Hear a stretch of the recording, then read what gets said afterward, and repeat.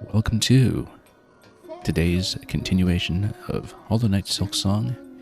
And this is segment number 7 of our adventure, and we find ourselves here in Belheart, where at the conclusion of the previous stream, we made a rather extravagant purchase of, if I can find it, this thing here.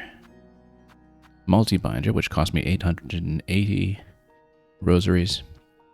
Most of our entire bag, but we did save up for it. It's the most expensive item I've found so far in the game, and it does give you a bit of a boost to the heal. We'll see if we actually like the way that it works as we give it a bit of a try today, because we've got more of these tools on blue than we know what to do with.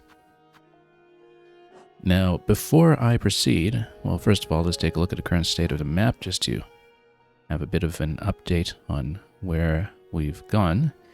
In the previous stream, we spent it just tidying up a lot of business that was dangling down here, discovering a weave nest Atla down near the bottom, and also popping the other needle in gate over here to find the item that we're also using for boosting our dash.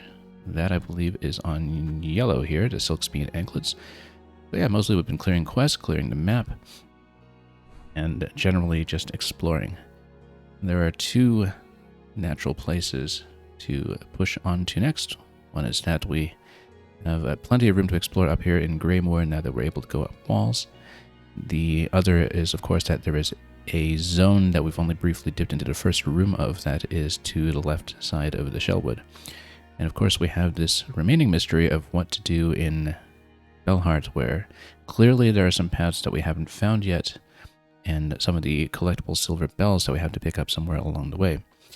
Then we have a couple of other open questions. One is that in the Wormways there is a locked door to the left. We know that there is a key in Bone Bottom available for 500. We just need to afford it first before we go back there. And of course in Deep Docks, I think those passages we can't go through either, because one requires a key and one seems to be a return passage from elsewhere. So we'll see how that all works out as we explore further today. But first, a word about what we're doing with the control scheme, because we're still continuing to make a couple of adjustments. Previously, I said that on the last stream we actually had remapped the needle into R and the skills to X, and we tried that out for the entirety of the previous stream. And it was okay. We still had some issues occasionally with my setup in terms of what we were trying to avoid in the first place, which was accidentally bumping R when we're dashing around everywhere with ZR, which is something peculiar just to holding Joy-Con controls individually, especially with the elongated R and L buttons that you get on Switch 2. I do remember that being an issue as well on Switch 1, now that I think about it, with other very ZR dodge-intensive games like the Bayonetta series, whenever we played it on Joy-Cons. But regardless, I reverted it back to what we had before for now, because prior to that we did have about 20 hours of built-up muscle memory. We still had some issues remembering which was which. And I found that if maybe there's been one limitation in this game, it's that the control scheme for using the tools in the first place seems a little bit awkward, in that we haven't really found a way to make it comfortable. Essentially, you have the default tool, or the main one, be it the spear, or now we also have the thread attack that Hornet whips around herself that we remember very well from the boss fights in Hollow Knight. We got that on R, but then you've got one tool on up plus R, and you've got one tool on down plus R, and the thing is they have to be bound to the same button. You can't actually separate them. If you rebind it to X, for instance, you get X, up plus X, down plus X, and no matter what, the up and the down do kind of interfere with the movement. And so we haven't really found a way to kind of comfortably integrate the tools into our movement just yet, which is why we've been kind of swapping between R and X and seeing if we can make it work somehow. I can see why it was designed the way it was, because it's clearly there to match the scheme that was in the original Hollow Knight, where you had the quick cast on R, and you had the Dream Blade. What was that even called? well, yeah, the Dream Sword on X, which serves kind of a similar situational and somewhat story-related function as the Needlein does here, I think. And so it seemed like it was trying to match what Hollow Knight was doing, but I don't think it had a particularly elegant solution to what to do about adding 2 additional tool slots. So far what we've been doing is we've been retaining movement on stick and using the directional buttons on the left Joy-Con for the up and down modifiers, but occasionally you do have some misfires here and there. That said, the reason we reverted back to R on the tool today was that we're going for a different solution entirely on how to avoid bumping R accidentally when reaching for ZR, which is that for the first time with any game on the stream, we are actually using the included controller grip for the Joy-Cons that comes with the Switch, and in this case the Switch 2.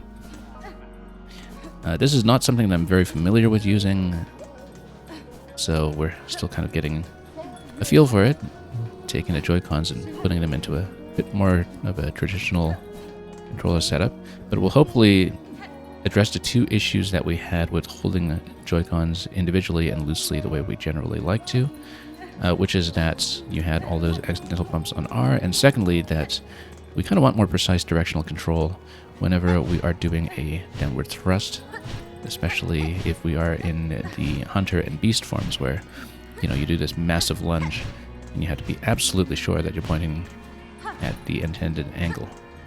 When you're just holding the Joy-Con L by itself, it can be a little bit tricky to regulate that and make sure that you're pointing in exactly the angle that you want, so we had a lot of whiffing there. So hopefully this is an improvement. We don't really know if it will be, but with that very lengthy preamble about our controller scheme out of the way, let's go adventuring. And let's get back into Greymoor to see perhaps what is on the top level. Now we do know that the story is eventually going to proceed up here towards the Citadel, where you have this prison on the mountain that we've been entrapped in once already. And we don't know necessarily if the climb is going to be through Greymoor here, or if it's going to be on the left side of Shellwood, or perhaps both. But we'll be poking around and we'll find out. Also, maybe we do want to head down to the Deep Docks again at some point to do a spot of additional shopping down there, or just checking the exit gates to see if anything has changed or become newly available to our powers. There are a couple of points, like in the bottom right of Far Fields, where it seems that's gated by a grapple-like item, which must be the harpoon that is in the control scheme and which we have not picked up so far. So we know at some point there's going to be a harpoon mapped to ZL. We don't have that, but we've certainly seen a few places where that might be useful. Also an area to the left of Moss Grotto that we haven't defogged yet, but I don't think we necessarily could have reached it. We'll go back and check at some point. So anyway, let's play. That's far too much talking. Let's just play. What am I sitting on in terms of rosaries? 38 currently. That's not too much to risk. Oh yes, that's what I wanted to go back down to one of the lower shops to pick up at some point, is that we know where there's another crafting kit that will extend our tool damage up to upgrade level 2. We scouted that out very early in the game, and so that's something we'll maybe want to go back to see at some juncture. Now, in terms of the map here, yeah, we know that there really ought to be some other passage that extends a little bit of the Bellheart map. We really don't know what the entrance to that is going to be like, and whether there's something that will break that way from one of the other spots that was seen here elsewhere on the map. Kind of a mystery, but I do expect a little bit more of Bellheart to be filled in at some point when we find out how to actually make it there. Alright, so here's the fleet caravan. Again, still kind of getting accustomed to our controller grip. But if we're comfortable with it, then we'll be fine. I'm finding that the controller grip actually kind of communicates the rumble effect from the Joy-Cons quite well. I mean, it's very much designed to do that. Now, we did fall in here from above in a way that we can't really get back to that quickly. Oh, unless we ride this, which takes us all the way up. And... right, because that's how you drop down into the Moorwing flight, or the Moorwing fight, rather, to begin with. Anyway. Just want to practice a little bit with these ones. See if we can get through this. Yeah, you see the problem with switching controls 20 to 25 hours into the game is that, you see, sometimes muscle memory still tells me to use X for tools, sometimes it still tells me to use Y. Just trying to get a sense of the tool controls here to see if we can get this to function comfortably. Now that we're back on R with it. Oh, not enough power to use this yet. Oh, that's out of range.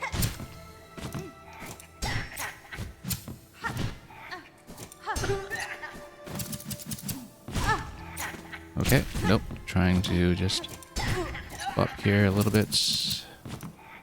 And then... whoop. Yeah. Maybe our muscle memory is still saying X, and so...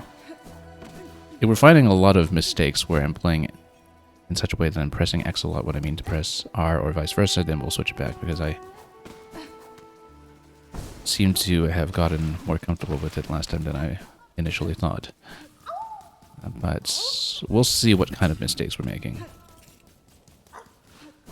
Because maybe we will rebind it.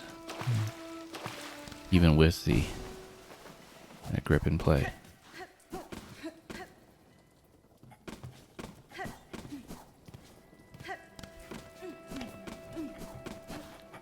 It's not like our muscle memory from the first Hollow Knight matters so much as to have the quick cast and R in the original game be a big hindrance to how we are reading the controls now, so... but anyway, let's just try to get comfortable with movement again and steadily make our way back up. Okay. And just try to...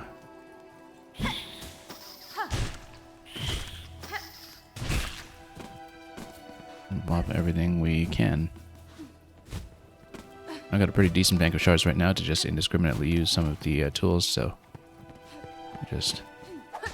I actually am a little more accustomed to using tools than X, I think. Even after one stream. I guess that's because previously we didn't use tools that much anyway. We were kind of underusing them. Certainly we barely used the pin, which is the first tool that I acquired. We did get a lot more use out of the long pin and the curve claw and boomerang that we are playing with now. We'll see what makes sense. Because, of course, the advantage of having it on R rather than X is that it works a little better with your jump. It's just that it does feel out of the way a bit as an attack button, so... and, of course, since we newly put the thread on X, you know, we don't have too much of an obstruction from that in terms of muscle memory, since we changed it over from the original spear, Silk Spear. So I think I might change it back. Like, we have to do a bit of a warm up here to see what makes the most sense in terms of what I'm instinctively going for as I play. Okay. Like, does it feel natural to use a tool this way? Or do I want to use X? Okay. Yeah, I think I want to use X. Let's, I mean, I'm still getting comfortable with this.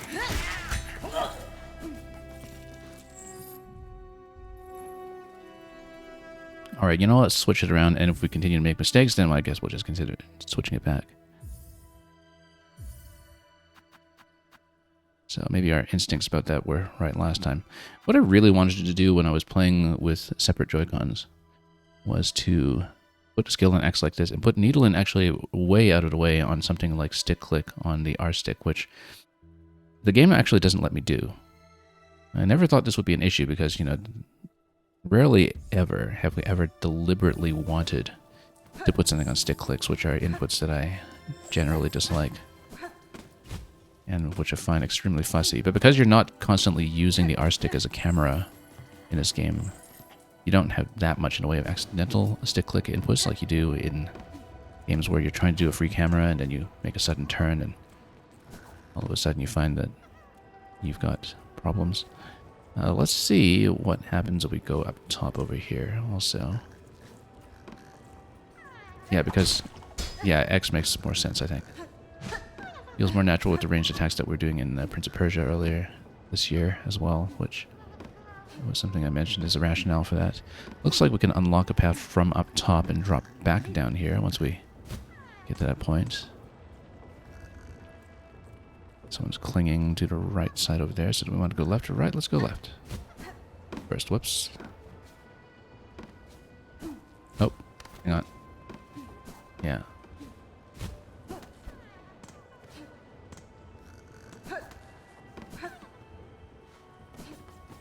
And what do we have? Okay. Oops, dashed in a little bit close here. And then just play with that a little bit to see if the tools are comfortable. Yeah, I find having R button on a major attack does feel a little out of the way, even apart from any other control issues, so.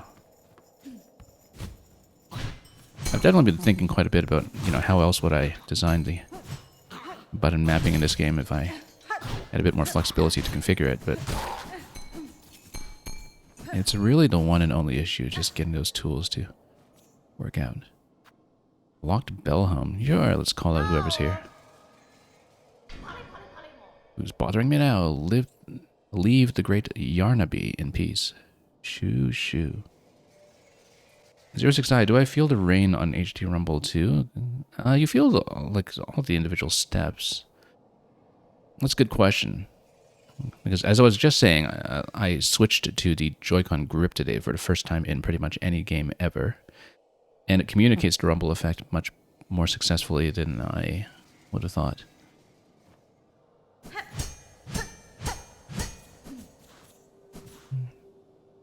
I don't think it, you know, burns through the whole battery by having every pitter-patter of the rain register. But I noticed in the original Hollow Knight as well that, you know, even back in 2018 when it was ported to Switch 1, that every time you land as the player character, you do have a subtle rumble effect to it.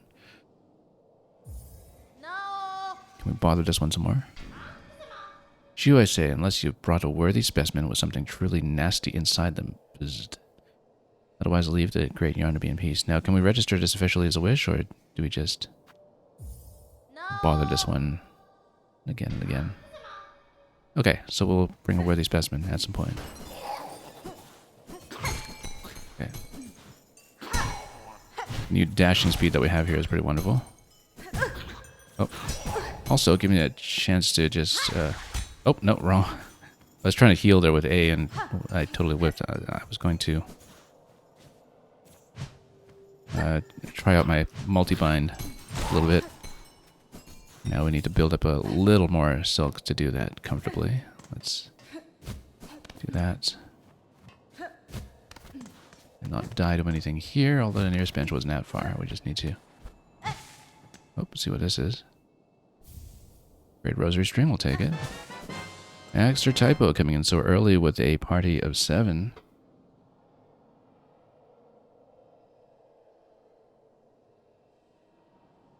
Extra Typo, I did see that you had some piano and anagrams going over there earlier today. Hope that was fun and a nice little relaxing cool down from your exceptionally busy tournament schedule. So yeah, welcome. We are doing quite well.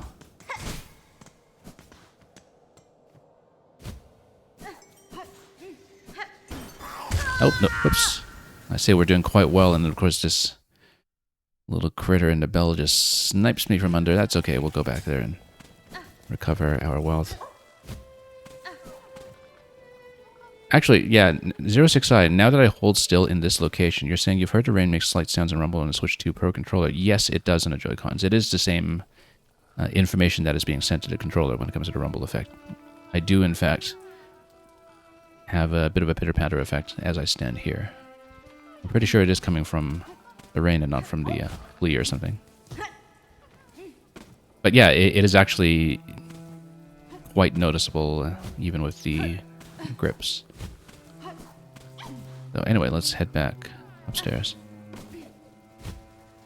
AI Algo, you saw 3D fan art of this game. Yeah, this is a sequel to the first Hollow Knight that's released back in 2017, and which has, over time, cultivated an extremely devoted fan base. This is the sequel that was just released last week, and because it was announced way back in 2019, and then the developers just went silent until saying last month, surprise, it's coming out in 2 weeks. There has, of course, been quite a lot of fan art interest in this in the time since, just because people needed something to keep them sane and occupied. Well, occupied, not necessarily sane.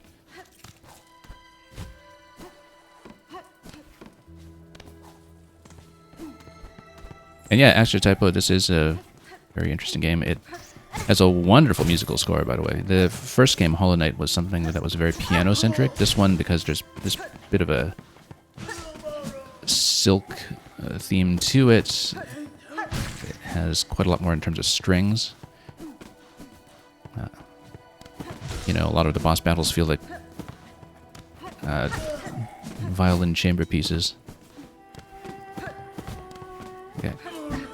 Oh, how do I whiff this attack? There we go.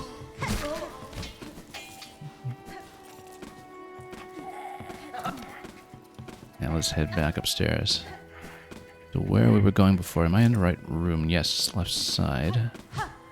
Up above, perhaps. Oh, right. No, we're in the wrong level. One layer up. That's where we need to go. Around all these gardening shears. Well, once we head upstairs from here.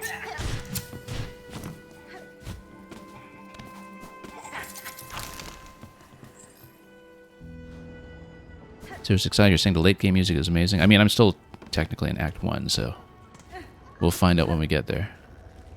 I don't know if you finished this on your end already, or some definition of finishing it, but obviously we're quite a ways off. I feel like we've seen maybe half the map at most.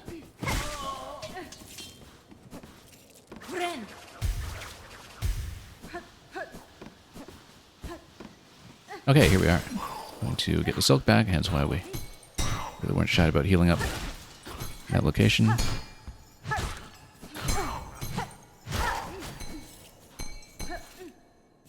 And let's continue from here. You're saying it's so fast. Yeah, I mean, that's partly because we have an item that made me even faster than I was before. Over here, the Silk Speed Anklets. But even without that, it is a game that has very swift movement once you get your tool set together. Oh yeah, we hit a dead end over here. That's why we didn't continue past this point. Looks like this might have to be broken from the other side. Now, we did see that there is that room that's kind of above the central column. I guess we have to approach that from the right side, so let's do that instead and not ram into everything along the way.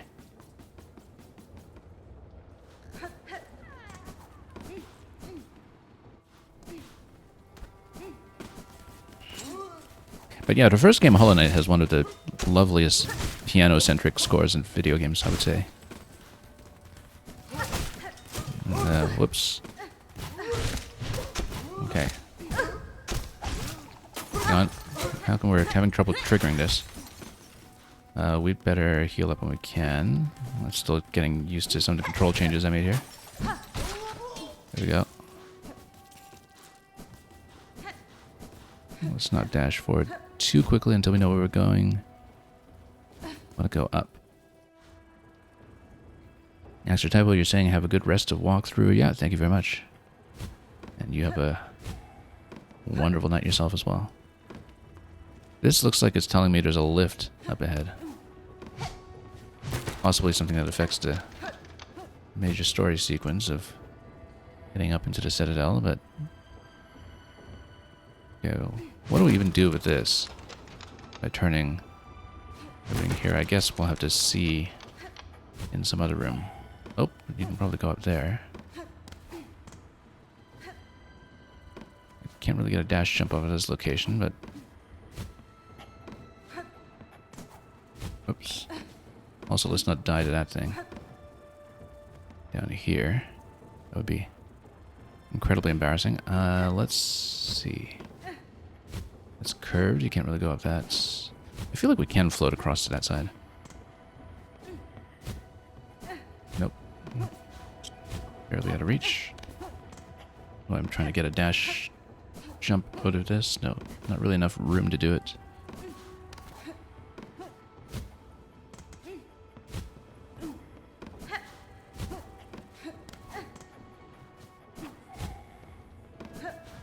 Hang on, trying to see if we can do anything else here to do a bit of an air stall. You know, if we were in beast form, maybe the downward forward attack could actually get me over situations like that where you've found yourself just short. But that's after the air dash, though, sends you down. Yeah, it looks like we're just a little short in distance here. Well, let's poke some things so I can actually heal. And... can we? I will jump on this thing and we'll just try to poke it safely. Oh, it's going to come down and watch me die to this inadvertently. Okay. Okay. Heal up. So this is going to send you down. Okay, I see.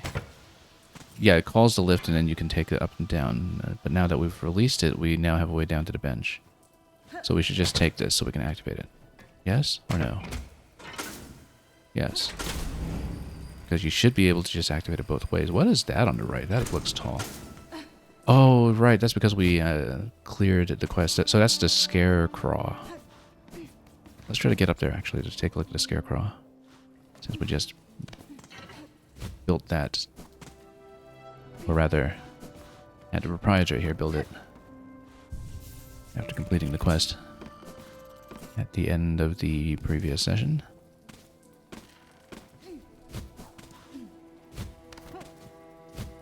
So it's standing guard over here. And keeping the crawls away. Alright, clearly we should go back up and see if we can actually go over that central tower. If we can. We can find a way to reach it somehow. Whoops. Let's get back up. Scarecrow was scary when it suddenly appeared. Nah. Scary to the craws, maybe. As intended. Okay. Looks like we can't actually get in here yet. Maybe if we eventually have some ability like the massive side dash in the original game that would take you up. I mean, clearly there's an additional upper level that's way above where we are right now, and so if you get all the way up there, maybe there's a way across. But we'll need to be careful with spikes everywhere. Yeah, there's a bit of a bounce area over here, so we'll see what we can do with that.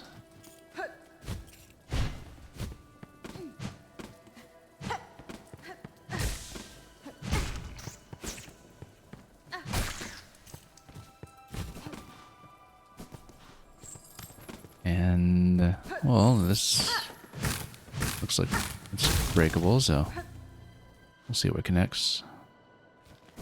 Something unseen, but probably a way to go up and to the left once we're done with it. Oh, someone's here. Well, this looks broken down. Oh, somebody's trapped. Can I cut down instead of cutting him in the face? Krat. What a turn for dear Krat to be strung up in such a dank little cave. That's fine. Cursed threads stretched throughout this land, set to ensnare the unwary. You seem no worse for it now, at least. That metal carriage, it is yours, I assume.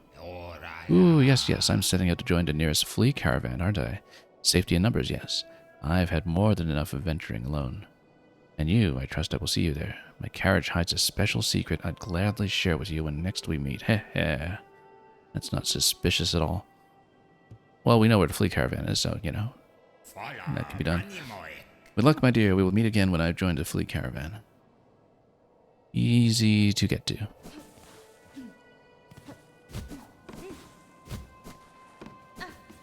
Okay.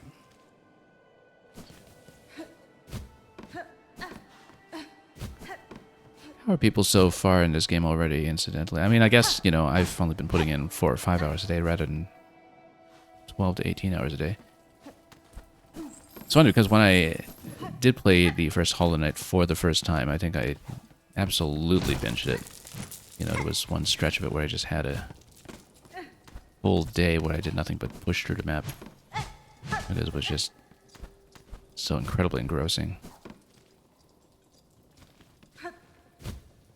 It only took you 20 hours to complete. I'm at 23 hours right now. 24 hours right now, rather. 24 as of the start of this stream. But I'm slow and I'm exhaustive, and I know that from experience with this genre.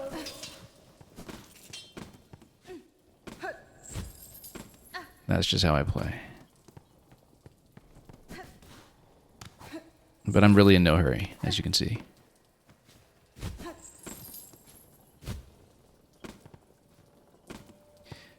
And you know, after the 400 hours or so I spent with Tears of the Kingdom, for just our first completion without the paraglider, everything else seems modest in comparison when it comes to doing things our own way. Now let's see if we can actually make it over. I do want to maybe try going left first, but it looks like we don't really have a passage down here. It looks like we can go up further, though, if we go to the right first. And maybe continue to climb. This looks like a big and ominous room. Sinner's Road. Okay, new zone. And that's a new map as well. So, hang on, let's take a look here. I just want to see in terms of how it's connecting. So it is marking this as... Whoops. Hang on here. That top path here. So if we do want to continue past this point, maybe we could have potentially bopped off of that enemy there, but like up here, if it bops down, then I feel like it's theoretically possible if you maybe get it in an initial spawn position to dive on top of it and continue. Whoops. No, it's not really nearly low enough. You can see from the chains where some other possibilities are. Oh, I see a balloon up there. Okay, whoop. I do see where a possible continuation can be. Whoop. That's not it. Let's not miss. Well, let's call to left and back up. Oh, you know what? Let's fill the map first with anything that wasn't accounted for, then let's go up.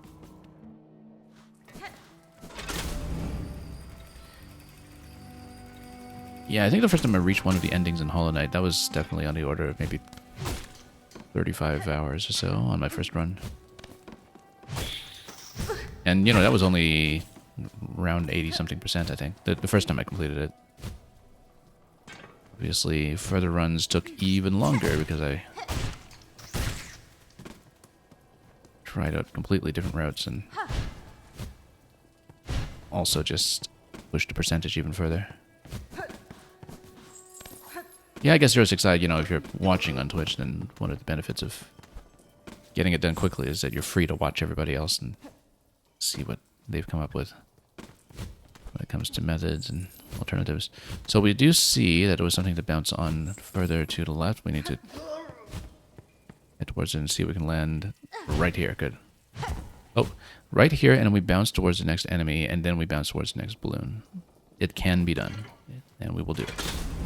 Oh, wrong one. We want to go up, not back down. But I see how to do it. It looks very, very reachable, so...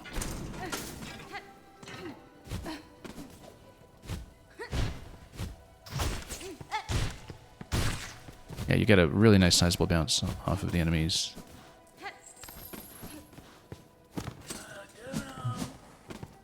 We've got to practice muscle memory a little bit here when it comes to our abilities.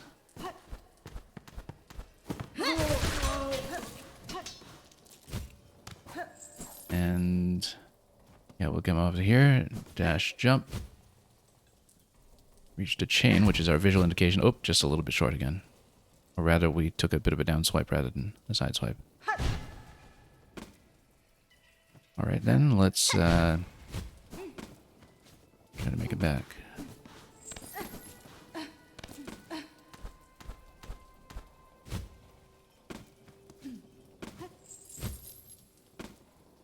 Yeah, 069, you're saying you're looking forward to doing 100% later this month since the game is so good, yeah.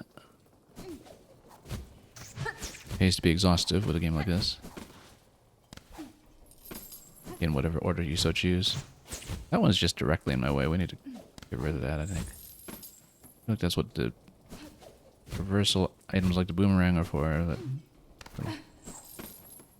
Oh, that's why you would maybe want your specials on R rather than on X, is because what if you want to use them while you're in a float? Now, if you use them in a float, you do drop immediately, so you would want to let go of B anyway, though, so it's just that it would introduce a bit of lag time as you switch from jump to attack.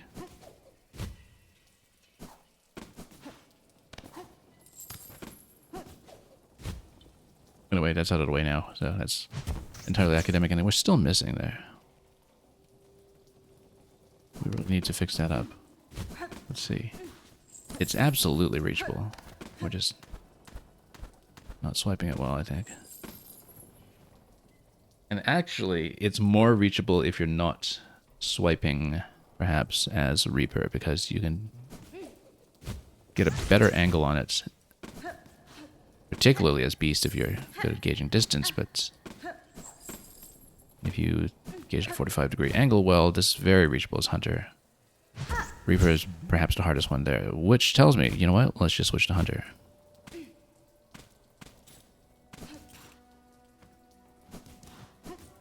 And try it that way. Although, yeah, we'll need to kit this out a bit because I don't have that much plugged in for Hunter when it comes to memory lockets. But let's try it with a bit of a different setup. So, Magnetite and Compass, what we're doing, let's put Silk Speed. And let's go multi-binder on our one and only blue slot there at the moment.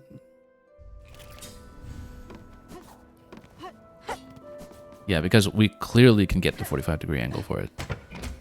Reaper has a bit of trouble reaching. I mean, it looks like it's just barely out of reach.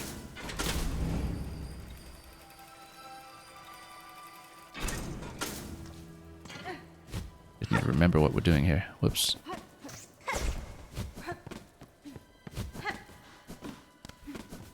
Of course, the bench respawns everything, which gives us a chance to do something else. Oh, I forgot to switch into the thread, but that's okay. This gives us a chance to practice with Spear on X, which is the one kind of muscle memory hindrance, and we had so many fights where I did use it on his original button.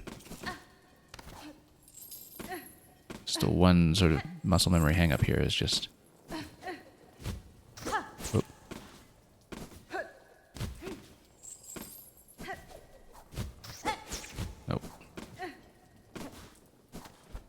Maybe we should long pin that one.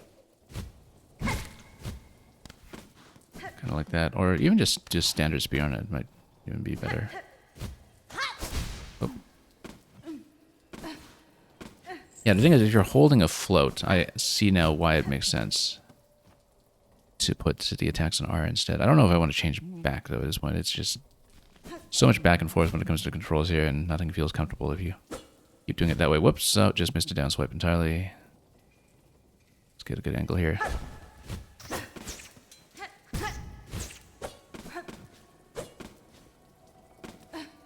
Okay, still practicing. I see these little points here as well look like they're going to be for the eventual harpoon.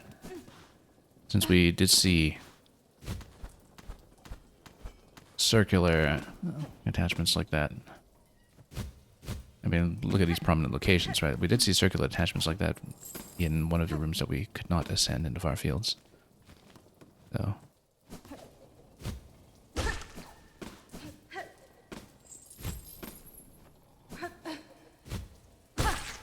okay, at least we got rid of that guy finally, so he's not just obstructing us for half-hour attempts. Oh, nope. That was not great. And since it's all the way back here. Here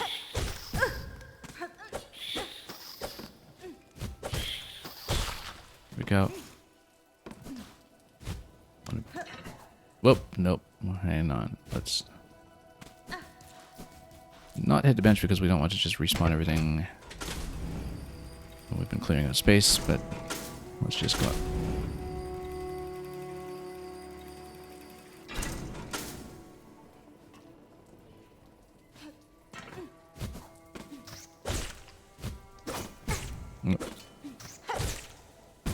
Oh, come on. We're not going to lose here, are we?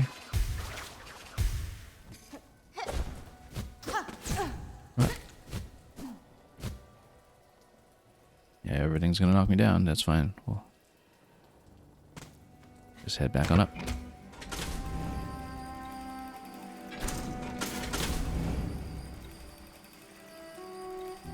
Yeah, it would have been nice if we could get that upper balloon as Reaper rather than Hunter, but we'll take what we can get.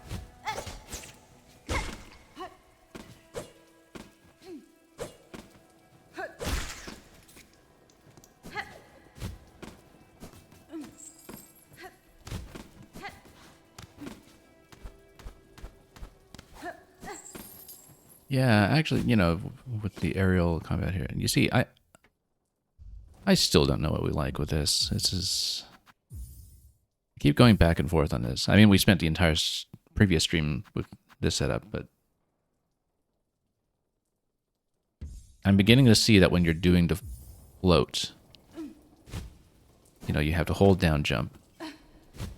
And that actually creates a bit of an issue if you're trying to aim in an aerial setting. Maybe we should switch it back. We should really commit to one or the other before we get completely confused. I just switched it back earlier in this stream because we still had muscle memory issues, essentially, with some of the other attacks. So let's try this instead.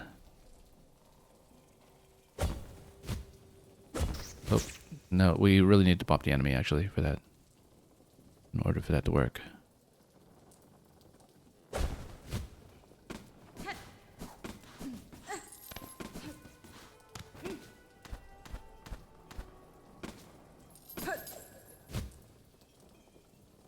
Okay. Nope, it's so low that time, too. It was floating all the way down, and that didn't work out.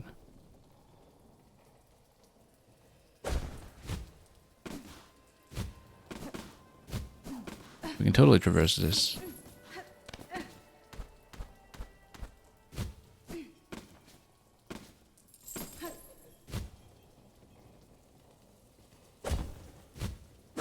Nope.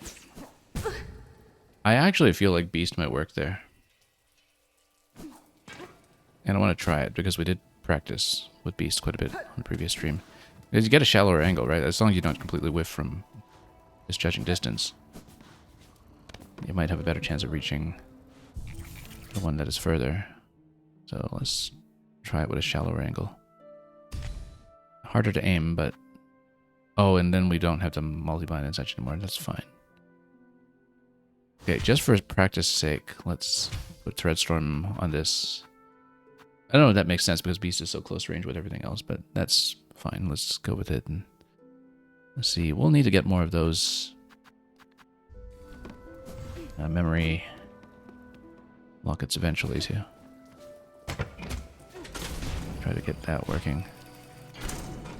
But if we can gauge distance accurately, maybe we can reach a lot better this way. And we did practice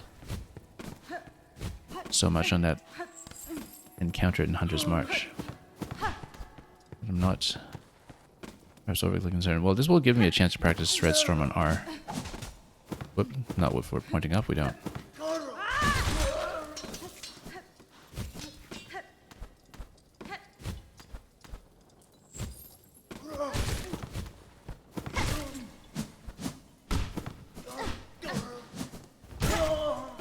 Oops, rammed into him a little too aggressively there.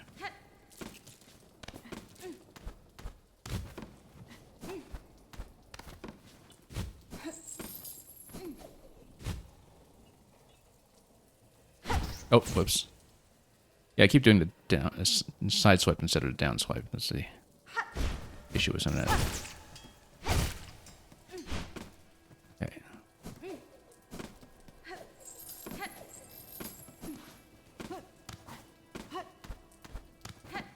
Also, we no longer have the speed buff. That's okay. That's just a small adjustment, I think. Nope. Thrown off by that one.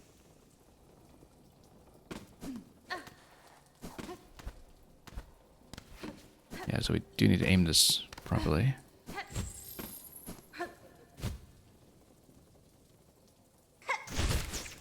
Doesn't give us enough height, actually, to go off that. We do need to bounce off the actual platform. Engage distance a little bit, but this much of the screen. I think we can do it, we just need to plan that out a little bit better. In terms of when we're floating down towards it.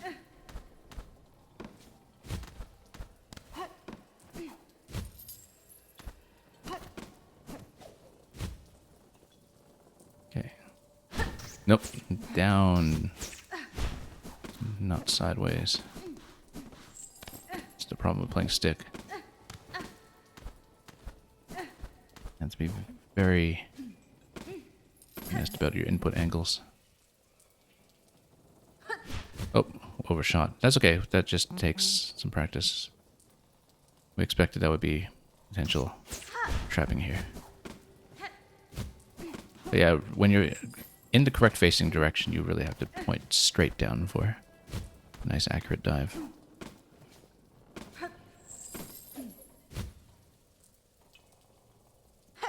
Overshot. That's okay. Let's do that. You see, even if you kind of touch that from the side there, the beast gives you a really nice angle towards it. That should hit nicely.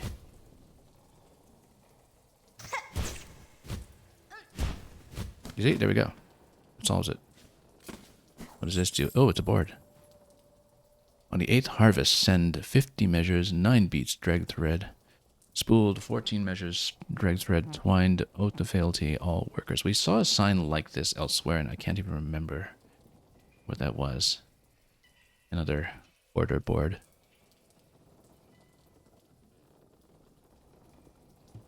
On the 12th harvest, send 40 measures, drag thread, spooled, 2 beats, fine thread, twined, oath to fealty, all workers.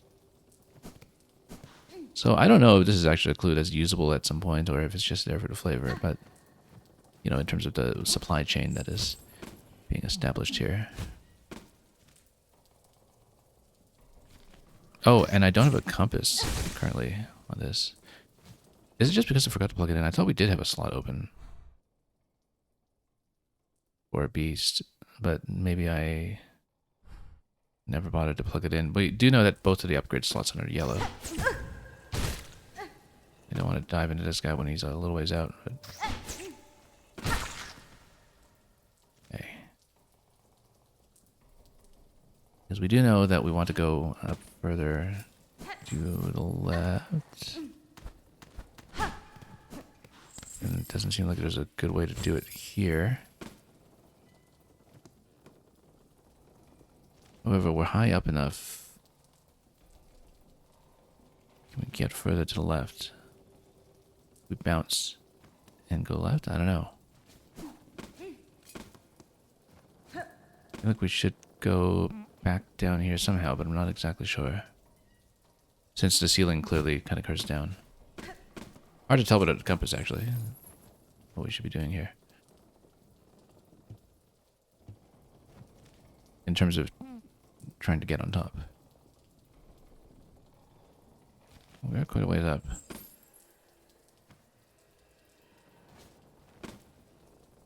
Do you know how to get back?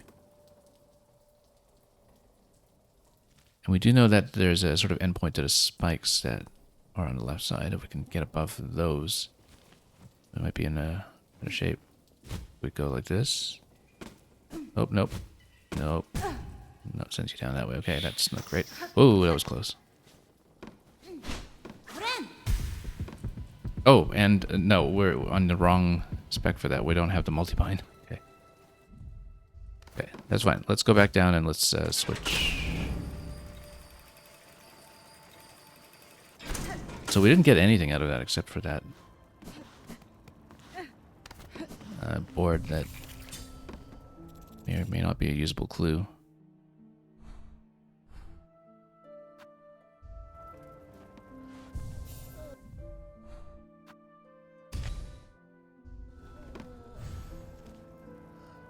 So yeah, we got all the way up there.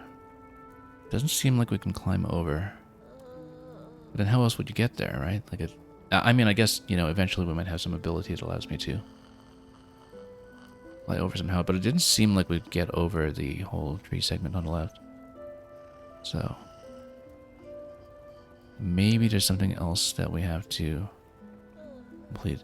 Clearly there's a gate of some sort that drops through the central area.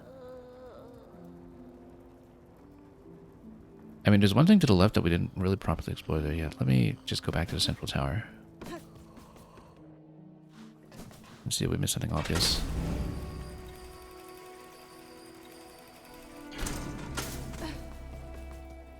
Like, if you get in this way, we need to get further up, but I think that's past the gate. Oh, yes, that's right. This is the area that we couldn't get beyond. Okay, so we created an updraft, but then how does that help? Can't get up there. Maybe we need to create more updrafts elsewhere. Or perhaps through here, use the beast to get over to this side. Like the downward movement here. The beast. I'm actually going to try that. Let's go back. Oh. Let's go back to beast.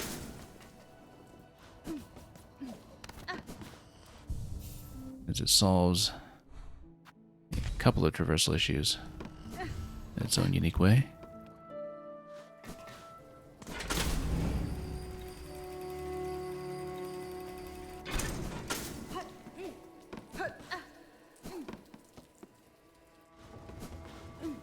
Let's try this. Okay, no, that just rams against the wall, though.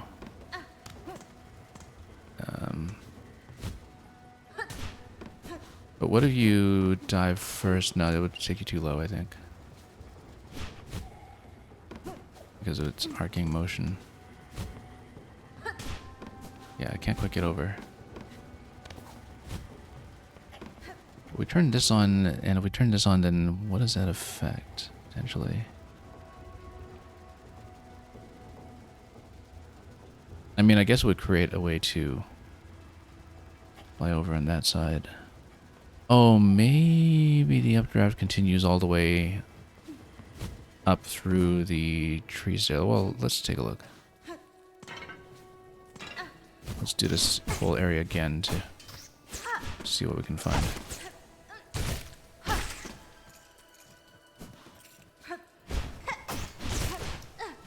Oh.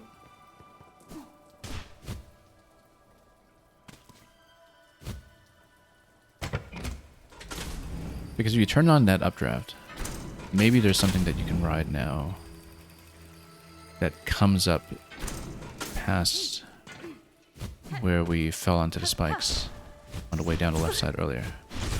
That's the thinking.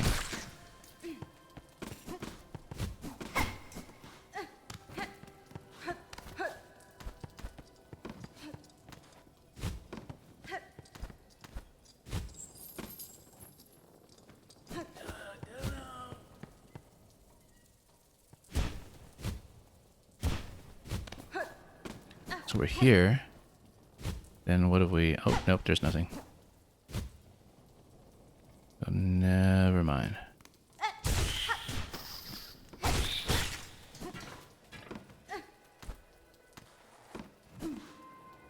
Okay, it doesn't look like we can do that then. At least not with our current powers, unless we have something that will kind of send us up through that area.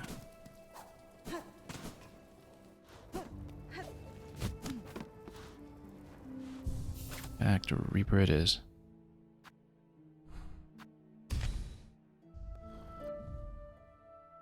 Yeah, I guess the limitation right there is that we don't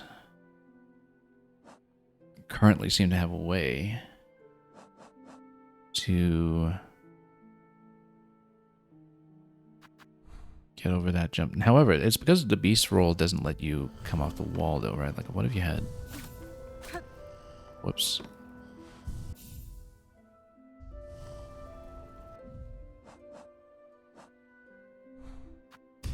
Hunter, like this. When you dive diagonally,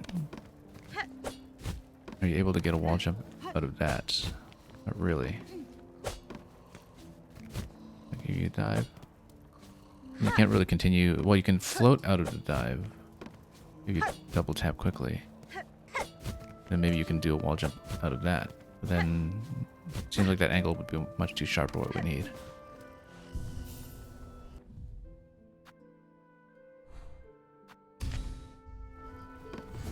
It really just feels like we are barely off the movement that we need to get up the central tower. Beyond the point that we've seen. Maybe there's something else we need to open up. Like a central updraft or something that might actually be a possibility. Like if we look at this. Yeah, that totally is it. We were really overthinking it without dropping in here since we actually hadn't seen this little middle location here previously. Okay.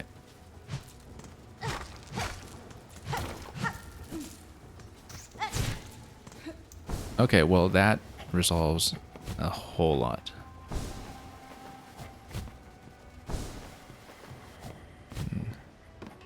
Solves a whole bunch of exploration. Okay. Here we go. Just nuke him that way. Still getting used to it on R again, but you know,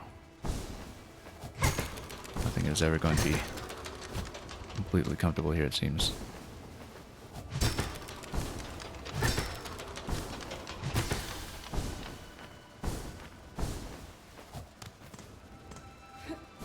So this gets you to the left side, but we can go further up first. Oops.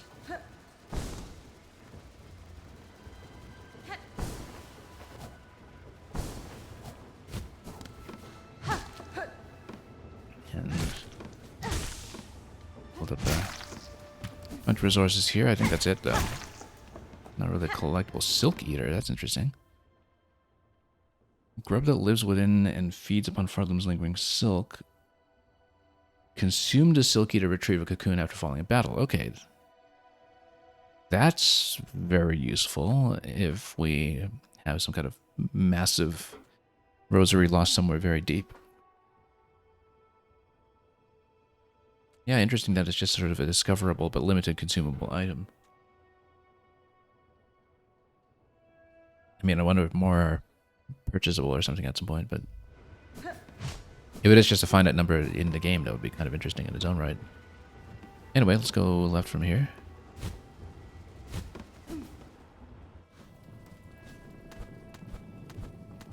Okay, so here, well, that's why we're happy to go Reaper. Whoops, as long as we... Oh, well, these are just to bounce your way back up. You don't need them on the way back down. And yeah, there's a way to get back up from the left as well, but we'll see this bit first. More silk. We don't actually need that at the moment, so let's not expend it.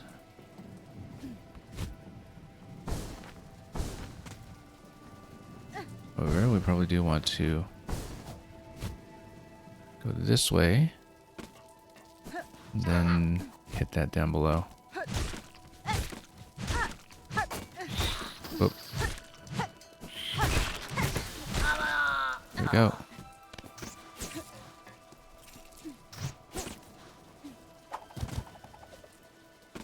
Try to catch him this way. Get multiple hits there. There we go. That seems to be its intended usage.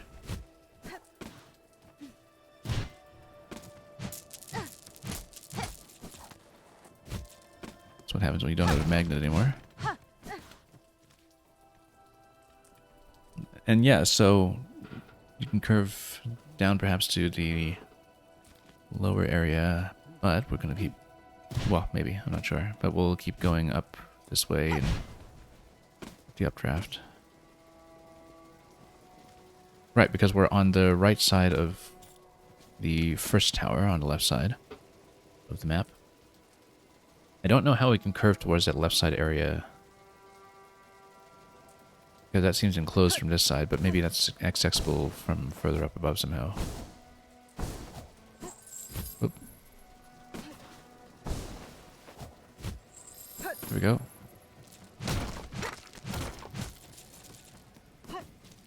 Collecting a good bit here. We might actually be able to afford the key off of the 500 pretty soon. Oh, this looks actually like it ought to be breakable, but I guess it's not.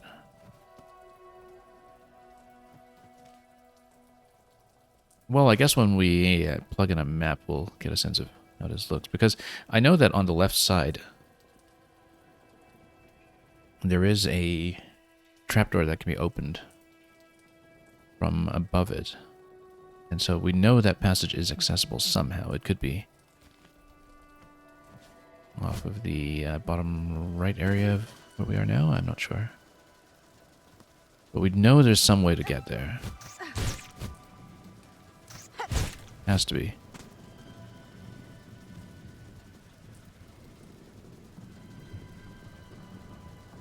But it might not really be from this side, I guess.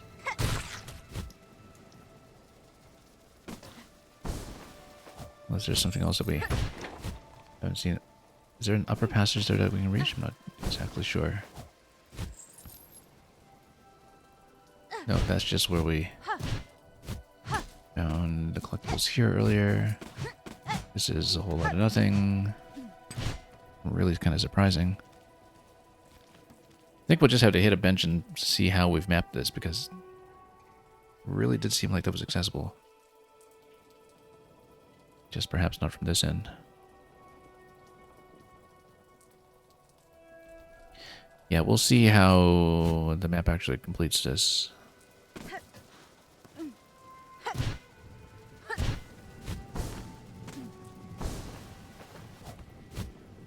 And since we have some silk here, I might as well just take this.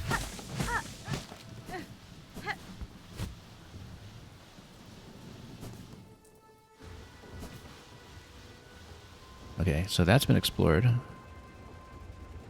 I guess we should just take Sinner's Road. I mean, you know, it looks like it may be a potential path up to the Citadel at some point.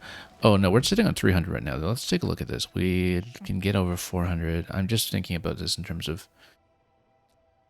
when we will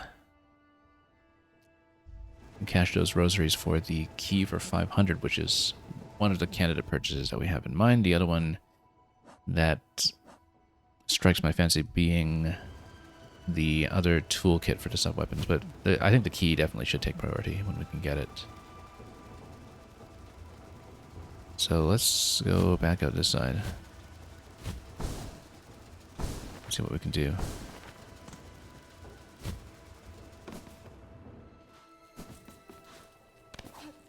Yeah, Sinner's Road is a whole new zone. Clearly it's going to go up. I'd like to hit the bench first just to see what we've mapped and get a look at how it currently is. So yeah, we filled that in. Oh, look at that. There's that passage that looks like it should go further left that we didn't take.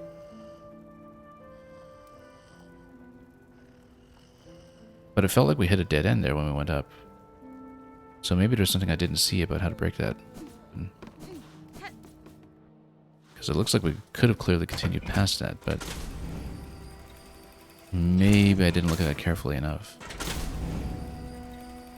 That's why it was important to map this, because there's clearly a connection point there that we can reach. Oh.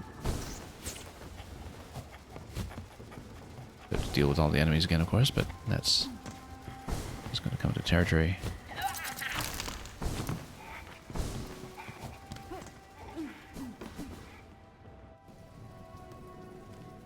So yeah, so we know how to get there. And given that we know how to get there, well, what was the issue?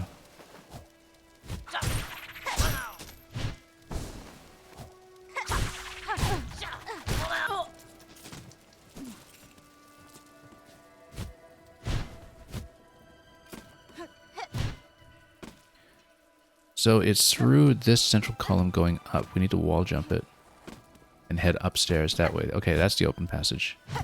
Yeah, we missed this little balloon here. That's what it was. Going into this wall jump. There we go. There we go. I didn't even see that. That solves the problem.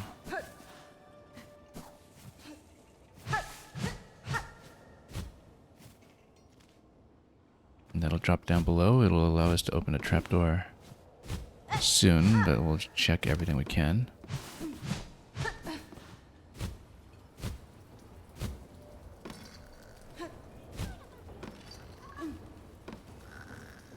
Yeah, this lets you open that passage, but then if it opens that passage... Oh, it's a flea, okay.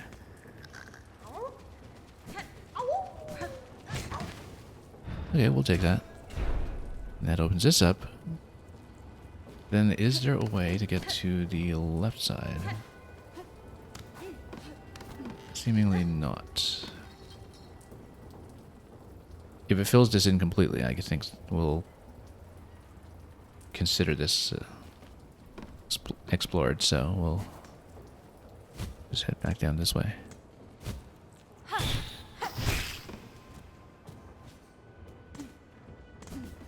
Slice that one up while we're at it. Oh yeah, and that fellow wanted to go back down to the fleas. We might as well check the fleas first. We're here anyway. Let's just go down.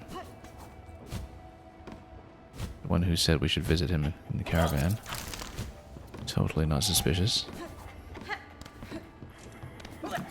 And he's gonna tag along there.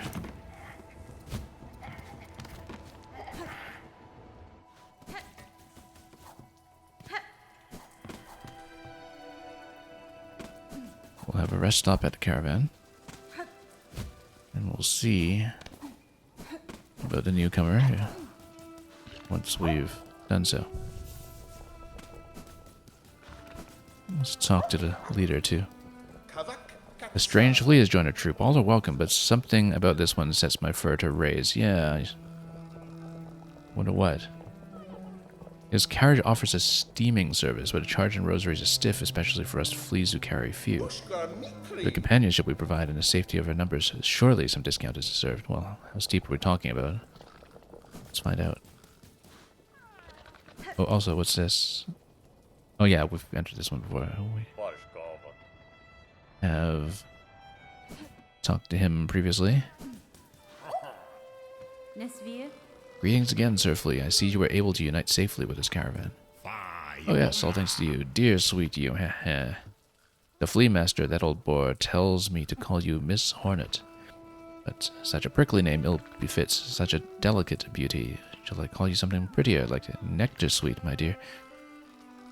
I think she wants to stab him. You shall not. Address me by my name or not at all. Radak, of course. And now I shall let you in on my little secret. My carriage doubles as a soothing spa, you see. It's most ingenious. The water inside is piping hot and pure as solemn. I'd gladly let you soak inside for a modest fee. How many hundreds are we talking about? 10. Well, that's not an overcharge. So surely that's just, you know, a case of the first one being free or something like that. Alright, it's clearly a trap. Thank you. I'll treasure these sweet-smelling rosaries dearly. Now, don't be shy. Step inside. Let's see what else he says. Please, my dear, step inside. We'll stand guard here while you bathe right on this very spot. I mean, let's find out what it is.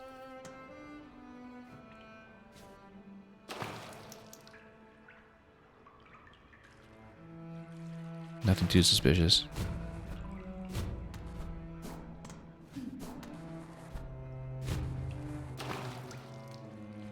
06 you're saying please rest type beat? I don't quite follow it all. Oh, I see. Look at this. Just kind of peering in at you. Oh, that's kind of an interesting interaction there, that, you know, you stick around here long enough and he totally takes a peep.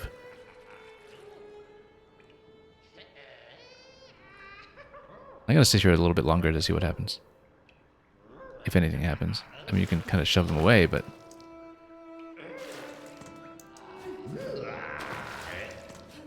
Pets are a really neat little bit of animation, actually, just... Nice little touch. Now, I'm undamaged, so this did nothing for me, but I guess this will close off and we can see what else did he charge. Traditioner, dear one, Traditioner, have you returned to use Krat's luxurious spa carriage? I've kept it roastily warm for you. Now, why would you need to use it when you have the bench right here? Is the question. So, we'll camp here in these gray lands until more fleas find a way to the caravan. I feel like there's probably some interaction from just using this repeatedly or something.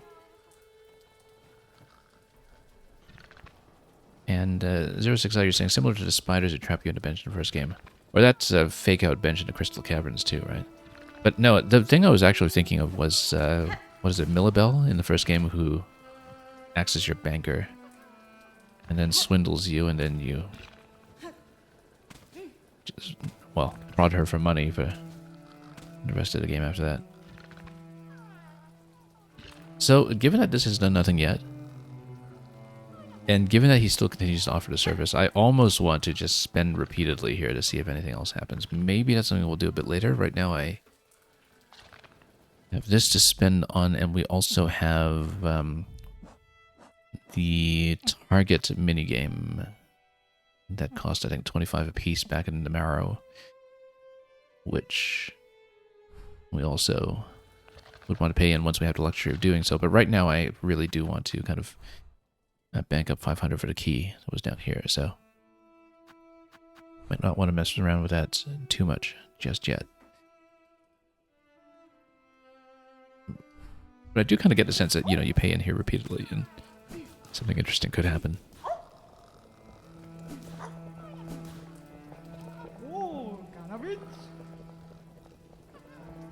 And yeah, let's see what else we can do. Okay, so in that case, we can head back to Sinner's Road if we so choose. I mean, it looks interesting. We should try it. The alternative would be to take the Shellwood path, which seems to aim pretty close to where the slab will be eventually after a lengthy distance.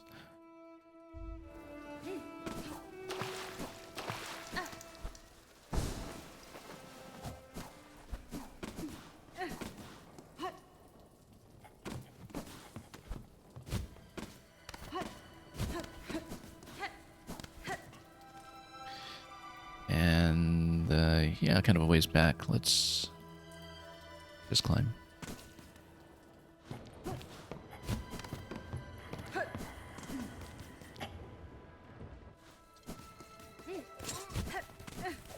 And just maybe go back that halfway home too. Oh, don't need transport just yet.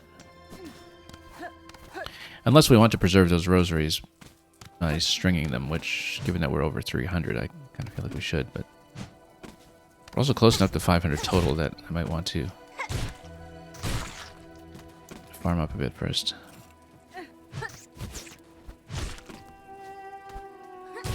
Speaking of farming up a bit, I mean, you know, the NPCs, or rather the enemies here, are pretty good for that, potentially.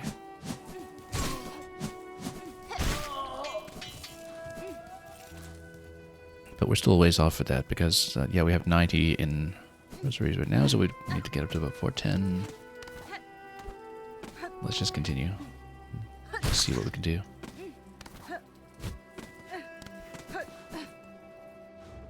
In an absolute emergency, we'd have that item that can retrieve the cocoon, so...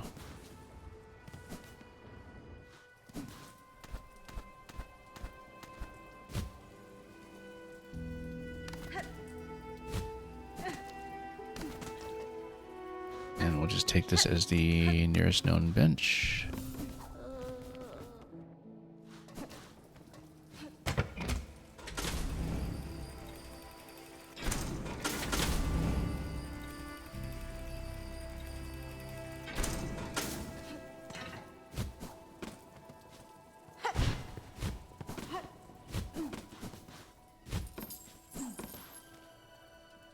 And upstairs we go.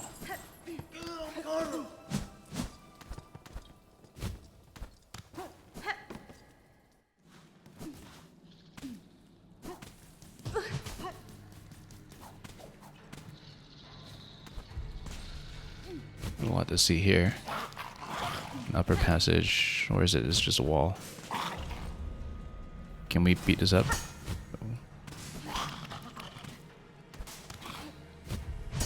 Doesn't look like it. Not flashing.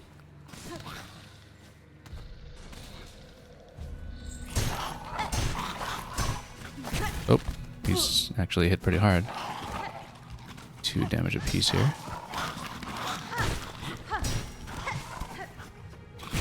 Oh, hang on. A little bit risky here. Let's get back up.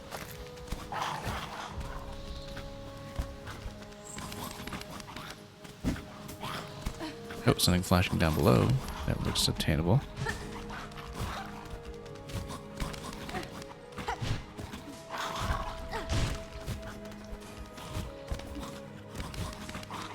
A little bit off camera here.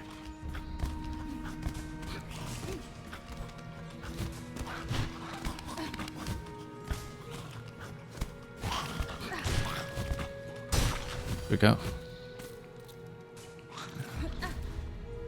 So yeah, we can wrap around down there, that'd be great. So we have a couple more of these to deal with though, clearly. Oh, didn't do very much because it backed out like that.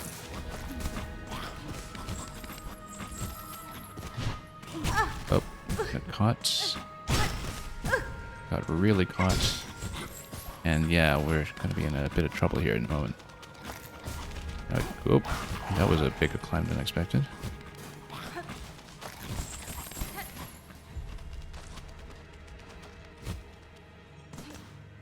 Okay, we go around.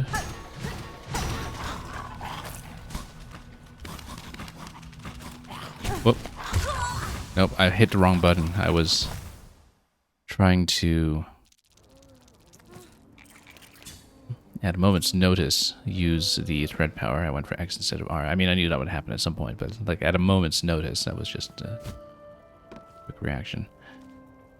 We lost a lot of rosaries there. We did get a frayed string, another one. I think we can probably go back to approach that cocoon if we're careful. If we're not careful, then, well, that's a big problem. Because how much damage they do, 2 at a time. But hopefully the cocoon is in an accessible location. I knew going into that section that would be hitting a dead end, and would have to eventually deal with being trapped in there with one of the attackers, but we basically just hit the wrong button. And we know that it doesn't really quite give you an instant kill if it knocks it back anyway, if you're using the Thread Storm that way. Thread Storm, is it? I can't even remember. Thread Storm, yeah. Part of the classic Hornet moveset. Yeah, actually, we've got this back easily, so not too concerned. So now we have about 440 total in rosaries, so if we start amassing them, maybe we can make something happen. Not going to bother fighting them head on too much if we can.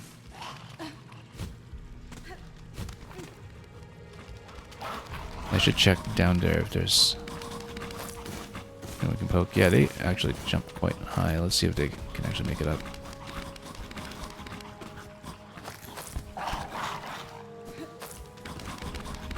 Because I feel like down there, that's a passage that could potentially be opened if we poke the wall. Let's continue here, though, first. I mean, it's such a big, conspicuous wall down there. I really feel like it's worth poking. Okay, we checked it. That's fine. Sometimes it is, sometimes it isn't. This is a switch up here that we can go for eventually. Somebody's locked up there. Maybe we have the correct key for this. But let's see about a bench first. I mean, we do have some of the prison keys. They might just not be anything related to these keys.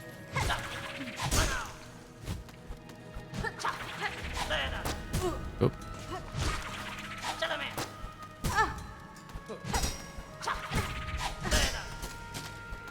You know what? Let's just kill it. Why are we being so fancy about it? Okay, that continues this way. We should continue going for that bench. But that looks like it's going to be much higher up in a way that we don't have the means to reach just yet, unless, of course... No, we actually do have to wrap around up top somehow. We do see rosaries up there. I do see potentially a way to float down here, too. If we... we'll need to swing around a lot more accurately. We do it? Yeah, with a dash, that would actually work. Can we open this? Cage with a simple lock. Green Prince, leave me be, traveler. Better I accept this kingdom's cruelty than rage helpless against it. The waste in a cell forgotten. Just no worse a fate than the haunting that binds the farlooms of many fragile minds. As you wish, prisoner. I mean, we'll find a lock eventually, the key rather. Eventually, I'm sure. Now we will need some health replenishments relatively soon, though. Oh, also something down here. Well, that's not safe. Hang on. And that is actually disintegrating our silk. That's what it's doing. Leeching off our silk. Now, I can't get back up here after falling down, so we may have a problem on our hands. Doesn't disintegrate our health, though, at least. Looks like maybe the passage down below can be open. Oh, there is a switch there. Okay, just need to get back out. Okay, so we don't want to mess with that right now. That will be maybe if we have something to keep us safe later and immune. Something we go down, otherwise we just have to accept that we have leeches all over the silk. You'll notice in the top left that we still have leeches all over our silk. We don't have a good way to get rid of them just yet. So our silk is essentially disabled for the moment, which is not great. Wonder how to cleanse it. I guess we need to step in some water or something, perhaps. Or something else to clean that off. Yeah, because now we will be a bit limited in terms of being able to heal, too. We don't find a good way up. We should go upstairs to the upper path so we can try to approach the bench from some kind of wraparound.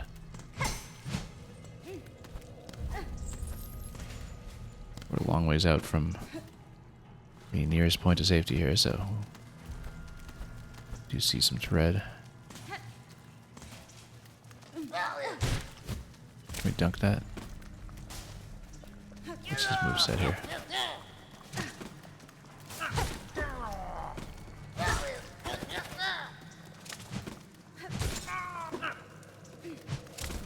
We actually did build up enough silk to kill like that. So yeah, the leeches do eat away at your silk over time, but you can still build up silk the normal way, just through combat. So you don't want to land into the leeches, because you can't really get rid of them with what I have right now, but it is possible to... Whoop. Oh, we're in trouble. We're in big trouble. Getting out of there. Okay, so let's see what we can do here. We're in a bit of a bind, because we need to build up enough to actually get a heal. And that's not going to happen with the silk situation that we have currently. So,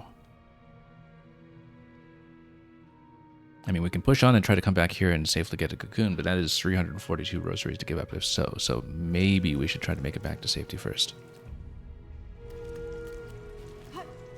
Of course, the previous room coming into this zone was pretty hazardous in its own right, so that's not an easy decision to make. But if we can clean off the leeches by going back to a previous bench.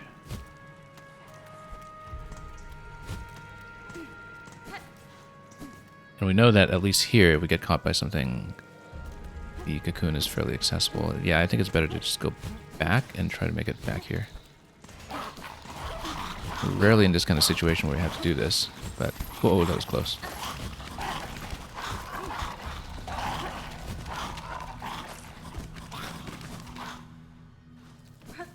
But it may be the best way. We just need to not run into something small on our way down over here.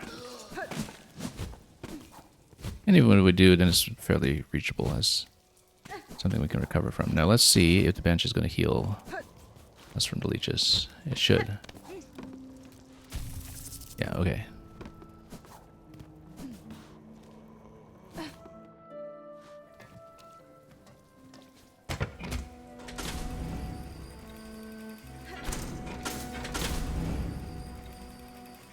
Alright, so let's get back to this time. And... maybe we're about to build a bit more silk first before we proceed, but no, we'll just... not mess around too much, I think.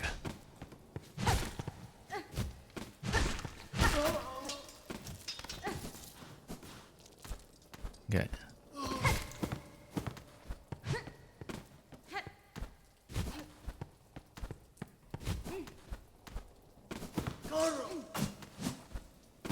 Oh, dashing in a little too aggressively.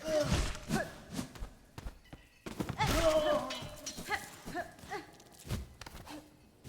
lot of rosaries off that, actually. We're almost at what we need for 500. So maybe it makes more sense to just go for that first. Like, go for the key and then come back for Sinner's Road. But then we would need enough rosaries in the back to potentially map the area once we get back to it. Because right now it's pretty risky to come in here with that much that we're holding. But it may actually make more sense to farm and then spend at the very least and then come back up. Because what are we sitting at? 120 in beads. 358. Aside from that, yeah, I think it makes more sense to do it that way. Spend so we just don't need to worry about rosaries and then come back.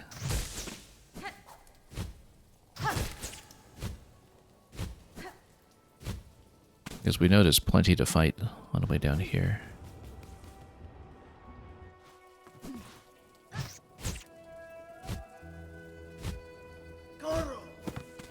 just fight D specifically.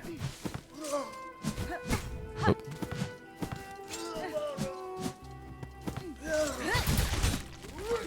Oops. Oh, get more damage done out of that.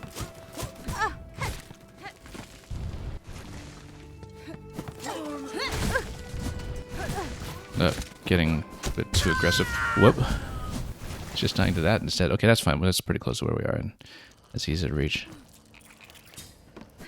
So much for rosary management. Taking a silly little dive like that. Yeah, I've been trying to use the thread storm a bit more effectively. I find that sometimes it's a little bit difficult to position. It's incredibly effective in terms of damage. It's just we incur a few too many risks with it, perhaps.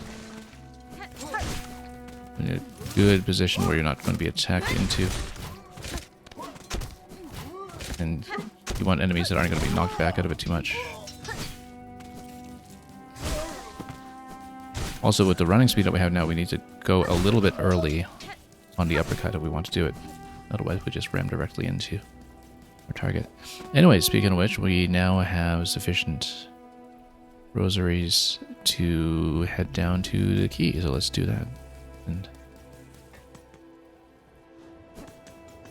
And again, we want to build up a certain bank before we get back to Sinner's Road, purely for mapping purposes. And for anything else we might need, like opening up another Bell Beast passage. But that can be done. Just not if we get devoured by leeches.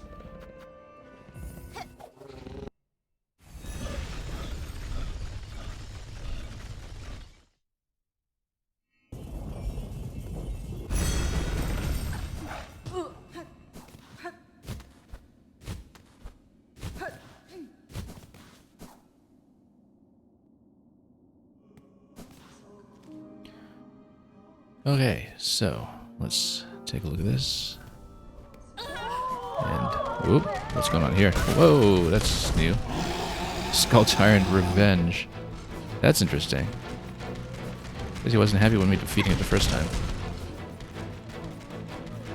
Well, he's not shaking any ceiling over here. Also, I'm not penetrating the skull at all. This is new. Oh, he's totally dropping stuff in the ceiling. Can we get in? Just a minute. Let's stabilize for a moment. That's a surprise. Very interesting one. But it does mean that we're a little far from the nearest bench that we've taken, isn't it? And we don't want to take a death on it. Now, what did I do with Skull Tyrant previously? We did fine against it, mostly, I think. Well, no, it did take me a few attempts, but I'm just trying to remember how we managed. I mean, I think we just had to run around it. Clearly, the pattern's going to be perhaps a little bit different this time as well. Let's heal up, first of all. Because the bench got wrecked. Let's think about this carefully. There is a bench down in Moss Grotto. If we can fall down towards it, then we're here in this immediate location. There's also, of course... Yeah, if we don't get outrun. So let's heal up first. And go for Moss Grotto. Just try to outrun. Yeah, we listened to the rumble and... jumped up instead. So let's take a bench.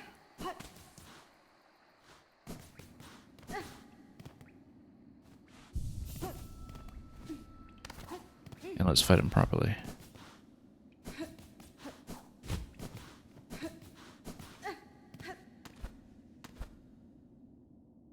Maybe we could have just climbed this. That's okay.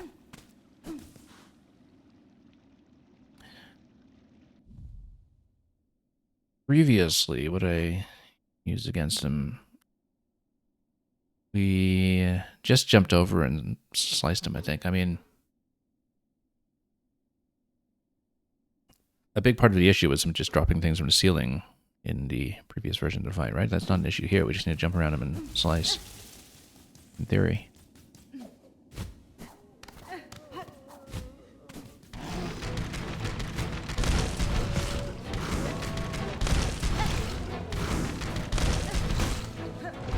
Oh, yeah, right. Need to watch out for that too. Oh, he totally still drops things from the ceiling.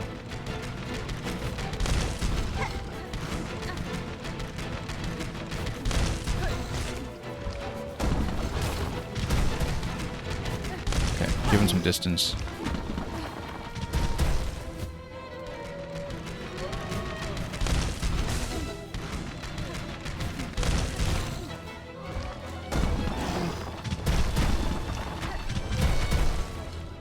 Listen for the run. Oh, dashed into him by mistake. Okay, that's what multi-blind is for. Give him a bit of distance.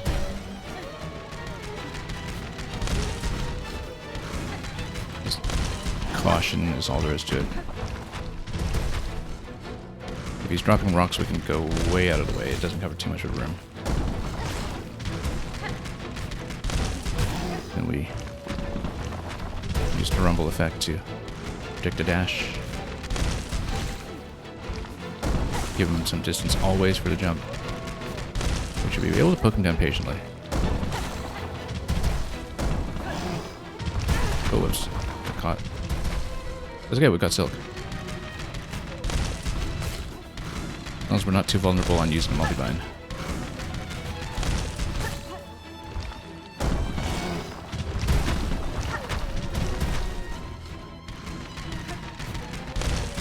Since we're at a full pool of health, we might actually want to heal up soon just to avoid issues.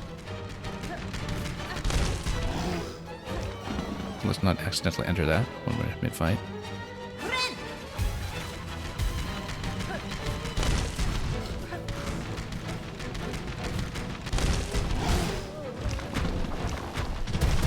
Maybe get around to the right side to get some Silk once we can.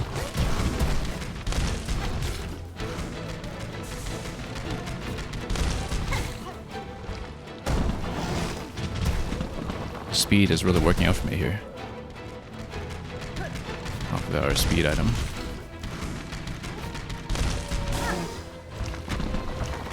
And yeah, we've got full Silk. Just need to be patient with this one. We're not speeding it. Pattern's not getting more complicated at this point either, so unless there are any more big surprises. I love how it tries to drop this on you at what you think is going to be a location of total safety, though.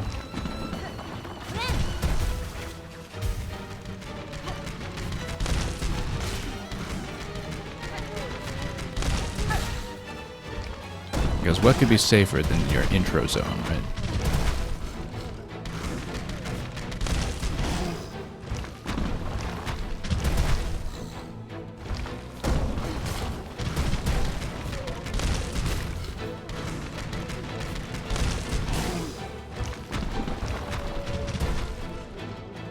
Just listen for it. And back.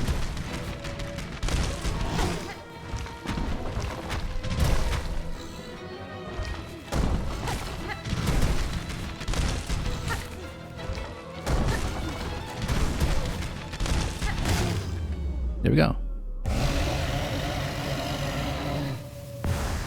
Just needed to take it easy. Is everybody gonna come out at this point? Poor fellow. Poor bench, moreover. We still have a shop that's gonna come back here. I guess we should duck in here and come back out and see if they have any kind of rebuild going. Nobody's gonna even talk to me about this because this one's dead. Oh well. Shopkeeper might just be hiding, so let's duck in here and then back out. Fun little surprise there. Are you gonna fix the bitch? Yeah, poor fellow. Ah, here she is, safe after all. I was worried your battle with that enormous beast had left you badly wounded. Look, the fix, sir. He can fix it. Shames me to have left you in danger there, Missy, but I'm no warrior. My tools Ain't no match for a creature like that. It's well that you kept yourself safe. This settlement needs a fixer now, not a warrior. Yeah, maybe that's true. Times like these, all we can do is put our heads down and try to rebuild. Can I still buy my key? Oh dear, what fearful events are sent to test we poor pilgrims. How could it be that our path to paradise is infested with such beasts? To brave such a world, oh my. I'll need more rosaries, that's for certain. Please, traveler, won't you trade with me? Oh yes, we need to pop all the rosary strings that we have first. Yeah, so this triple key here, I don't know if that's actually the key to the left or if it's the one that's in Deep Docks, but we will try it either way. Let's pay up.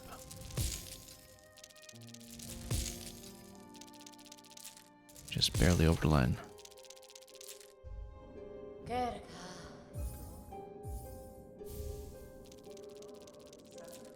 Okay.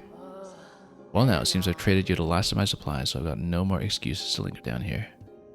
I'll soon be making my way up to the great citadel. As holy as I am with rosaries, I'm sure my path will not be an arduous one. We're gonna find him dead somewhere and we'll have to loot our rosaries back, I'm sure.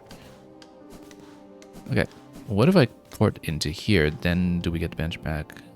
Maybe much later when he's had a lot more time to fix. Anyway. Wormways to the left. Let's try that.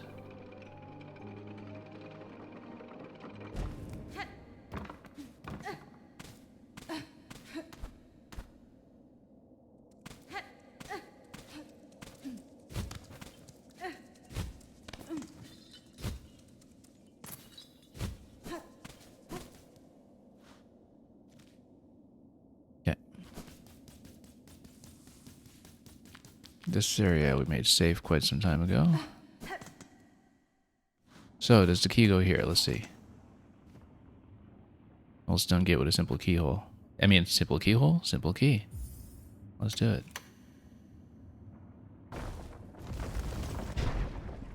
And see what awaits in more of the wormways.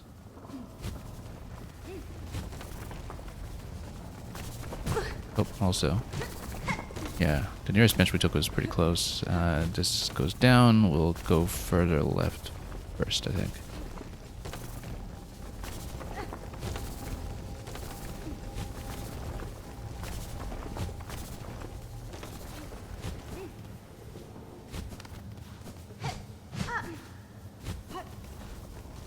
This goes up.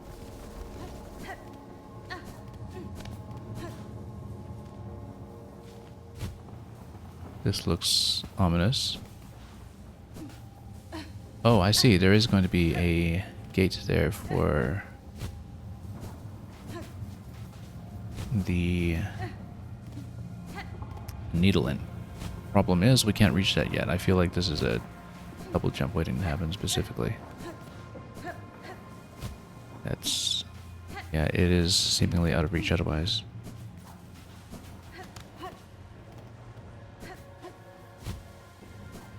Yeah, it doesn't look reachable.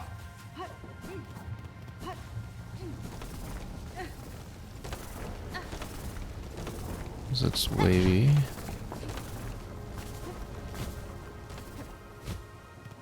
That's passage, I'll go up.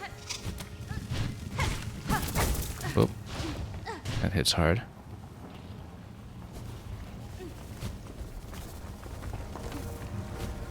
Oh, that hits really hard. Need to dash across. I bet I missed a bench or something down below in that first location where we could have gone down. Something simple like that.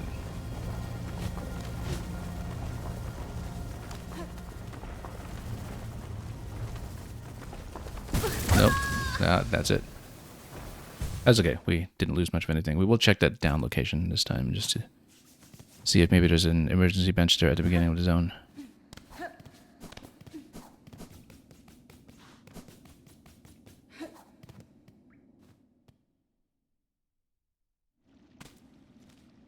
Yeah, and speaking of which, since we're at the bench, clearly we would have mapped some of that.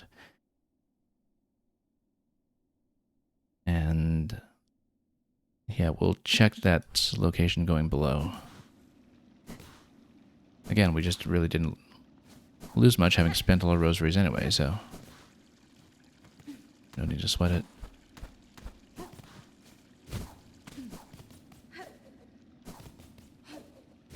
Also, can we actually ascend the left side wall? Let's take a look here. Nope. Yes. Have we actually done any of this previously? I don't think we had. In that section. Yeah, it looks like we hadn't really mapped this, so you know what? Let's map that too. And go way too deep in to something totally apart from what we were going for previously.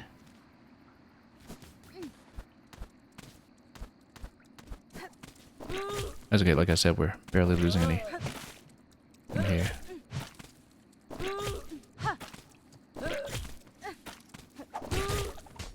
You know what? Let's do this at range. Get this into muscle memory if we can.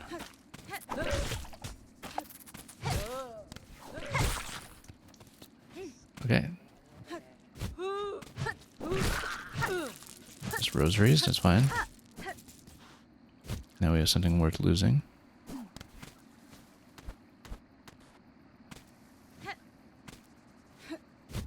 Skip over whatever was down below. Oh, that's interesting and new. Mossberries. Oh yes, additional mossberries. We were told additional ones did exist at some point.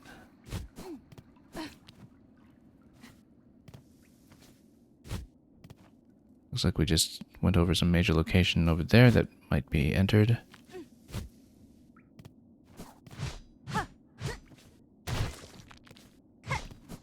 I guess we'll check it.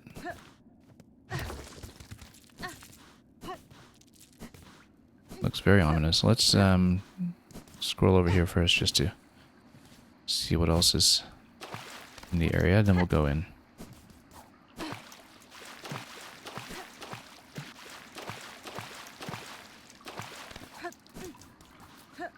Yeah, it seems like that's mostly what's going on. Can we open this? Yes, we can, because that'll save us the trouble of taking a long way back.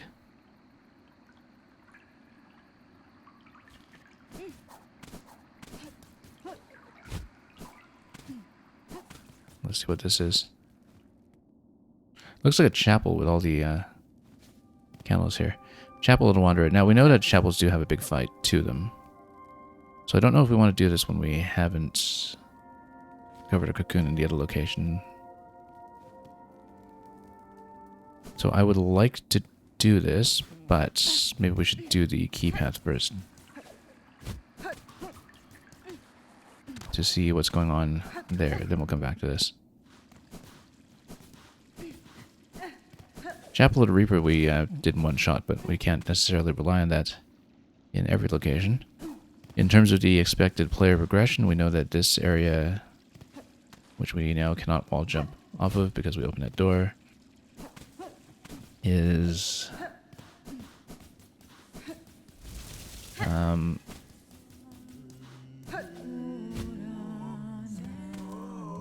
yeah, all these refugees here.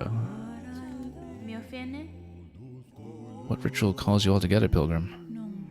Our brother, this poor wretch in my arms, has walked his last aching step. We gather here to sing him farewell and to mourn a great loss. Can I play my needle into accompany the song? For though as pilgrims we aim our sights high and never waver from our path, the loss of a brother or sister still stops our trembling limbs in place. It's kind of interesting that you keep seeing this sequence develop here with everything that's happened, that you see the loss of this poor creature and then the ritual of mourning. Sing, brothers and sisters, sing and drown out this burdensome sorrow. Sing out the name of this poor pilgrim whose journey had nary begun. Yeah, I mean, you know, right here at the bottom. Can I play? Who here knows the name of this little pilgrim? Anyone? No one? Well, though this pilgrim's name has been lost, still we sing. Sing for a brother who is devout to death, all his pains and torments left behind like the dust shrugged from a traveler's shawl. Farewell, little pilgrim. Your shell hardened a path for others to tread. And does he get just dumped in there? Yeah, he does. We can go down and loot him afterwards. Do we get to speak to him some more? Let's play a song. Oh, we totally do get to play a song for them.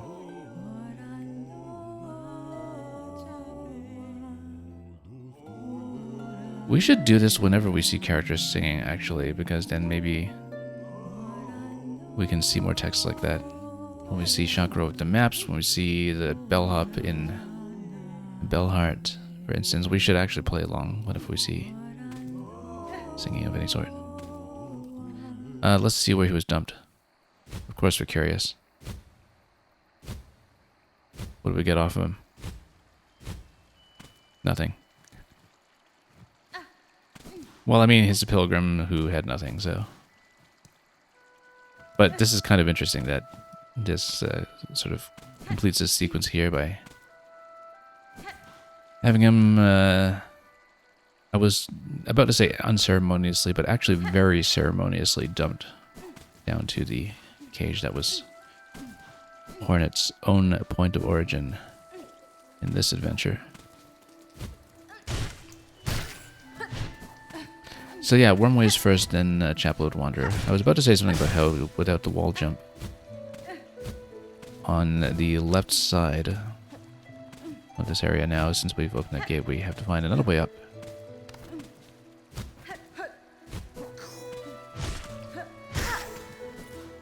But then we got distracted by the funeral.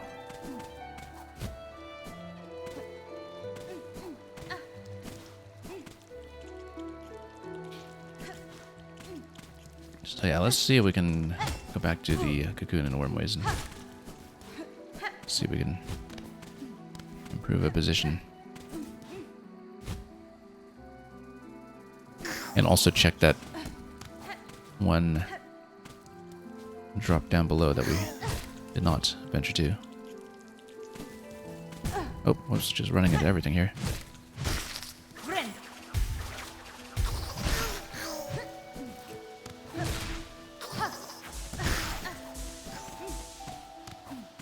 I think we'd be accustomed to fighting those by now.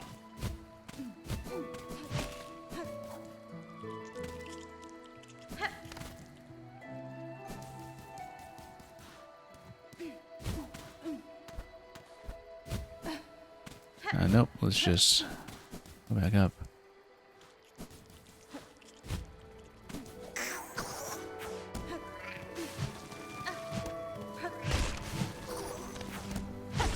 Alas, the pilgrim has been returned to the moss.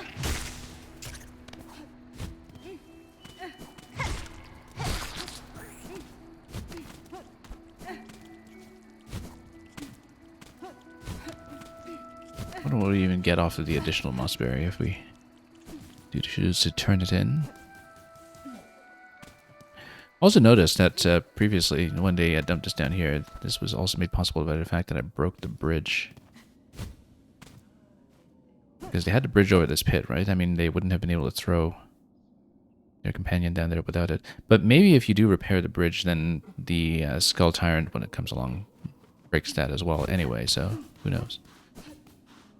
We do have something of a bench here now available, once more. And something of a quest board, too, that is back to its previous state of being completed already.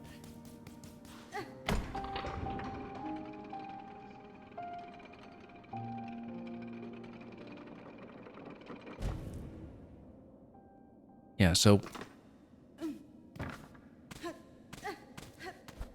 let's do this area first, and then we'll go back here for the Chapel of the Wanderer, and then that'll be plenty of content to look at.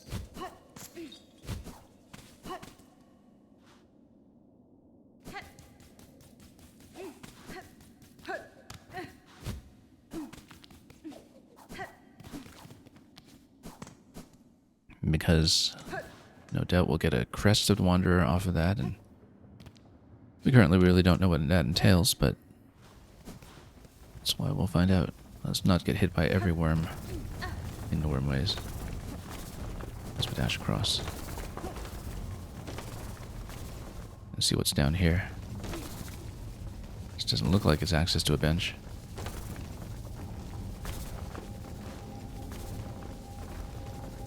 Might be overcomplicating things here by attempting this location.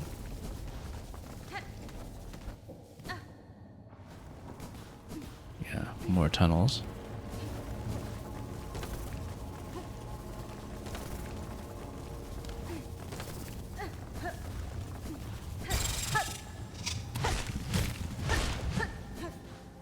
And more tunnels, so.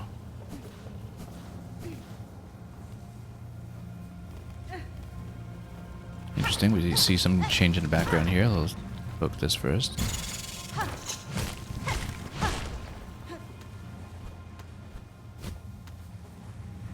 See where this leads. Somewhere very blue. But not if we break everything here first. This looks also ominous. Oh! Did we get extra health off of this like we did in the first game? Surely we do. Surely, okay, maybe not. Can we play for it or something? Guess not. I was kind of hoping we would just get blue health. That's what it meant originally. Does the gate shut here and get us into a fight? Maybe we need to come back here with some kind of state change at a later point.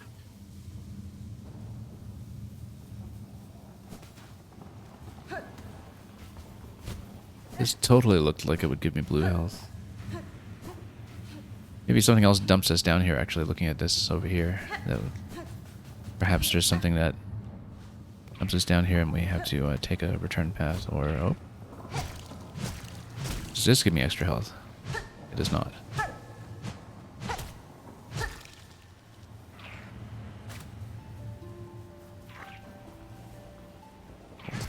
So we don't have a way to absorb this? I guess not. Maybe we need to obtain some way to absorb this.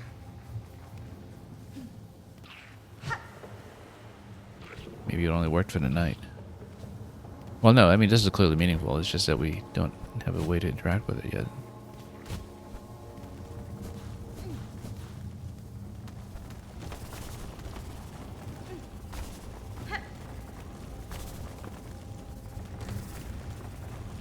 Oops, I have to go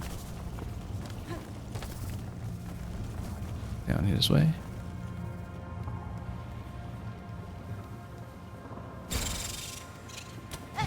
Oh, nope. Caught there, faced the wrong way.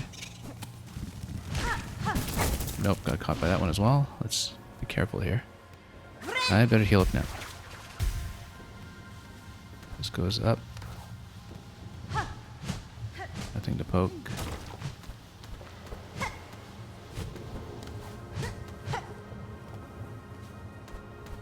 Curious that this is a dead end. Maybe something would have sent you down here from above, or some other connection point that we know about. And all the while we're ignoring that we actually originally came here to see what path was up top. Ooh, this is something. Memory locket, excellent. We want to save that in case Wanderer turns out to be interesting.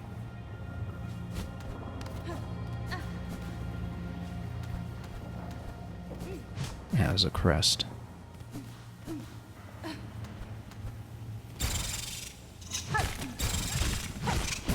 Nope.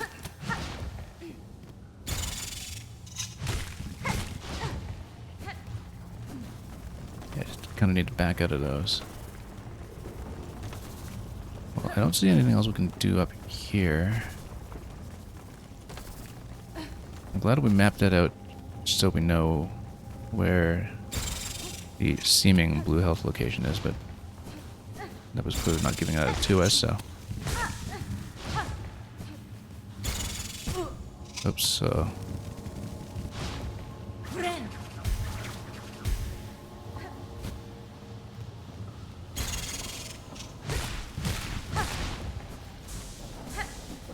a bit of silk off of this, and then... There was something down here. I don't know if that was just a death pit down below, but...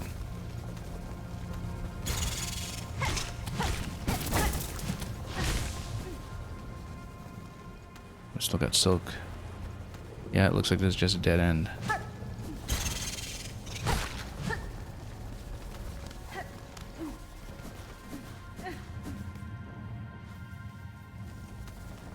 And that was just a pretty considerable passage as well that, well, we'll see where it disconnects.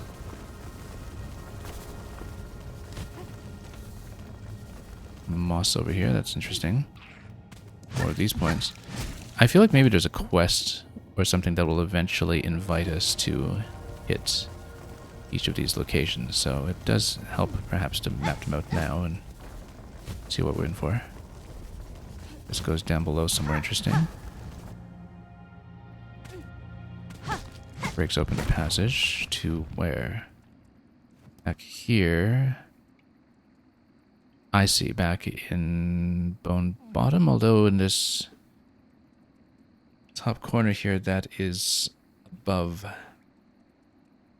Chapel of the Wanderer, so we have completed this. Okay, sure. Right, because this is one that was kind of zoning us out earlier. And yeah, so we're back here. So now we have a passageway to explore any of that. We probably missed some passages there, but I think we'll just have to map it out and see what we've uncovered. And then we'll head back up to the wormways to see what was over top that location. We can actually go straight back up now, maybe. Since it's in the upper location here that we kind of need.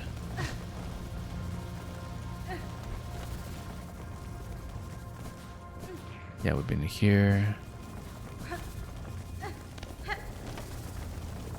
What? Oh.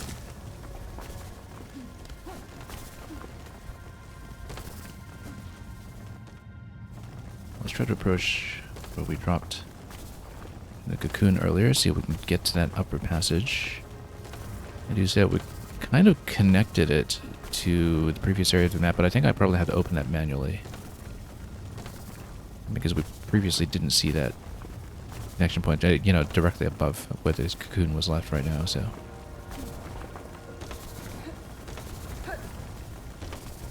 Can I actually tap these? We can. So we can just tap them for silk, actually. Just... It's kind of like classic Metroid logic in a way, where... You know, with all the little fellas that spawn out of pits, instead of coming down, they kind of come up and chase you, but you see them and you just see, oh, okay, free health. Excellent. We should be taking advantage of this exactly the way we're doing here then, because then we just get a full bank instantly.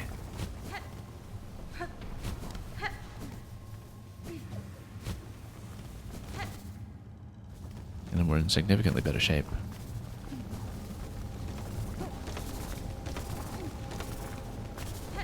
Standing rather dangerously there, but...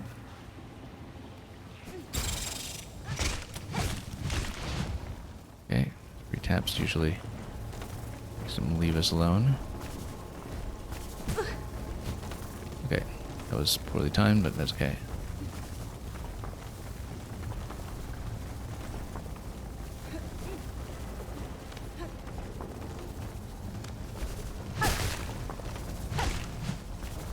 I mean, we can just heal up and tap these.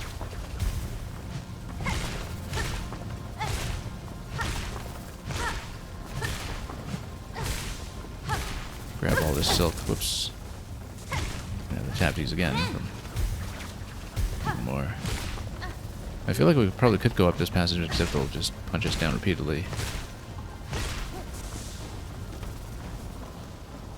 Okay.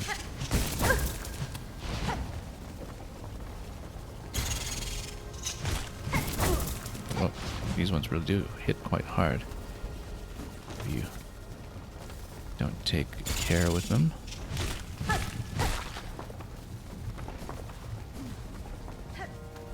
Lots to explore here. I bet maybe there are more blue health points to eventually go to, so we'll map out everything we can. Yeah, I bet this is just a quest waiting to happen, that we just need to come back and hit everything and discover it organically.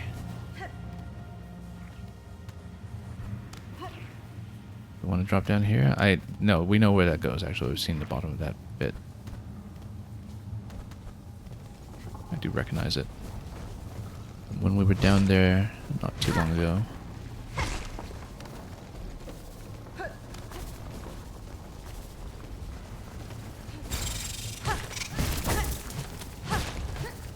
Better heal up.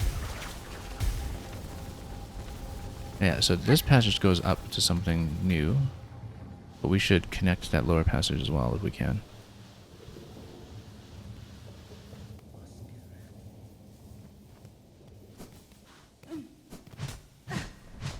Let's see what else we can do here. Okay, so maybe this is where we pick up the quest to collect all those points then. Let's do this. This is new.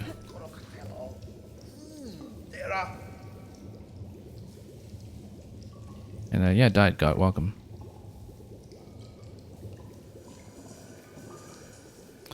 Alchemist Zilotl, who very much kind of resembles an axolotl and bug crossover. Bug would head from an axolotl. Anyway, Alchemist Zilotl, a new face, not here to bother, I hope. I have critical studies underway in these twisting tunnels and can afford no distractions. Now, having hit the bench, I think we've mapped out the locations that we should go to. I bet he asks us to hit every blue point.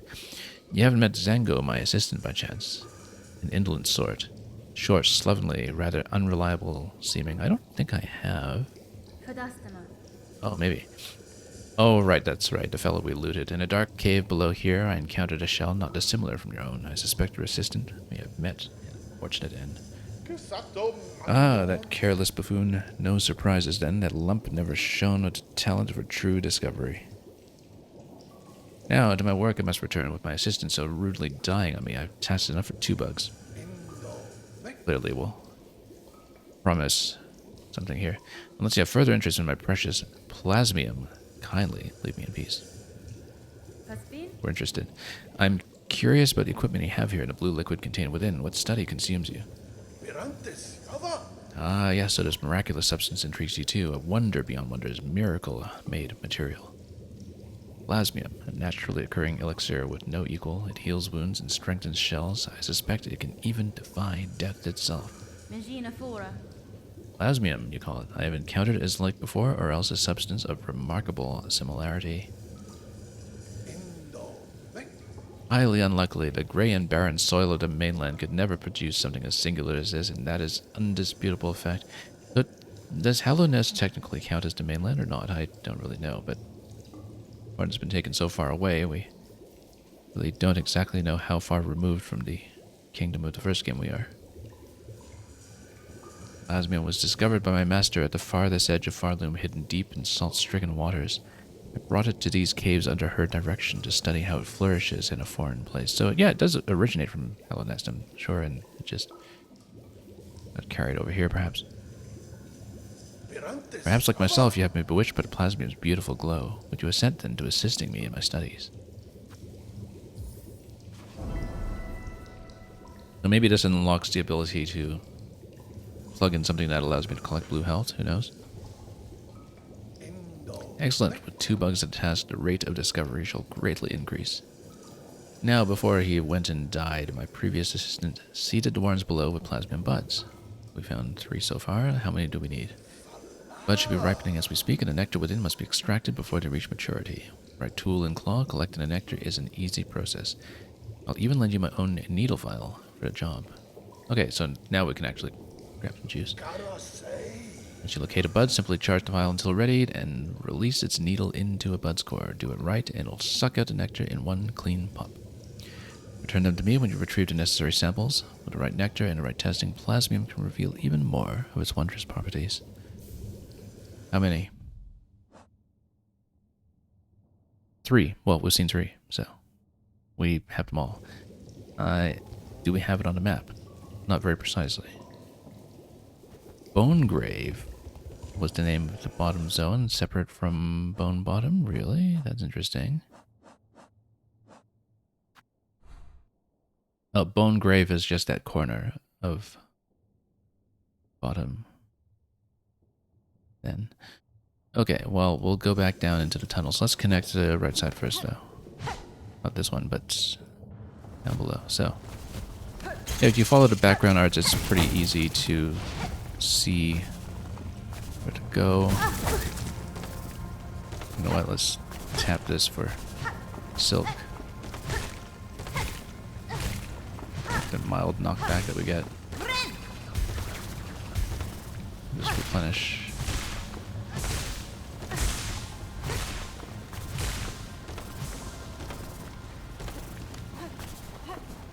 Yeah, we're just gonna break this open. That connects to the main line over here.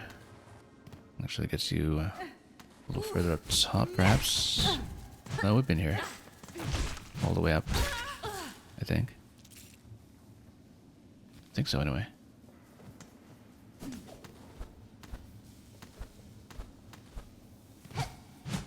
Yeah, we had been here before.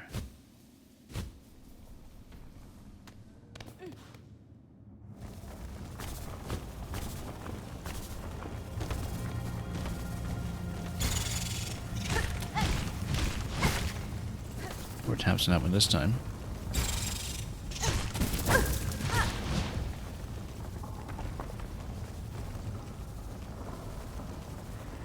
So yeah, I guess we'll have to head back down to collect those. Saw two in the lower area. Two locations. Whoops, so we better heal up.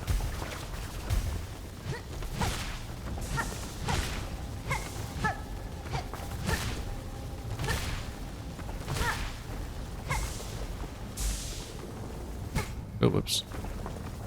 Actually, no, we need to go left here.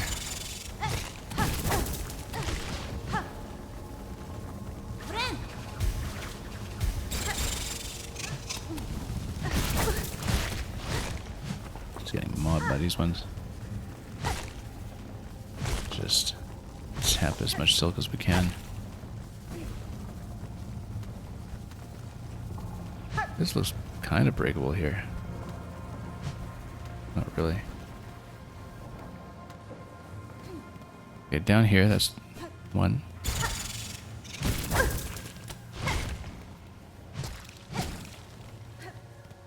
Then how do I use the file? How do I use that? Oh, we actually have to equip it. Okay. Alright, so we need to go back to the bench and equip it. That makes sense because it's a separate tool, but that's the first time I've seen that sort of a quest-related tool like that, so that was new to me. And that was required.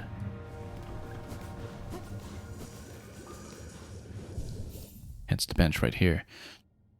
Okay, well that's simple enough. I mean, we just put it on a tool slot. Would we rather have boomerang, a long pin here, curved claw, or long pin? Let's put this on top.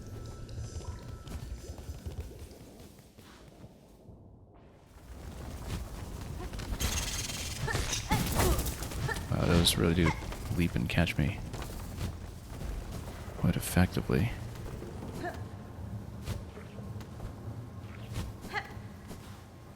Okay.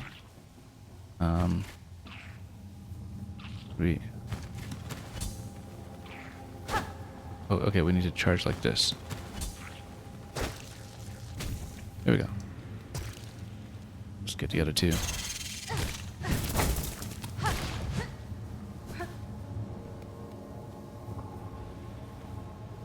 Going down below to the lower location. The tunnels. Oh wow. I'm down like that. Up a little bit. Maybe where there's a bit of a safer pattern to look at.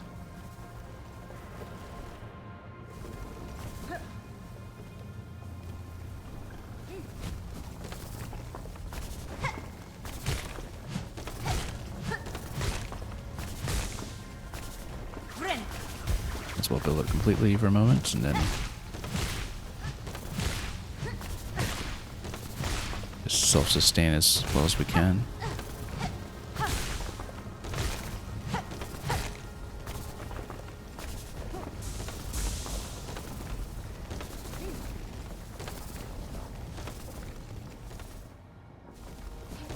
We did finding both of the other two. One was kind of to the right. Whoops. And one was to the left.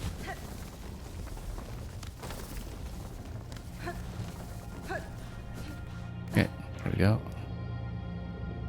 And then let's do this. Still have to take a moment to think sometimes that we have this bound to X or R since we changed it back and forth so many times at this point. Well, good thing the exploration part was already done. We can just take it easy and whack these ones whenever possible.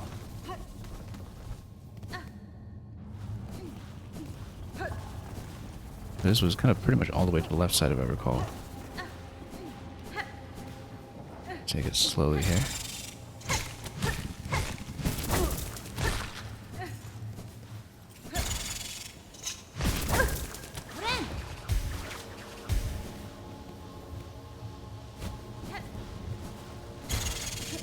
Oh.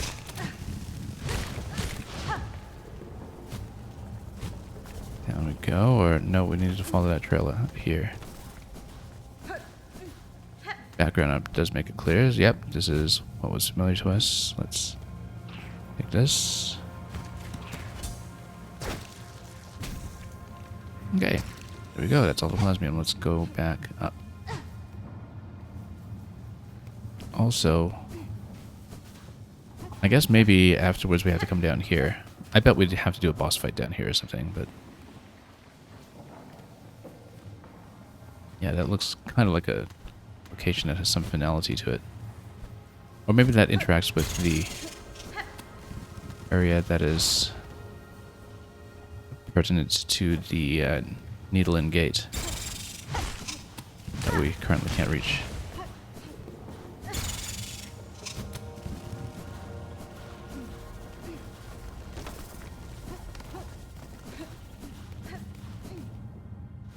Okay, just gonna take it cautiously.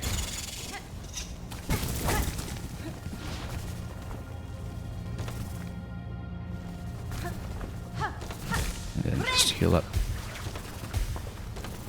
for the journey back.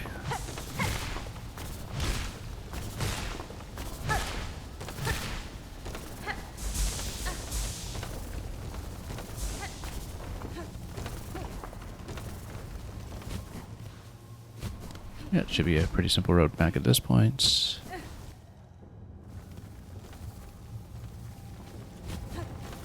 Getting back up to the bench on the map.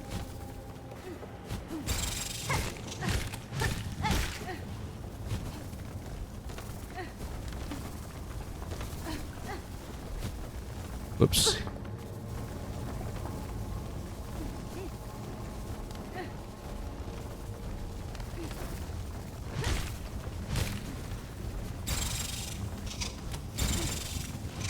Yeah, we'll just skip those if we can. Whoa. That's not how to skip those if we can. Let's head on up and cache the quest. Does your work? Have you extracted a sufficient amount of plasmium for me? And yes, we have. And exactly the required amount. A satisfactory effort, assistant. With its pure plasmium extract, I may finally come to understand this wondrous substance. So, what do we get for our efforts here? As you have proven yourself a capable assistant, takes this delightful implement of my own invention, a plasmium vial. But you can inject precious plasmium straight into your body almost painlessly. Your tool certainly looks sharp enough to pierce my shell, sir, but why should I want to do so? Because filling your body with plasmium is so beneficial, it protects you from harm, and it feels so exquisitely good. My assistant and I have been injecting plasmium into the local flora and fauna since we arrived. No ill effects have been observed, and so we can conclude that the process is utterly, completely safe. Yeah, I bet that's why we have a rather ominous-looking room that I bet has some kind of plasmium-injected enemy that we're going to have to chip away at once we get there. keep using the plasmium vial and enjoy all the wondrous effects it has on your body. If you ever run out of plasmium, visit me again. Charge a few rosaries for refills, but you can be confident that every bead goes towards our vital studies. Okay, so let's take a look. Spear vial containing plasmium. Inject in a liquid in glass one to gain health beyond your natural limits. Yeah, so then you can basically pump your health pool if you need a bigger initial health pool going into a fight or something. We will save that because it seems like the best use of that is probably to change into it at a bench when we know there's a big fight. And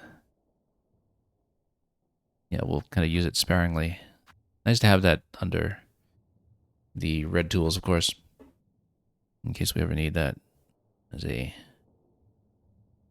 buff to go with a weapon.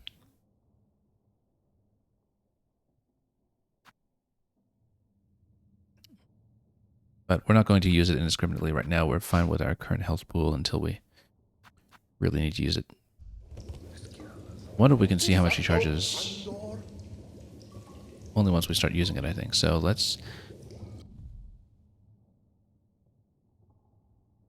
see. Maybe I should use one just to see how much he charges. And gain an initial mask, but seems a waste.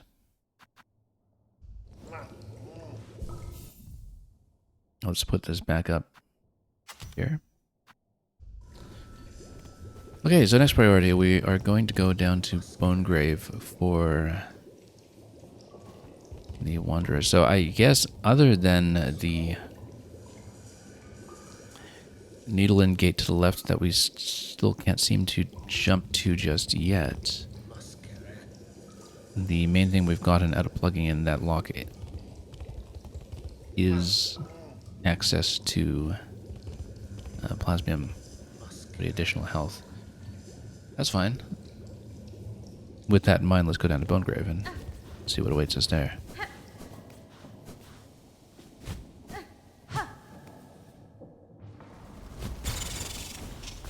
Oh.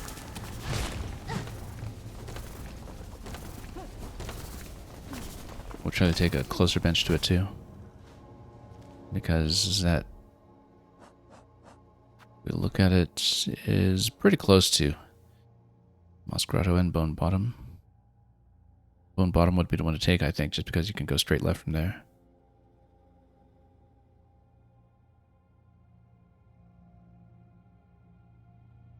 Okay. Kind of wonder too if we wall jump off that central column on the right side here.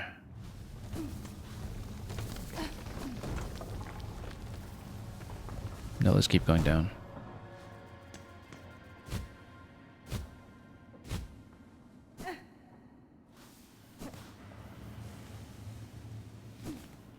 We've seen this bit.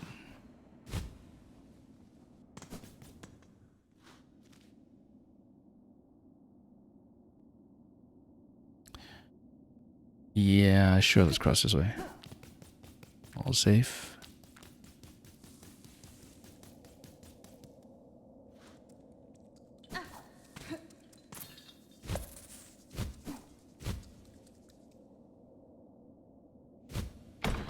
Oh, I'm over here. Oh, no, I was about to say, why don't we see what happens when we cache the additional moss berries? But no, we'll just take this first. And yeah, let's see the chapel. See how bad could it be.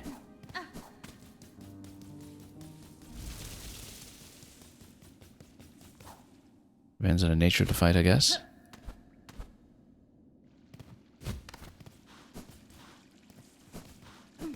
Also, anything new to report? I see you've gone and opened up the great bone gate back there, and without even asking my permission. Feeling curious, were you? There was a vast grave beyond. I'd assumed most bugs died climbing the path, but it seems many fell before the trek had barely commenced. I lost their lives to beasts or to luck turned rotten. Others were simply formed too frail. At least those poor souls can rest together. Death and death and death, the eternal promise of our eternal kingdom. Eventually, it claims us all.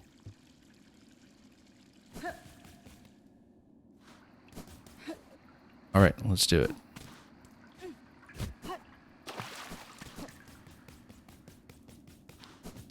Anything else to see in the area? Not really.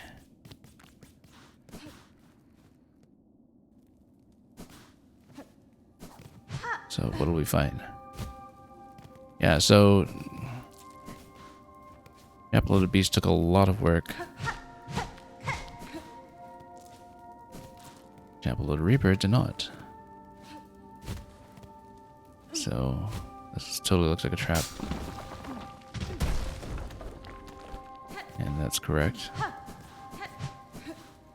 I want to see what was on the left side here now. Bit of a maze going down, I guess. Oh. Yep. Saw that string, luckily.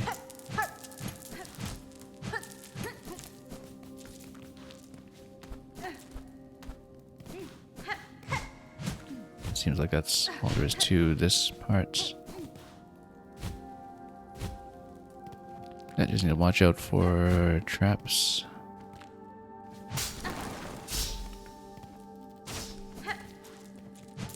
Spring them strategically. Nice to pick up a couple of rosaries here. Future considerations.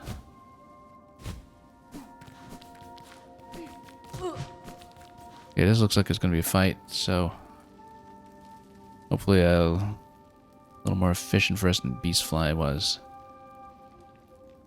And yeah, just let's not mix up X and R again. Let's see what we're fighting.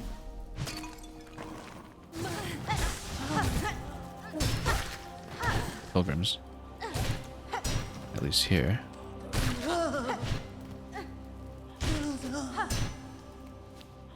Well, that's not too bad so far.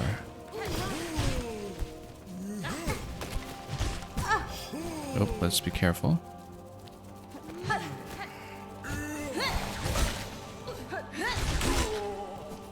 Take those out instantly. Now we are a little low on health.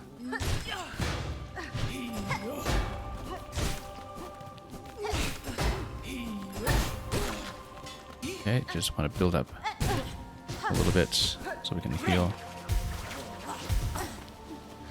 without being interrupted.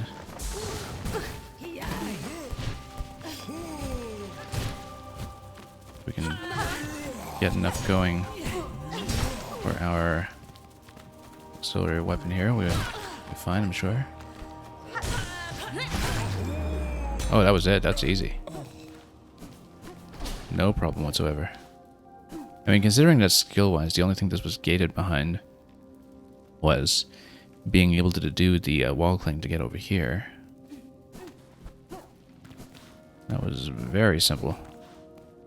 I mean, is it though, or is there more? I mean, I would not be surprised if there were more, but when we did the Chaplet Reaper, it was also something similarly pretty straightforward.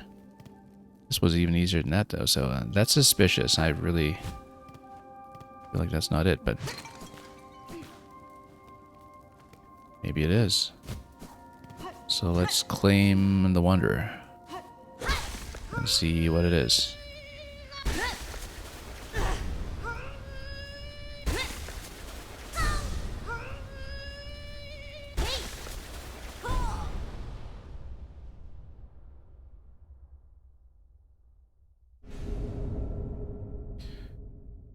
Cut swiftly and nimbly with short, precise strikes. So kind of like a dagger class then. Alright, to change crest, open the crest screen at the menu while resting at a bench. Okay, let's try out the moveset a little bit. I feel like we want to go back to Reaper. I like having a long reach. But let's see how it goes. First of all, let's see what the different slots are. Pretty good initial loadout here. Oh, that's interesting that you get 3 yellows. And so the idea behind this one is that you have less access to the offensive tools, which is fine because we don't use the offensive tools all that much, really. The ones in 2 slots to really be effective. 2 blue is okay. might be interesting. 3 yellow is actually really promising. That gets us a whole bunch going at once. I mean, ideally, we're so overstuffed on good things to put on blue. We'd prefer to just have more in blue, but I don't want to dump the memory lock on it just yet until we've tried out moveset a bit, though. Okay, so this is actually, well, it means it's shorter range and faster than Reaper, but very similar, that you have the downward strike that at a shorter range is kind of akin to the Hollow Knight moveset, actually, just given the sort of distance we're dealing with here. Forward dash attack is just a forward attack like that, no uppercut or anything like that. Yeah, that's a very responsive downward strike. We should play with this a little bit.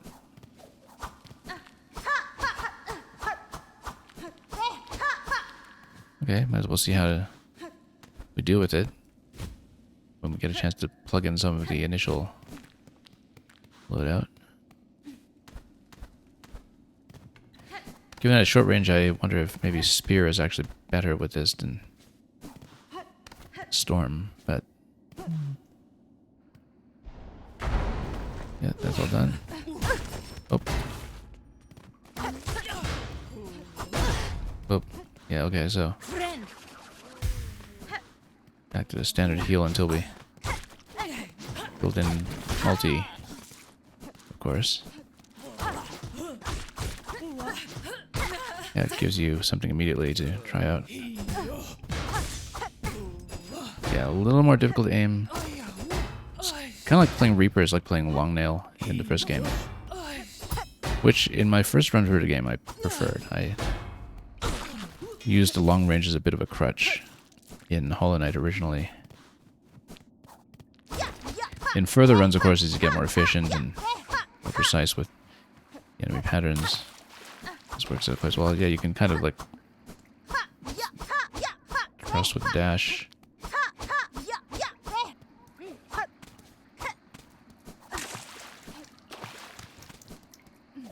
Maybe, we'll keep in mind. I don't want to spend a memory locket on it just yet, but again, the idea of having 3 yellows together is pretty appealing. Let's do sort of an initial loadout on this, though, before we continue to the next bench. And, yeah, this is old dialogue. We've seen that.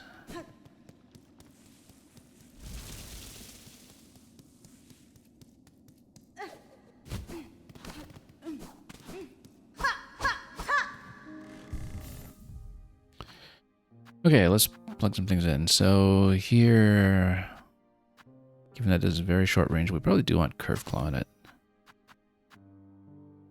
And then in here, we want Compass as always, and Speed. That's all we have on it right now. I have a memory locket in tow. We might want to buff it up with blue to get the multi-bind on this one, but again, I don't know how much use we'll get out of this yet before we've had a chance to play with it. In terms of rosaries, what are we currently looking at? We've got 121 and nothing else. Yeah, I think we need a 180 for the toolkit that I'm thinking of. Well, why don't we play with this one a little bit? And the idea is that I want to see if we can get maybe over to the deep docks and farm up enough by then to buy ourselves something good. And then we can actually try this out to see if we're fighting very effectively with it.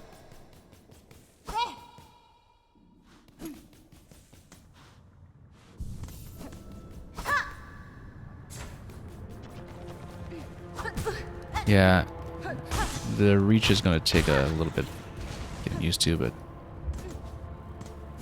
I feel like for this weapon in particular, maybe the knockback prevention or the however that works might actually a good idea.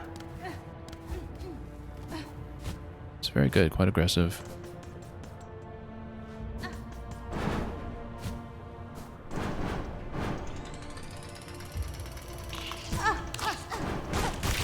Yeah, and the thing is, if you poke swiftly like that, you don't have too much of a cooldown to worry about.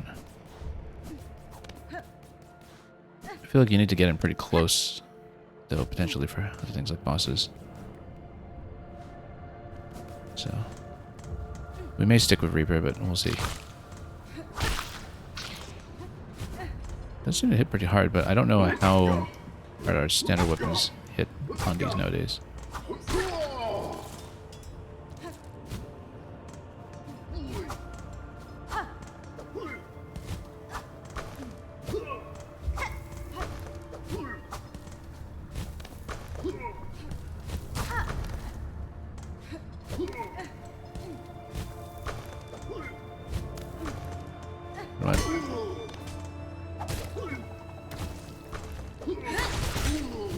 Okay, that was actually not my intended input, but that's okay, we'll take it.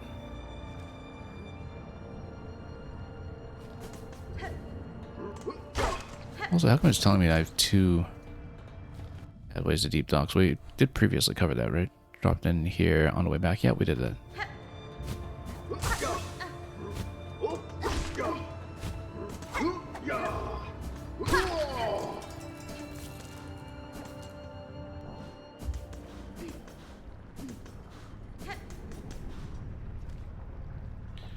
Okay, let's just continue.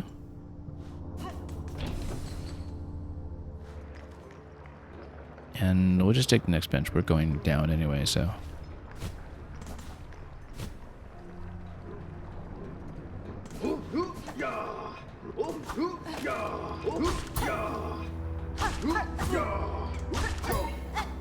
Now the thing about having such a swift strike is that if you spam it, you can actually parry pretty easily without worrying too much about timing.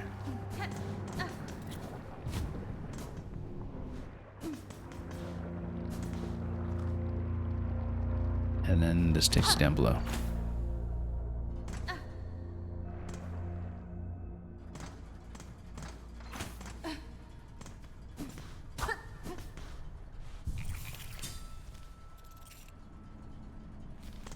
So at this point, it opens. Here's the vendor. Forged daughter, I think. So yeah, Sting Shard is here. For traps, crafting kit is what we wanted to boost the attack power that we have. Now we need a little bit more currency because I don't have any strings of rosaries at the moment. But we can do that. I do want to check what the gates were in this area once again, though, because we had a few passages we couldn't previously reach, and I don't remember the exact nature of what we couldn't do. So, is this something, a simple key? Yeah, a simple key can totally open this. No, wait. Heavy door chained with a simple padlock. So, did we, I guess, expend the simple key? I think we did. So we would need another one at some point. I feel like the simple key could have taken this. And let's see what was down there. I think that was probably an exit only.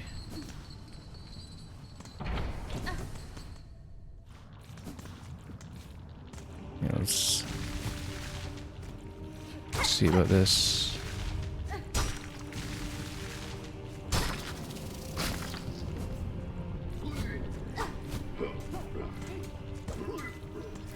We've been here previously. On the side. I don't exactly remember the nature of what was preventing us from coming down here. Oh yes, that's right, because the last time we were here was ages ago when we didn't actually have the flame protection locket, which might actually be useful here. Oops. Oh, I just smoke him.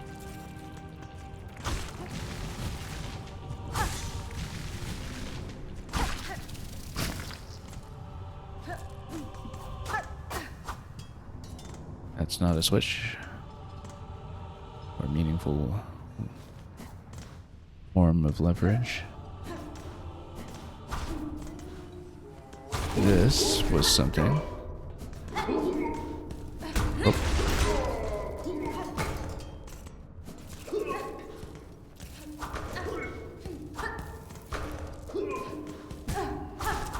We're a little low on health. Let's maybe not get wrecked by this.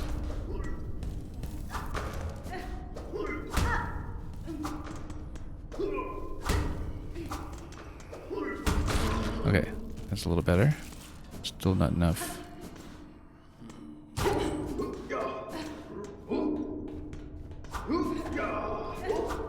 Let's not run into him by mistake.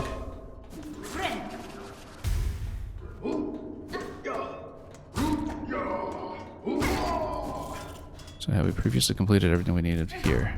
Yes, we had. I think this was just a dead end then.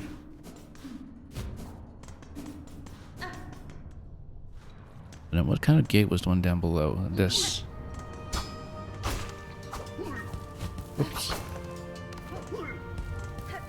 Now, one thing we didn't try is whether... I don't think this is the right kind of gate for the, Whoa, that was rough.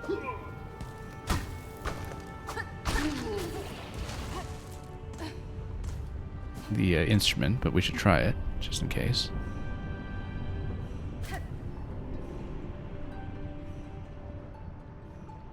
No, this is something else entirely. So that remains a mystery.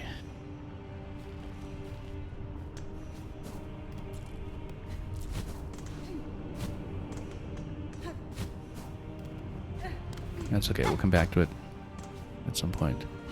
So yeah, no progress over here then, because we don't have the appropriate key for the lock. So I wonder if the simple key, I mean it's called a simple padlock over here, could have opened a choice of either the one in the wormways or the one over here. But it does mean potentially we just have another key that we need to match for it at some point. And we'll see where we can get one. Oh, whoops. Totally wasn't watching. How much do we lose here? Probably quite a bit. Okay, let's just head back down immediately and fix that up. I'm going to switch back to something a little longer range. I want to get a sense of comparatively how much damage we're doing on Reaper, which is fully kitted out.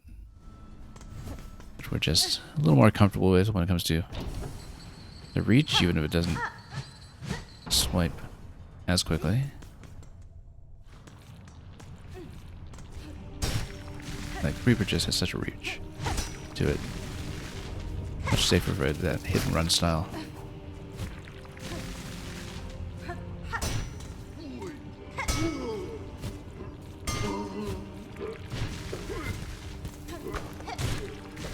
You can even punch through platforms like this one.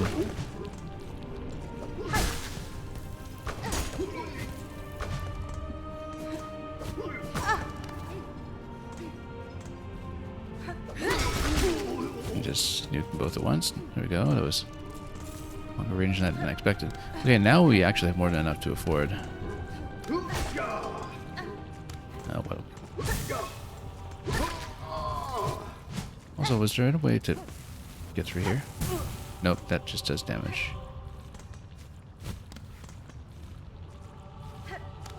In that case, let's get back upstairs.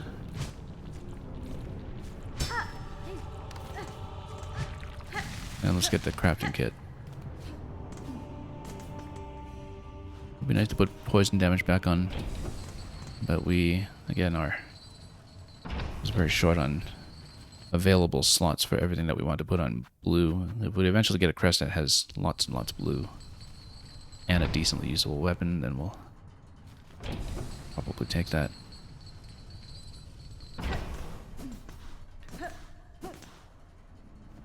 But for the moment, I want to keep the memory locket as is until we actually need it.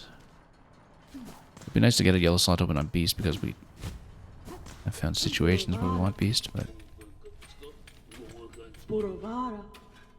Okay, so crafting kits should get us up to level 2 damage on the various sub-weapons, so let's just take it. And if I'm not mistaken, it should be reflected now when we over here at tool damage level 2. Great. Okay, so next order of business, probably back up to wherever that was earlier. Sinners something or other. Sinners Road. With all the leeches. Either that or whatever was left side of the Shellwood in case we can map it, but I think we should go right side, Sinners Road. Particularly because it's the side that's far away from the marked objective, and we always like to go away from the marked objective, I guess. Just to see what we can get done. So, let's get out.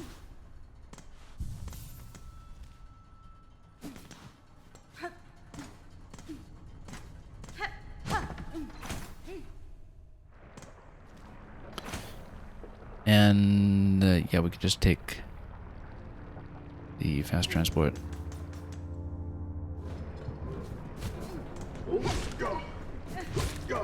Yeah, I'm much more comfortable with the distance that we get off Reaper. And the uppercut attack and everything. We've just become much more practiced with it.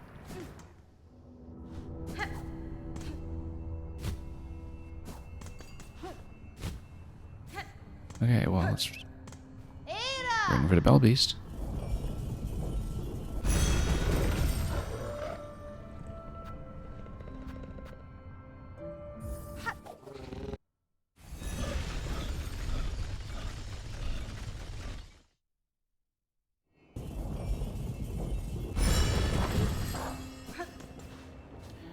And let's avoid some leeches if we can.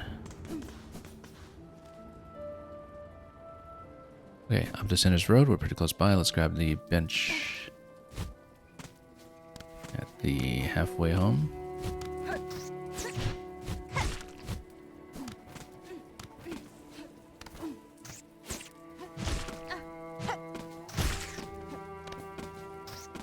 Yeah, I just love to reach on this weapon.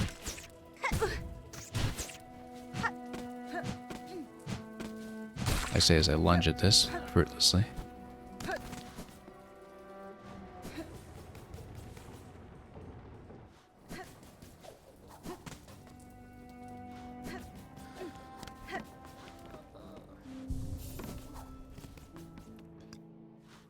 Okay, up we go.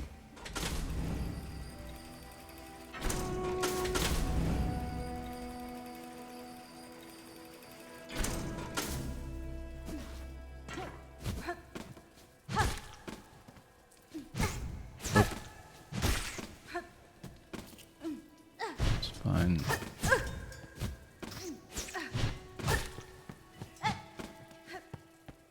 You know what? Oh, whoops, that's a mistake. Alright, up the list we go again.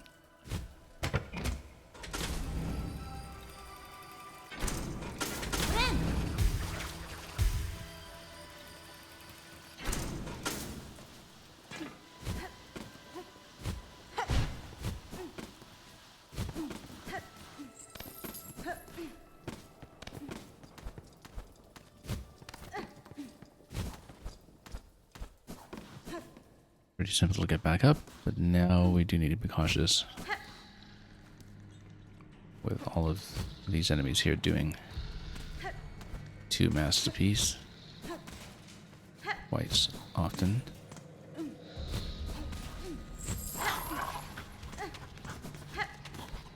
We'll just go around.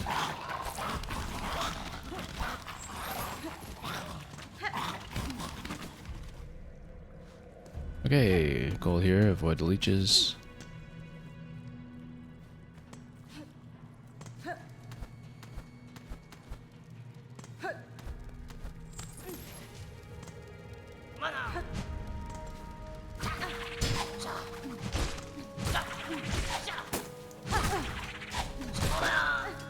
Just need to watch the bounce on the shuriken.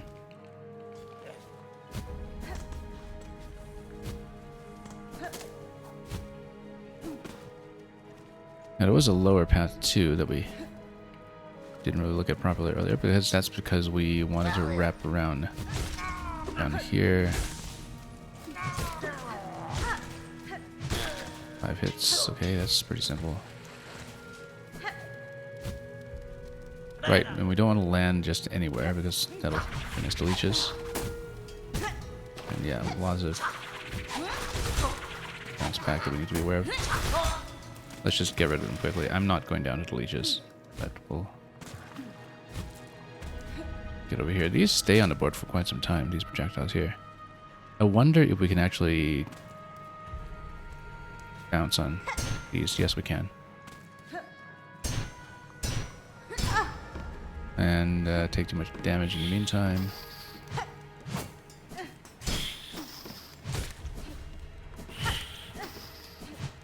Just take a surprising amount of punishment.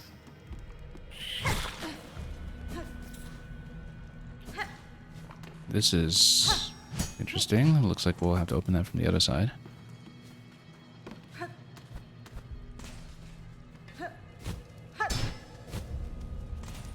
Okay. Whoa. That's why we wanted to range on the side. Okay. Oh.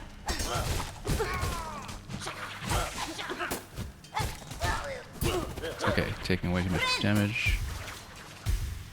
Let's get out of here. That's why we upgraded the tool damage. That actually worked out rather well. Exactly as we hoped.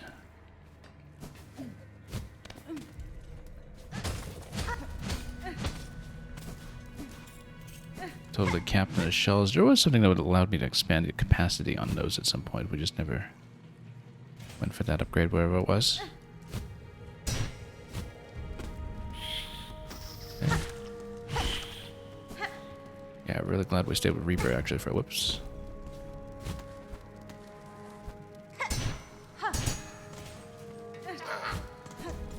Now we're pretty close to where we should have been able to reach a bench, right? So let's open this up. And grab some thread.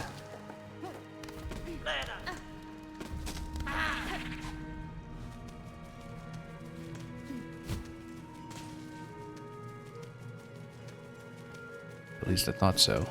But let's check up first, the way that we should do responsibly. Two.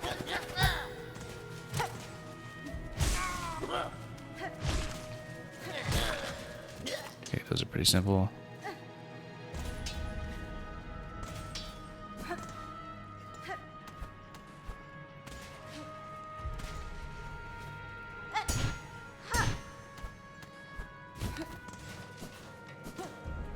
No indication of bench location yet. It seems to be pointing down where we were earlier. This is interesting in that there's 2 separate compartments here that may or may not one way up. We want to get locked up here. Oh no, we have switches to go back down, so that's fine. It would be nice to go back to where we were supposedly told was bench down below, though, before we continue this way.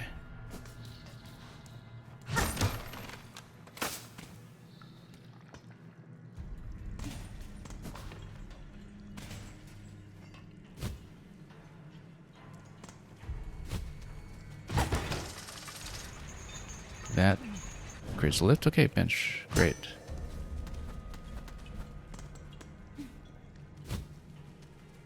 Might be a significant shortcut here.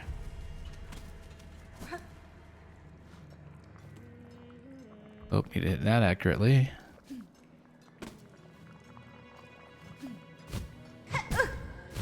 Okay, let's just float back so we don't get leached.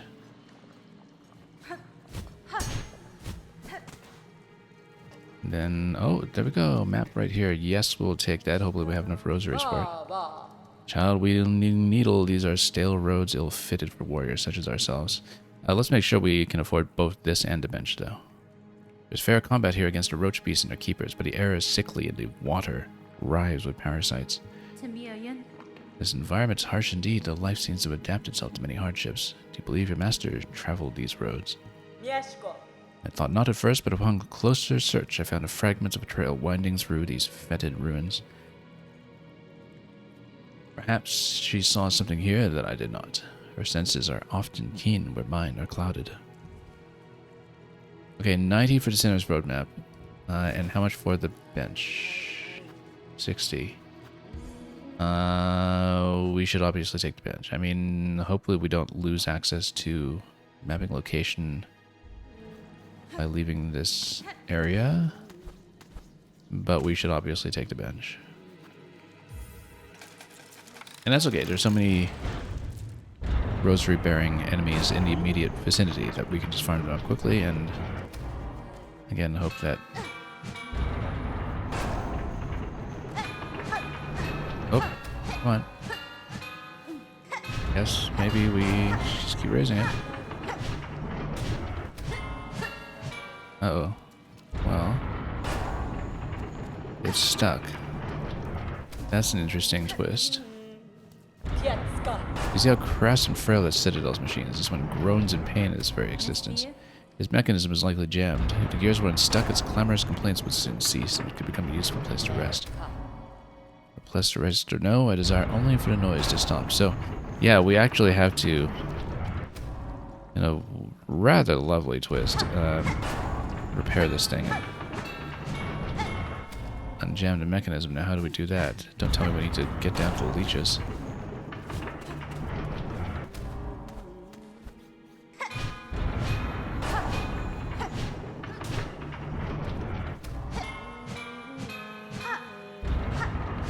Is there anything else we can hit on either side? Rosary's up there.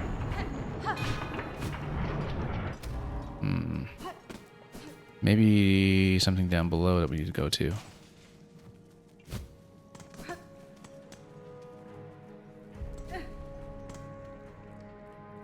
This is where we were before, though. Coming up to the sign for the bench. Yeah, so we've been here. So how do we unjam that thing? Surely I don't step down into leeches.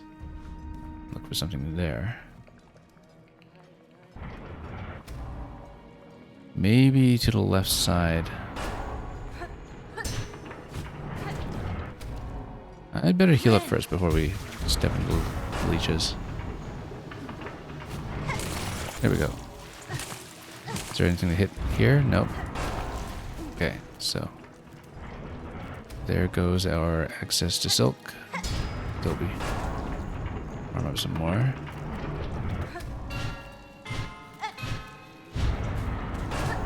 There's something I can whack. Let's see if she can give me some kind of hit. Your shell is ridden with those gruesome maggots. It was a foolish choice of yours to swim in their sickly pools. This was by no means desired, Chakra. For now, I think it best you remain at limb's length. I shall not abide this infestation long. By silk or by rest, I shall soon see myself cleansed. Yeah, we just need to build up more silk, I guess. I wonder if a self-heal from a silk can actually take care of that, in fact. Then how do you unjam this, then? I mean, we'd need to go below it somehow. I guess that's the puzzle of this area. Also, kind of looks like we could go up top. Whoop.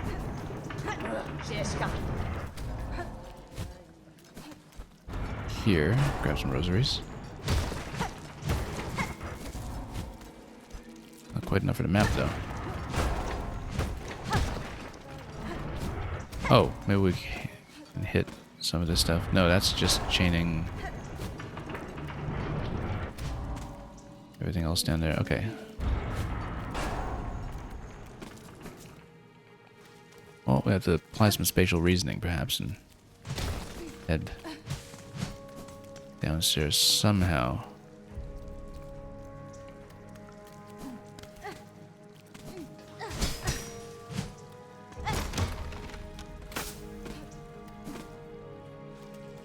Is there something reachable from here that allows me to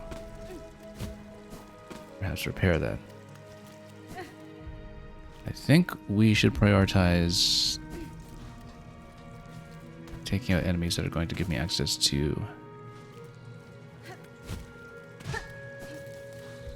well, some more rosaries here. This one would, for instance. These ones seem pretty easy to deal with. Oh, I say that as we take a hit here, of course.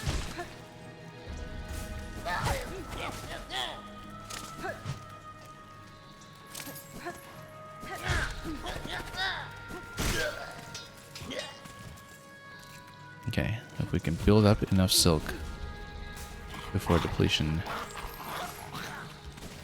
to get a heal, then maybe the heal can take care of this.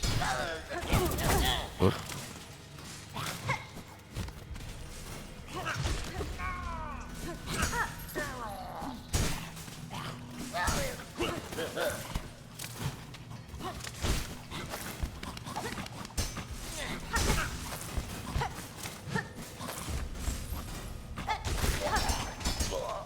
Yeah, we do need to tap something here, though.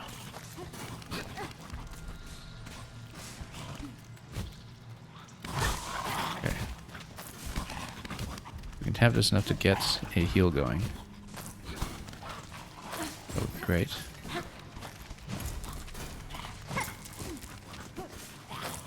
And we can get up to 90 for the rosaries. That would also be great. We don't want to die here. This is very deep in.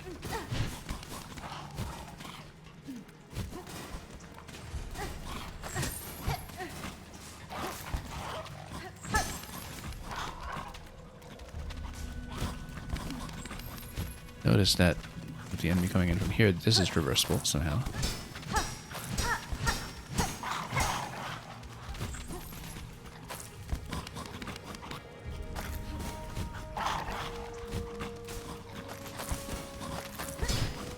Whoa, oh, no, we're dead. Okay, long run back. Long run back, but we'll do it.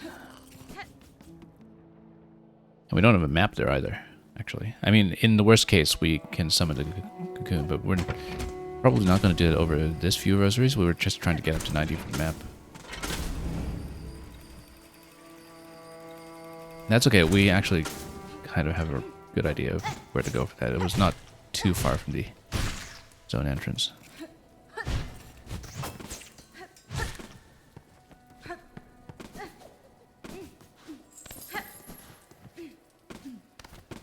In fact, it might help to get a few rosaries off of these ones first. Just to make up for the deficit.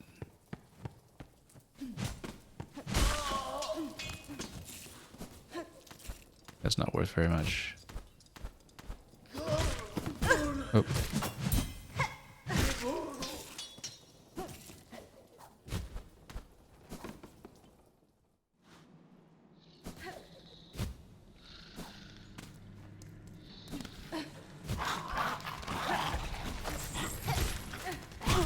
Nope, got caught. Let's make sure we heal before we take too much punishment.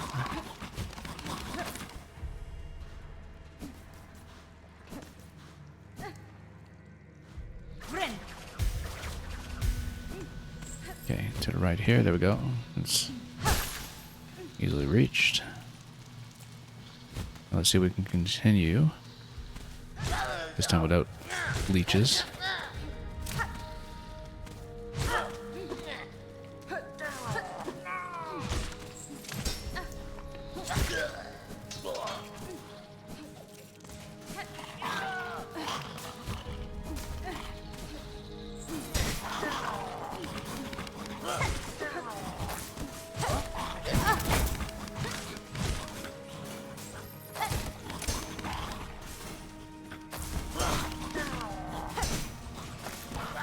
Here we go. Now this allows me to go up this way. That seems important, although we... Oh, we're gonna get mobbed by this thing.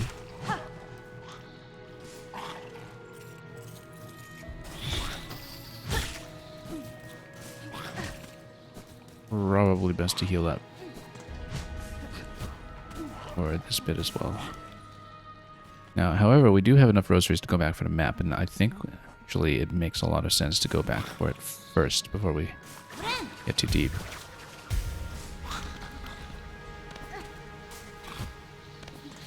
Because it could give us a contextual clue as to where to go for unjamming the mechanism, which is our current priority. Also because we can't get up here anyway. This is a dead end for us.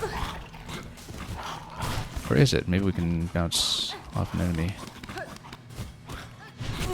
Oh, unless we get mobbed by it first. No, we can't quite get there. Doesn't get us high enough.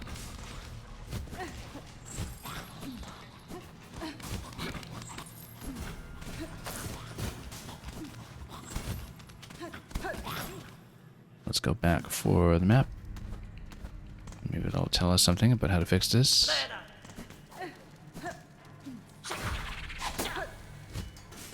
Assuming we don't die to this one first. Having unlocked that path now, though, we should be alright as long as we don't have leech issues.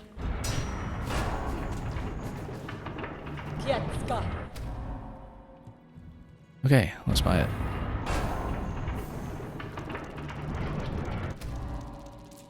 Let's see what we're doing. So I don't really see how to unlock this mechanism. I don't really... You know what?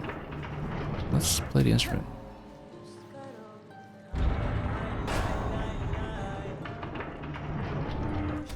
Not quite.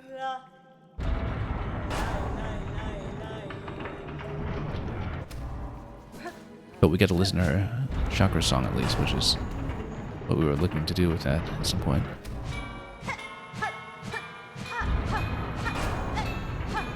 I mean, it's not just a matter of hitting the bell, we need to actually do something to unstick. Now, I see at the end of the passage on the right side, which I don't think we'd actually traverse to, there is some kind of door. Oh, also a way down on the right side that we didn't see previously. Way forward on the top side. How do we actually get this bench with the current tool set?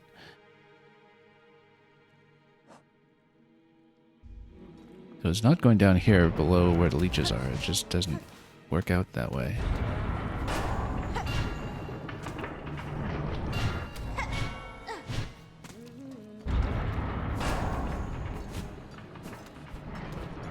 Or is it coming up here for anything?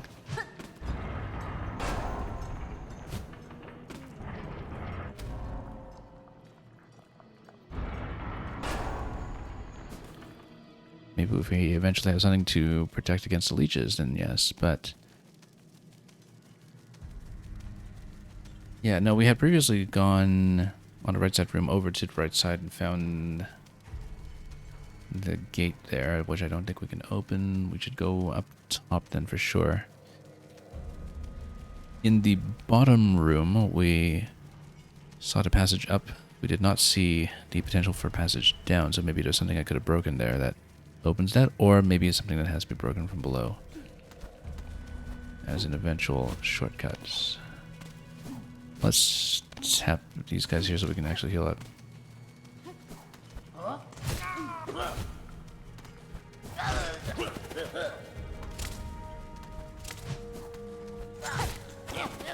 Oh, whoops. That's gay.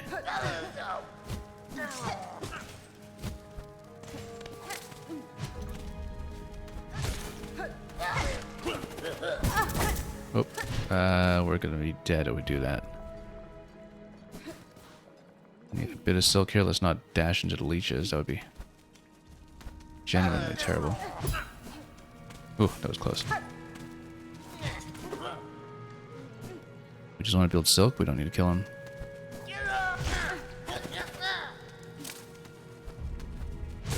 Okay, good. Let's heal up.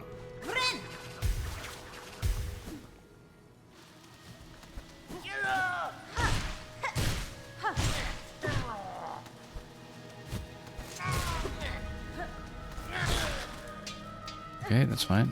Worked out very well, actually.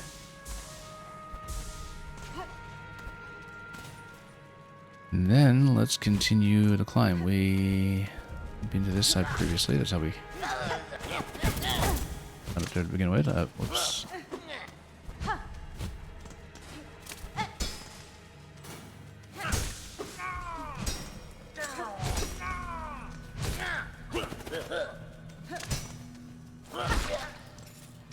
Okay.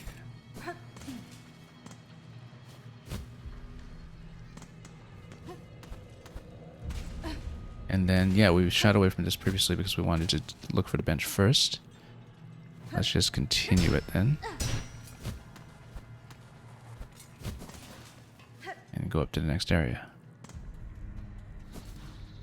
069, you're saying this area is evil? Well, I mean... This is infested with leeches, can be. Speaking of leeches... A lot of bouncing to do over here. I'm thinking we might want to heal before we deal with silk depletion. But let's see. Yeah, that treasure chest looks consequential. Whoops. Okay. Yeah, let's do it.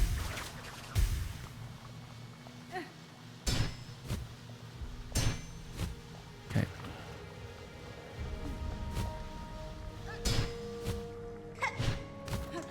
Okay, close there. Big swing. Then what are we fighting on this side? That's interesting. And by interesting, I mean I can poke it from down here, which we should do, I think. We'll just take it really slowly. That's what we go Reaper in this game. Don't want to deal with whatever pattern this one has. It's very spiky on top, too.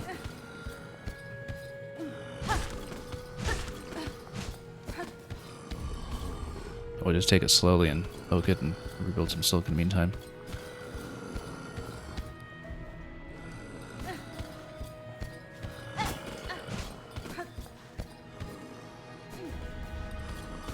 Oh, nope. Dashed the wrong way. Well, so much for that. Okay. Yeah, that was just a dash control issue.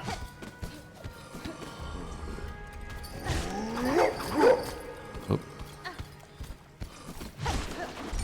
Yeah, we want to stay down here for sure then.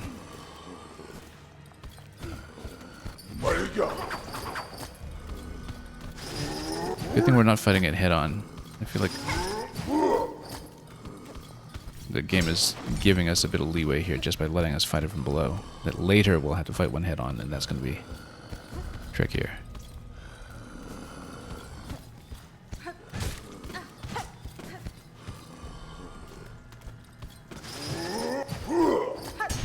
Whoa, whoa, that hits hard. Okay. Okay, that's not too bad. The fact that there's delayed flash tells me that maybe this one stays dead.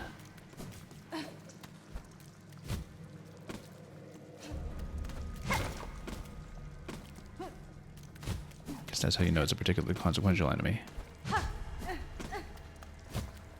Now, we got leeches anyway, so why don't we just jump in? We're not taking any health damage at this point, we're just... Yeah, I mean, like, if you got leeches anyway, you might as well just take a dive. When I see it. Good thing we've got Reaper. Wouldn't want to do this part any other way. I mean, I guess you're speedrunning it or something, then you just go beast or something and roll through all of that. Or you just find some way to skip the section entirely. Or just run into leeches the whole way and be done with it. I mean, yeah, this was just for this optional income anyway. 147 rosaries. We are so far from the last bench that we had, too.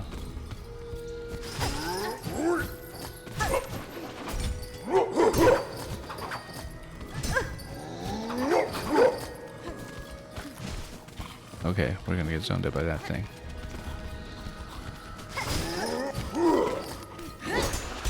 Oh, he's going to roll back against that. Actually. Whoa, okay. Nope, that's it. Dashed right into it. Okay, that's a long ways off, but reachable. We just need to be extra careful. And the thing is, you know, if we aren't leeched, maybe that's simpler to get to.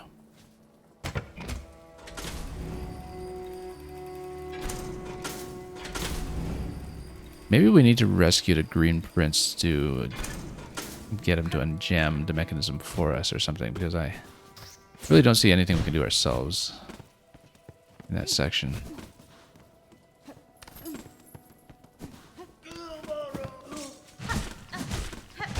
So lost about 140 rosaries there on that time. Let's a little bit further.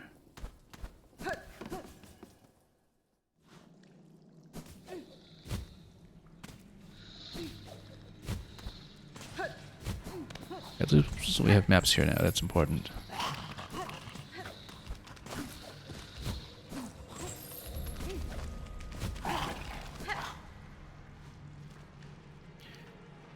Yeah, because we didn't even get through that passage. We did it right. It's alright, we'll just get through here.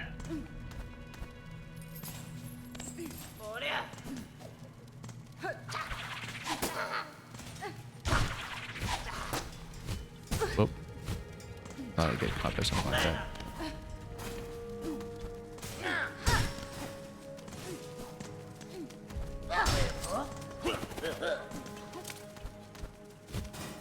Whoop. Getting a little adventurous here, perhaps. Hang on. Okay, so we got hit halfway. Like I was saying, you know, I feel like the warding bell makes a lot of sense with multi-bind. Okay, took far too many hits there, but we'll just try not to die to any of this stuff.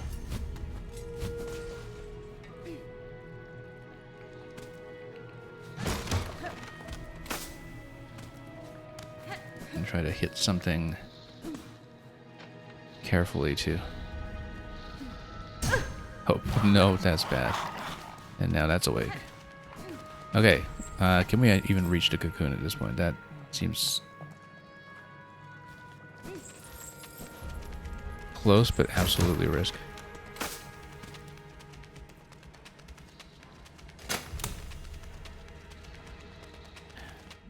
I don't want to use this just for 140. I feel like that's actually not quite enough to be worthwhile. Like we're dealing with several hundred or something. But we are in great peril. And I do need at least a chance to hit something to get some silk back. Might have to do a quick hit and run against this one here. Or something.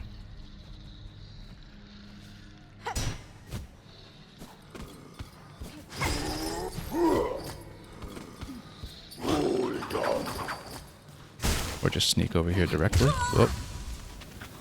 And we just got to the same location. Okay, that's fine. But at least we got the rosaries, so we'll just go back there and creep forward. It'll be a corpse run. But yeah, at least we know what the location of the cocoon is, and we know that we can just rush towards it safely there. As long as we don't lose too much health on all the platforming on the way to it. That's really one of the problems there, was that we were too weak at going into that room.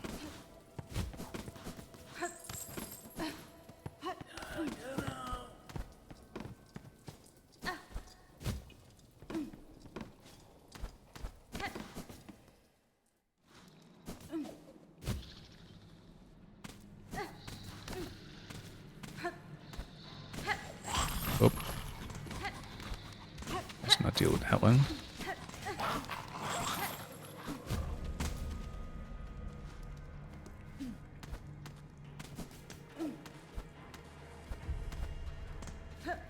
Yeah, let's just avoid this one entirely by taking the next room out and getting out of range of its spawn so it doesn't track us.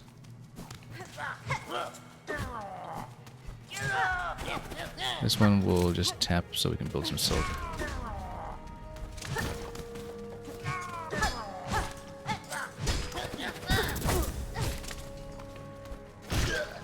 We'll just spike him.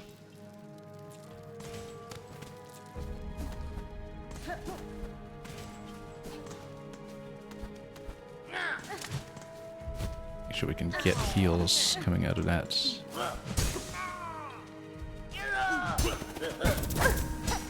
Okay. Do need to heal up here. That's okay, because then we just get through this one at full.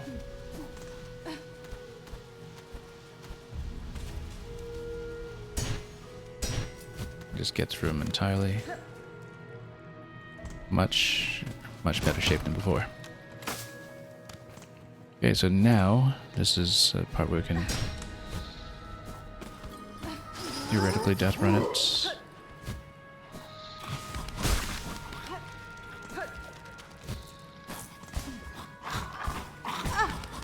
Whoop, lots to deal with here. Whoa, and there. A little camouflage down there as well. We need to take the upper passage. For sure, I think.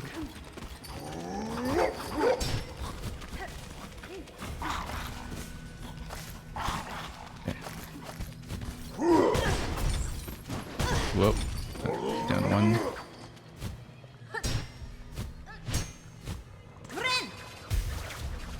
Getting it a little bit close. Ever so slightly close. Okay, we're a very long way from any bench. I do see some rooms off to the side down below. I feel like that's maybe worth checking. I see something glowing that's lootable here. If we can reach it. As always, we should go up before we go down, just to see if we can do anything here. These ones, as long as we have room to back out against them, they're really not too bad.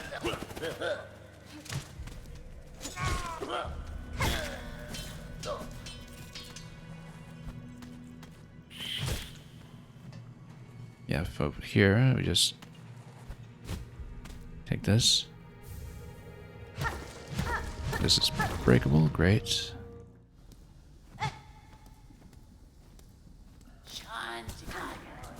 That looks ominous.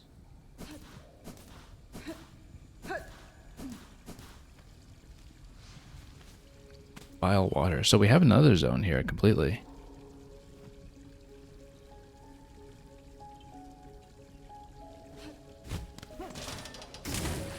And that can fall down. I feel like we want to go back for a moment to see if we can scout a bench. Given that we have some locations down below that might be worth checking, either a bench or as transport. We can.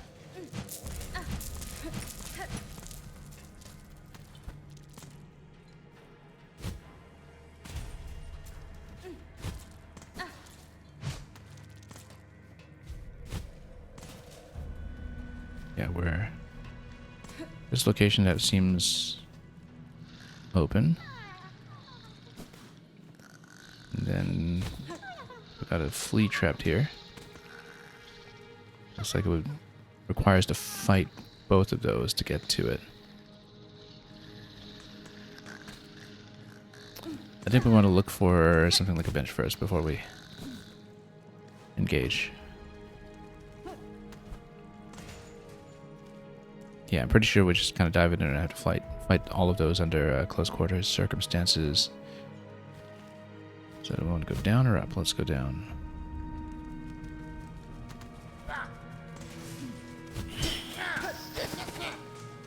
Okay.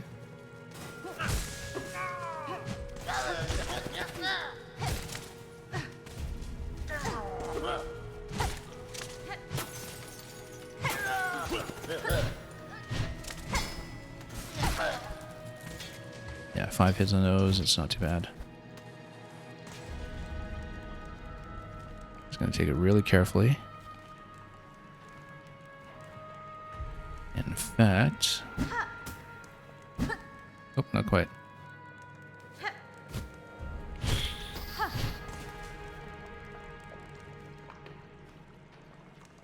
continuation down there. We should check the left side wall just in case there is something interesting.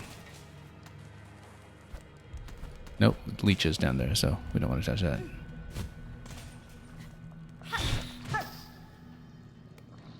Leeches galore. That looks flimsy over there.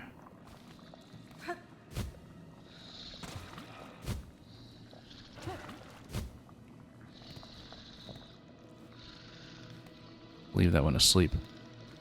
No, I think we need to, in fact, need to get through it.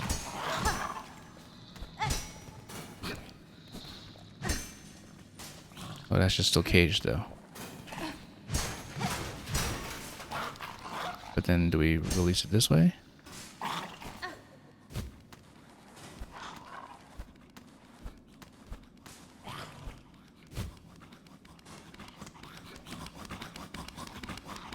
That looks concerning. Like it's potentially a big fight, actually. I don't think I'm ready to take that yet. We're just so far from this entire location. And we're not locked here, though. At least there's no door mechanism that seems to close on us. I mean, this gate might close, maybe, if it's a gate. What did we just try to hit from afar? Let's try some tools. Try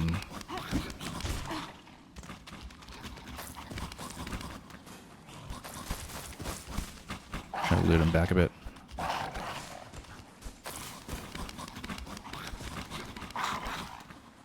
And then try to go with the thread, perhaps. Good. That's great. That's exactly what we wanted. That's a boss of some sort, isn't it? Or what has happened here? Bench. Accept. Now we have someone to talk to. Okay. Sure. Well, first of all, let's take a look at the map. Let's see. We did reach a bench. That's the important thing. Okay. Now, next we can probably go up to try to get that flea, especially now that we know that we can clear those burrowing ones, whose name we should look up. Yeah, we're in the roach zone. Essentially, this is a roach tribe. The muck roach is the one that's the standard one here.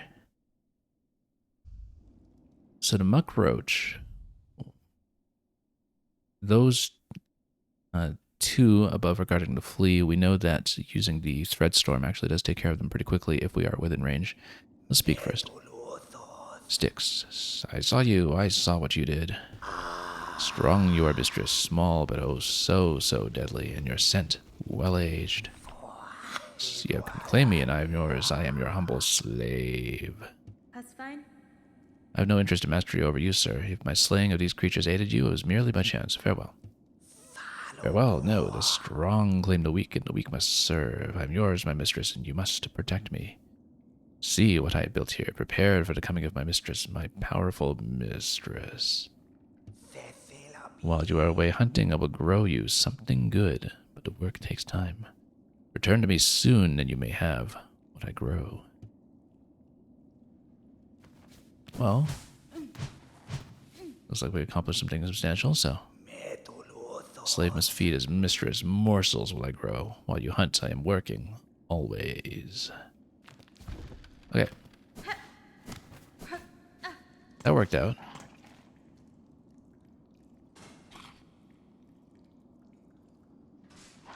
Too bad we never saw about that other bench, but I guess, yeah, we see that there's a whole connection passage when we get the ability to work our way up it.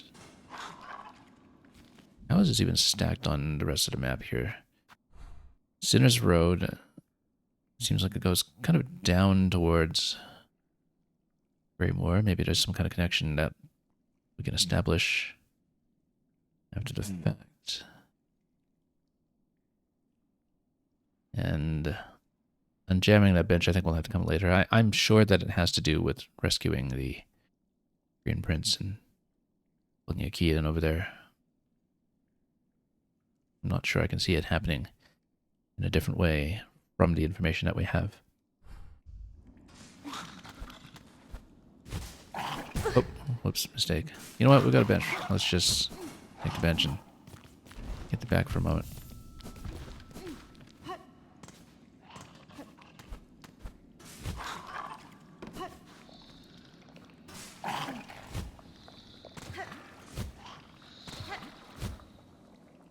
Seemed to be something up there, but I don't think we can reach it at the moment. So bile water is there. I don't know if we can go up above that location necessarily, but whoops.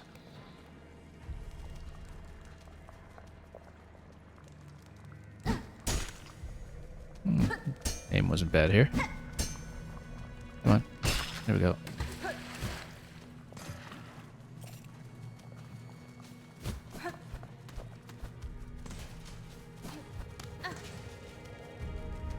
And let's not get too risky with fighting on from above.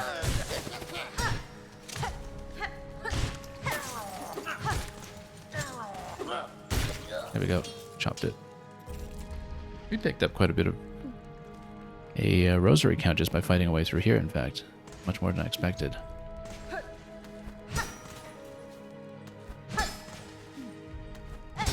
Should be able to poke through.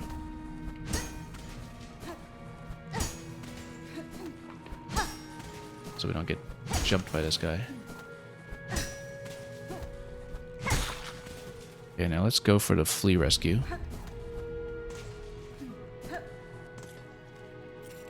Perfectly to our right. Up above.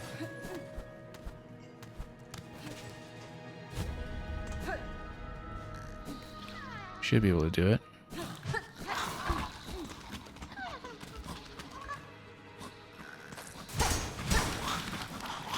Yep. Oh. Okay, got that one down.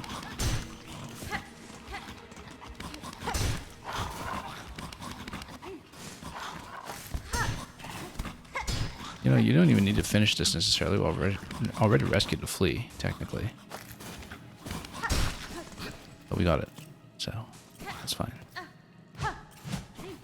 We should go back down to the bench to heal, I think. Instead of dealing with that last one. Yeah, would rather go back.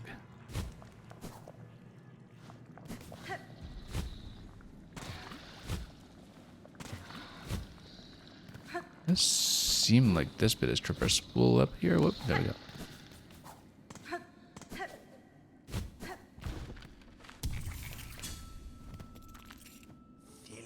And yeah, we'll come back much later.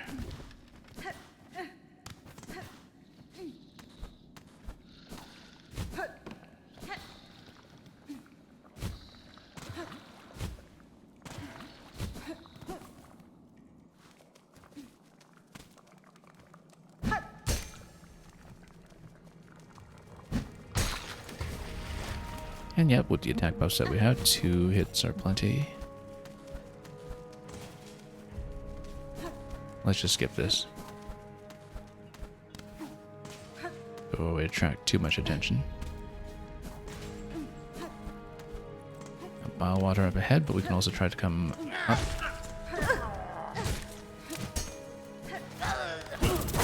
Oh.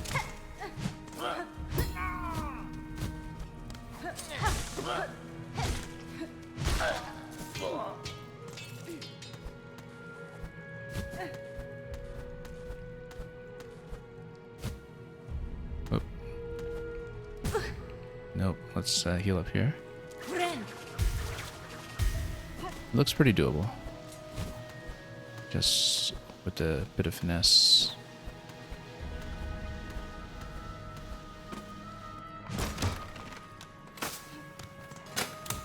That's a one-way though. Okay, that's fine. Yes. except they hit really hard.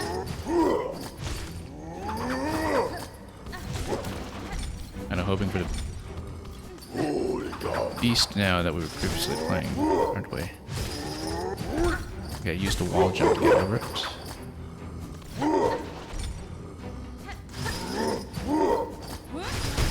There we go, bust him. Simple key, great. So yeah, the simple keys seem to be rather interchangeable.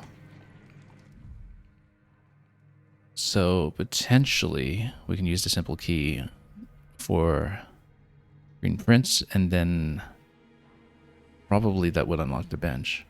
Or we could go down to deep docks and see what's going on down there, because that would be a fairly interesting application of the key as well, since, well, who knows how many other keys we're going to get around here. So I think what we'll do is we will keep on traveling into Bilewater, and as we do so, we'll eventually try to find a Belbeast point that's going to get us back.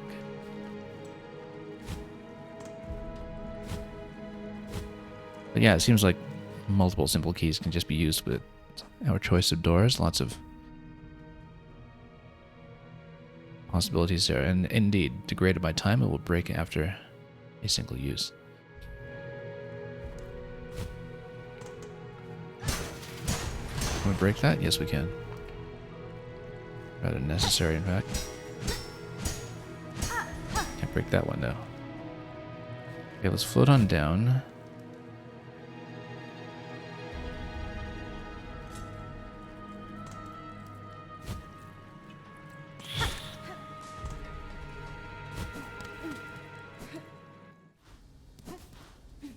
And see what Bilewater has in store.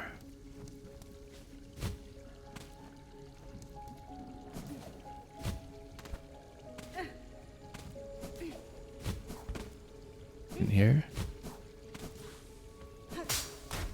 Whoa, that's what it has in store. That's going to hit. It's a trap, though. Can I break it, or I'll go over it? Yes, we can. More leeches. That's looks gooey. We should just. Oh.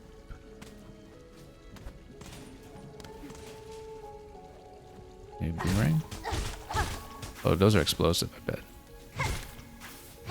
Those absolutely look explosive. Yeah, I knew it, and we just couldn't get out of range. We got absolutely wrecked by something similar in the first game. The explosive bug step, where I think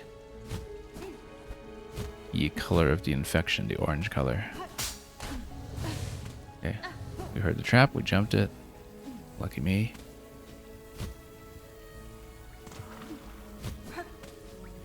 That seems like an area that we would need to fall back through.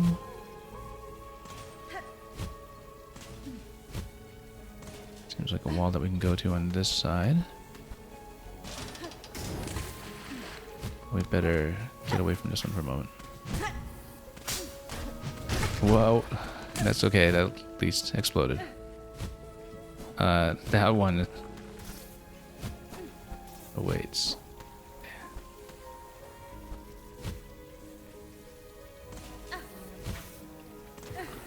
We really need to get away from that. And there are more. It's like they come from a nest or something over there. Nope. Hang on. And yeah, we're in big trouble now. That's okay. It's just leeches. The problem is we are holding quite a few rosaries at this point, so we need to be clear about whether it is safe to get back here without dying, or we will in fact have to pop that other item that we had.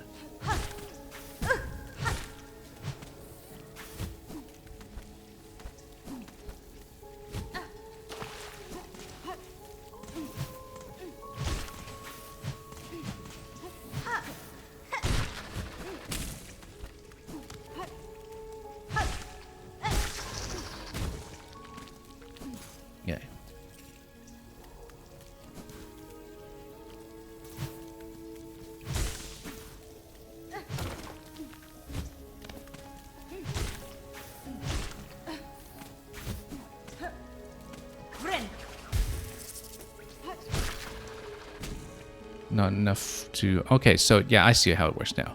If you spend a heal, it busts the leeches, but it doesn't heal your masks. Then you build up enough again to get through the mask. So yeah, the self-heal does that instead. Now it may look like we have to deal with lots of explosives here, but that's actually a way to build up. And then we can build up another heal off of whoever spawns here next. There's another one over there, in fact. Oh. We're about to die.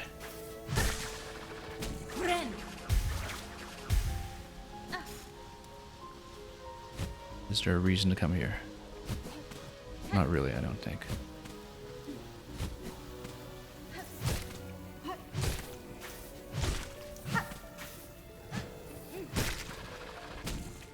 Yeah, just stand well out of the way.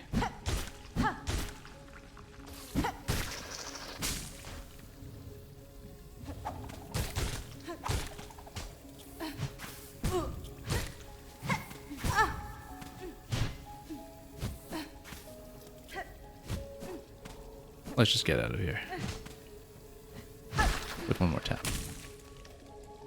Not quite enough for healing, but getting there.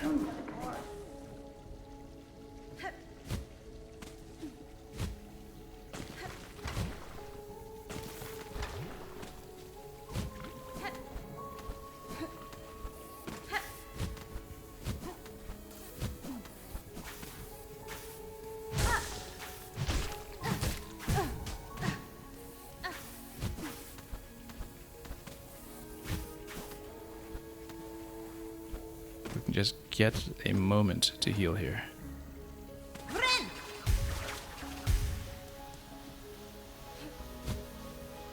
That is very much climbable. But we can do it very safely. Whoop. Well, now we've got problems. Okay. But at least we know how getting rid of the leeches works now.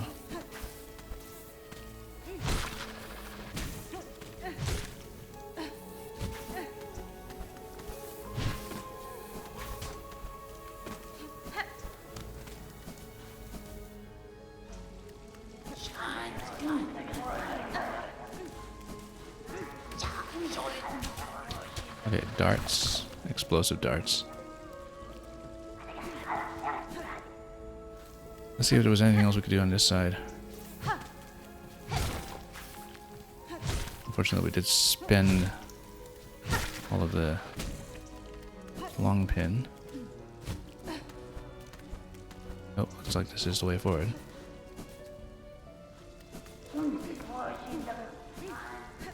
Oh, we can parry and deflect.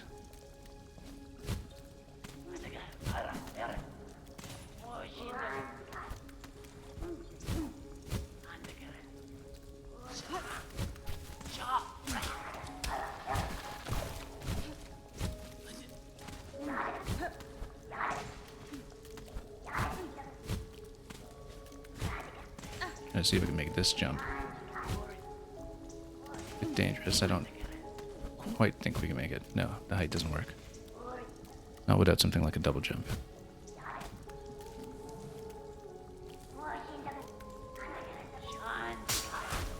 Oh, that was a problem. Luckily we missed the darts. Don't think we can hunt that one yet. There is a loop around up top. Whoop. That's bad.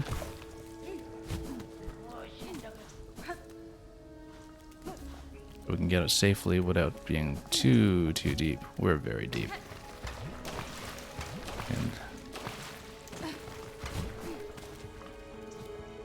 yeah, I see some grapple points up above. I feel like the harpoon is going to be relevant to us fairly soon. Now, if we can, in fact, get to the Bell Beast and we're in business.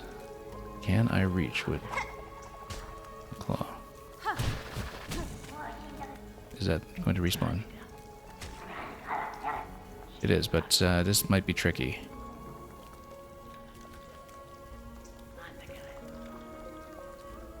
Well, it could be long as over.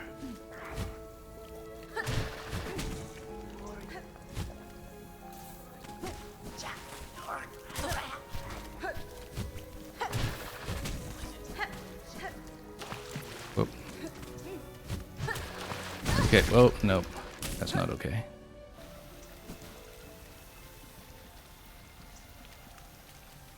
Well, we're in great peril now.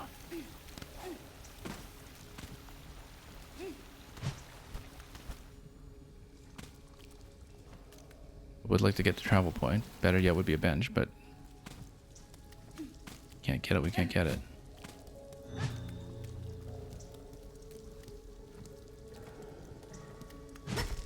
More rosaries for us to lose when we take our next point of damage.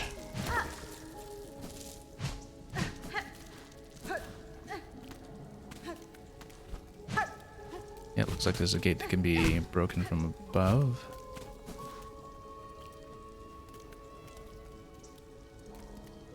We could do a little bit of hit and run here. To at least tap a point at a time, too. See what we can do. More leeches. Yeah, it seems like we'd have a series of bounces through here. We kind of don't want to do that yet. We want to maybe do a bit of hit and run too.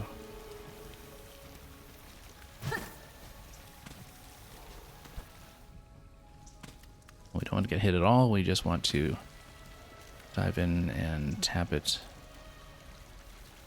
gently if we can.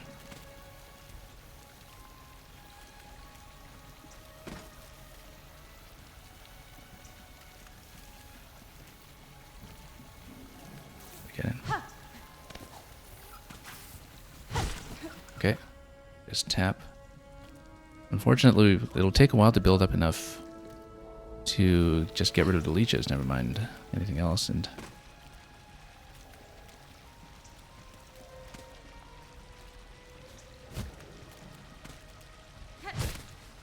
but these ones can be tapped. Actually, somewhat safely. Except I fell down.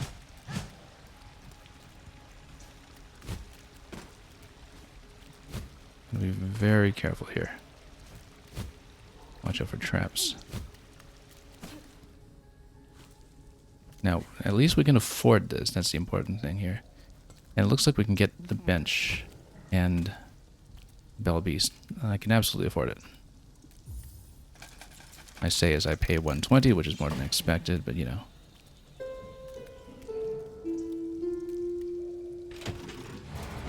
If we unlock it, even when we take the death, at least we can come back here with a Bell Beast.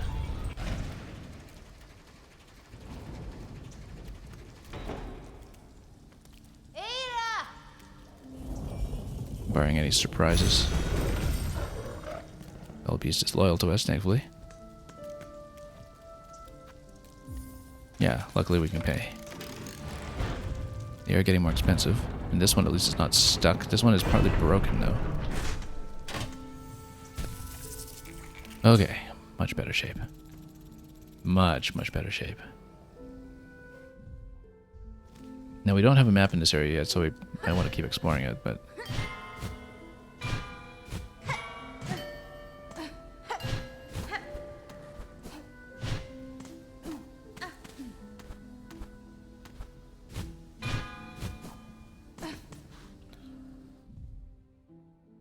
okay, we're sitting on 152. Let's see. I think the idea... It would be nice to get a map of this area, given that we've gotten ahead here and gotten the Bell Beast instead, now that we've had the bench. The thing I'm considering is whether we want to prioritize looking the key into the deep docks and opening things up down there, or if we want to try to go for the map in this area first. I feel like we probably want the map. That does open a question of which way we'll go. Yeah, because look at this. It seems like we've kind of wrapped around that top nub of the Sinner's Road by taking its eastern exit and then connecting over to the left here. So let's keep going. We're a little emboldened now that we Got through a pretty significant and risky segment.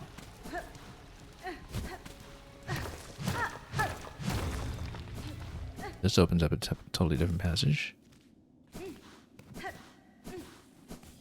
This is a different zone entirely. Hard to say. The mist. It is new.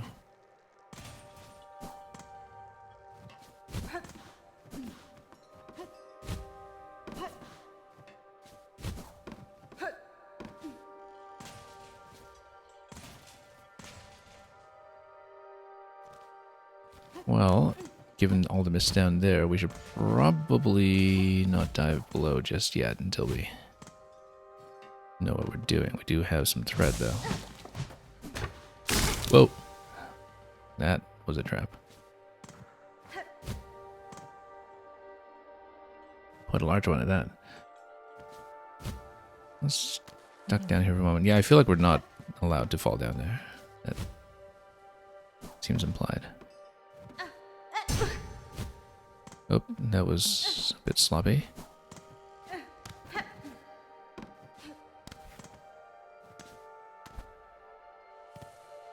Anyway, this is way off where we would need to go to get a map of the previous area, so given that it's a new zone entirely.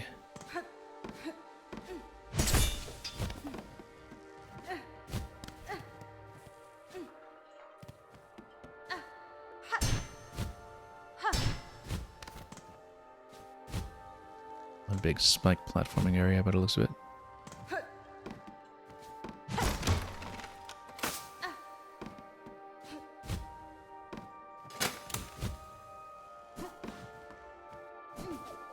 There we go. Might as well just climb and see what becomes of it. Oh, no enemies, but lots of traps. Can I break this afterwards? Not really. You step on it, I guess. Oh, that's an enemy. Do we want to face that yet? Let's see. I kind of want to see if we can... Oh, that takes you down by quite a bit, actually. That's dead. Okay.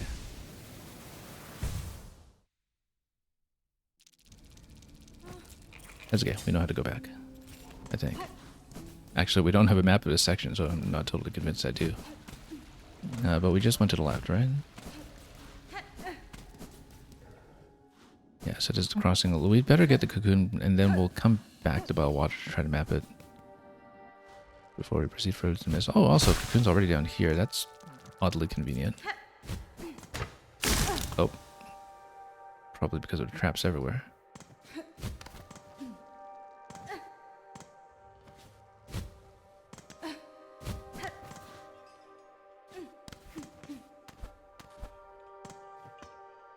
Was the layout like this previously?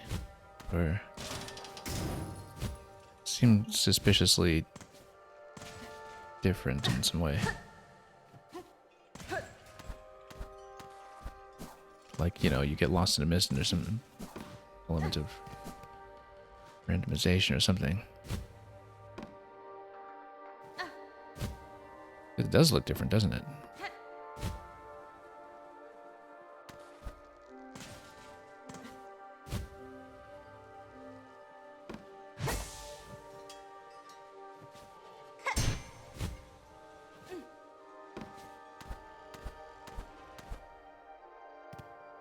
Unless this was the area we hit earlier. Yeah, I recognize this bit.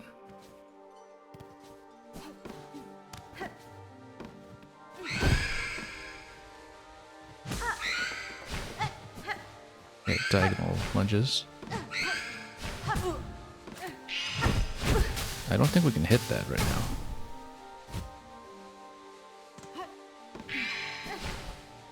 Let's try to get out of here. And heal up. Oh, we don't have enough to heal up. Okay. In that case, I think we go back to Bellwater for the moment, just to steady yourselves and try to map that zone.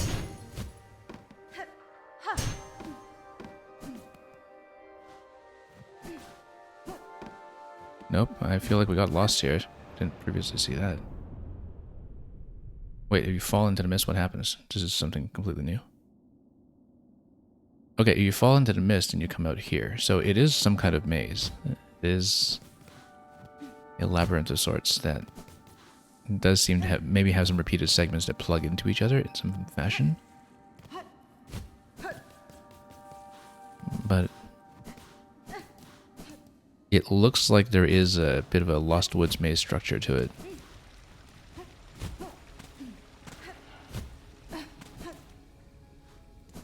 And how we make that tractable is anyone's guess, considering that we don't know how to hit anybody there right now, so...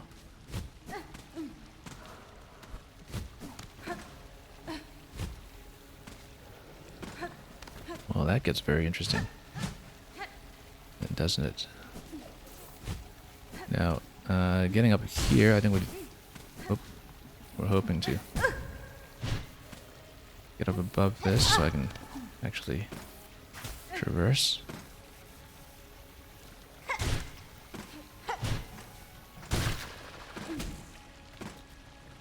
Go up the wall next after we've had a chance to blow this up, maybe. Oh, nope. Well, that's why these keep spawning, is because you do kind of need to bounce on them to get on the wall, don't you? And maybe.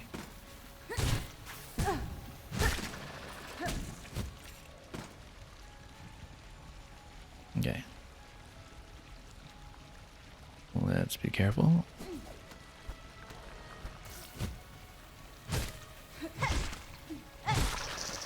Oh, that was dangerous. Didn't expect it to head towards me like that. We knocked it down.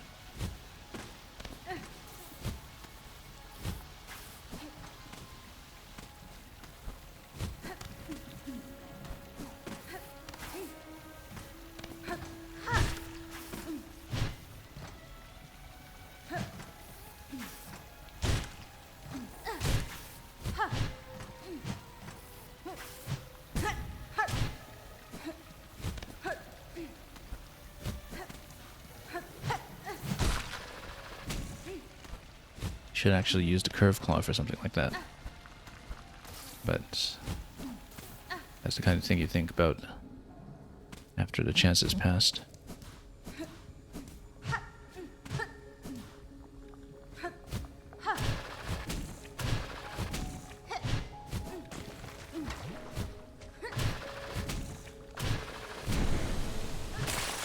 Oh, leeches and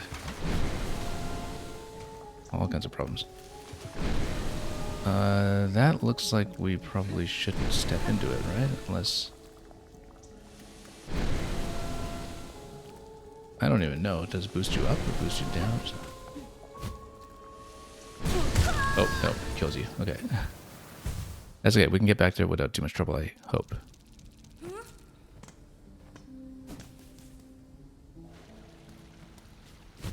Play cautiously.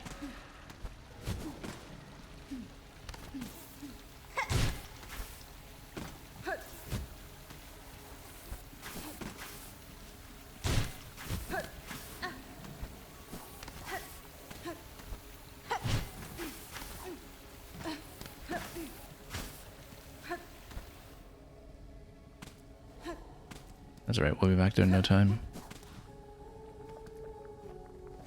Just need to be careful. And not get hit exactly the way we've been doing, where we get hit by explosions and leeches. And die instantly after that. That's okay. We got this.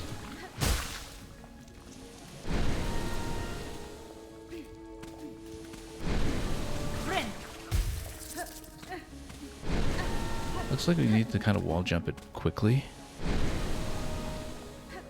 But really quickly.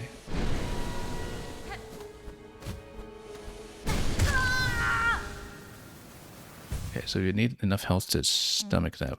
Probably. It does drop the cocoon at the beginning of that segment though, so maybe that's actually doable.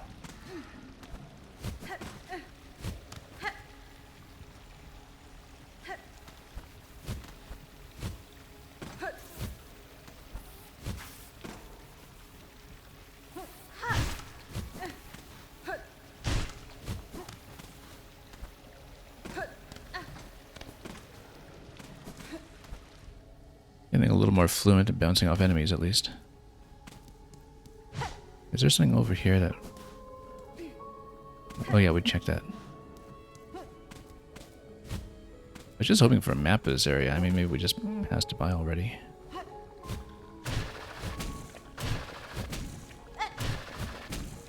Okay, that's a little better this time. Let's just hit each one to be safe. Oh, the cocoon's way up there. Okay, so we do need to go retrieve it. Okay, but then it stops you completely, so you actually would need to be really quick about going to the right side. You can do it. Memory lock it. Good. Oh, whoops.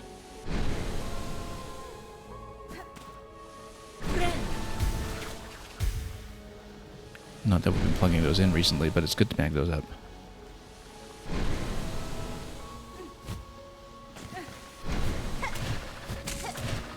We know how to get back to the bench at this point, so not too worried about the spits. Just barely evading the leeches, though.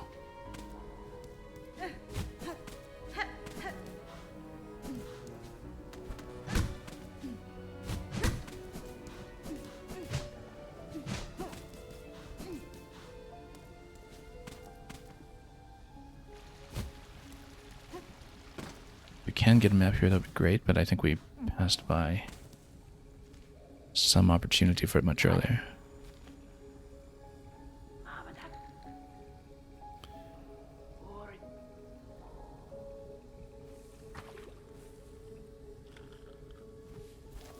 Yeah, I think at this point what we might want to do, since we have a station available, is we may wish to head back to the tram and have a bit of a rethink where we head down to the deep docks and then plug in a key there and see what that gets us.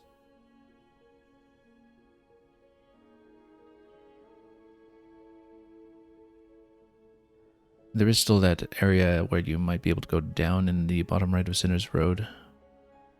We haven't looked at. We saw the shaft going up that we seemingly couldn't reach. But ideally I get a map off of this zone. It's just that we kind of sped through a lot of this area earlier. We haven't actually killed one of these yet.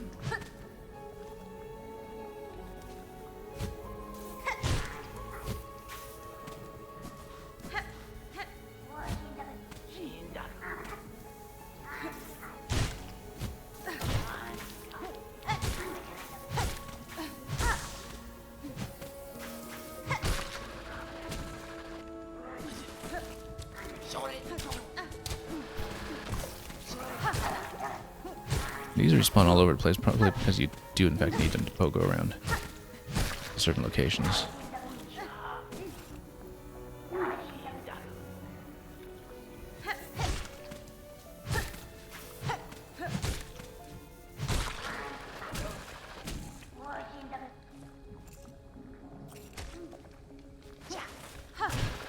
Let's just try to go back over to see if we can find a map location.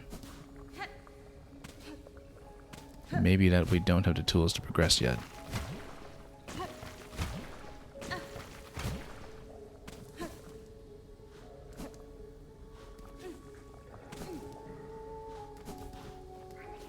But we'll see. We didn't exhaust the exploration in this area very much. Oh, got the leeches. Okay, now we're in trouble. Now we're in big trouble. Now we got wrecked all the way over there, pretty far from the bench. Okay.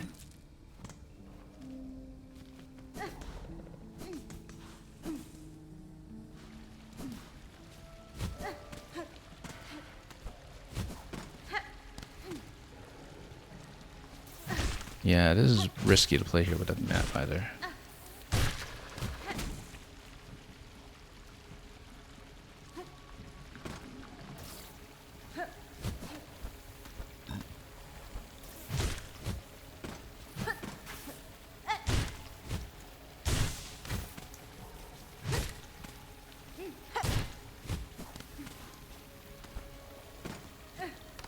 Okay, let's go through.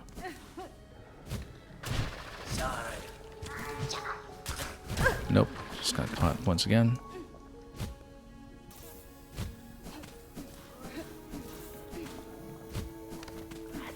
We can't just speed through here though.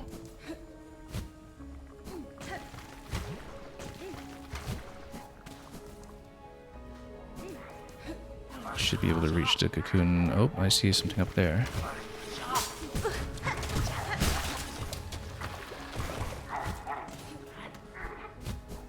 Right, this is the location I said I couldn't actually go up to earlier with what we currently had. And now I wonder if that's the case, or if we could in fact do some kind of wall jump reversal, especially if we could have something bounce off of it. There we go.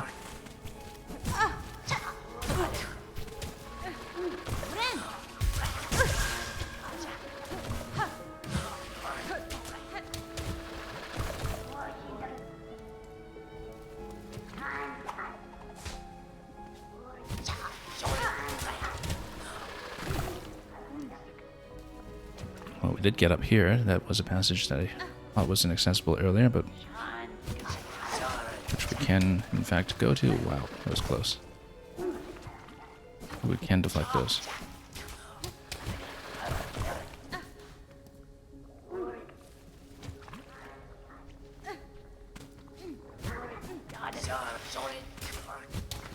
No, this is getting way too close.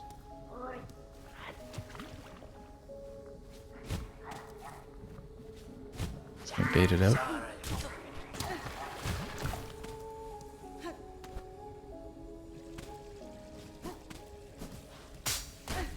Trap. Is that to run it?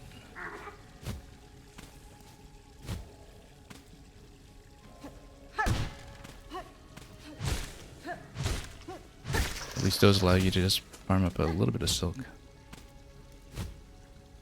That's not a stable platform. What is the purpose of coming down here then? I don't see it.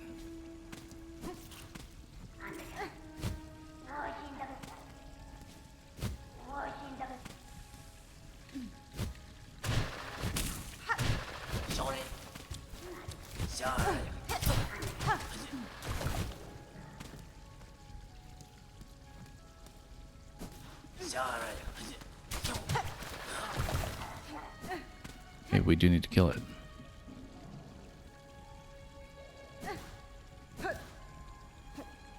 Because otherwise this is kind of a dead end.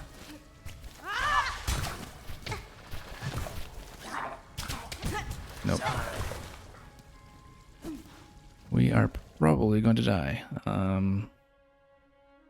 This area is a bit of a reach, but does seem like a bit of a dead end, and in any case, not a map. Nope, nope. There we go. Yeah, losing a little over 100. Let's try to retrieve that safely.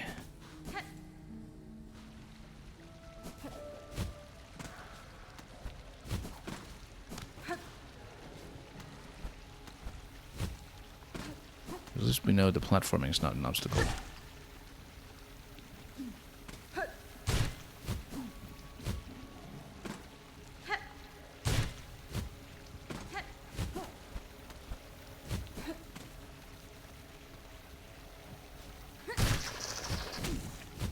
Nope, just need a bit more height here.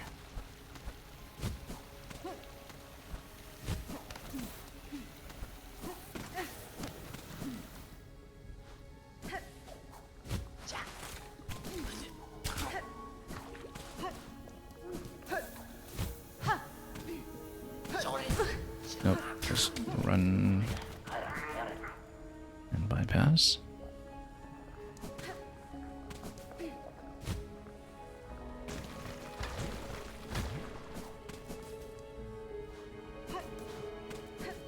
And it was this area. Oh, nope, almost.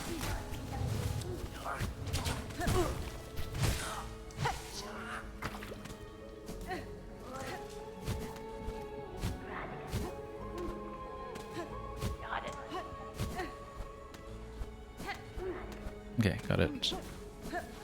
Push pull from either side, actually.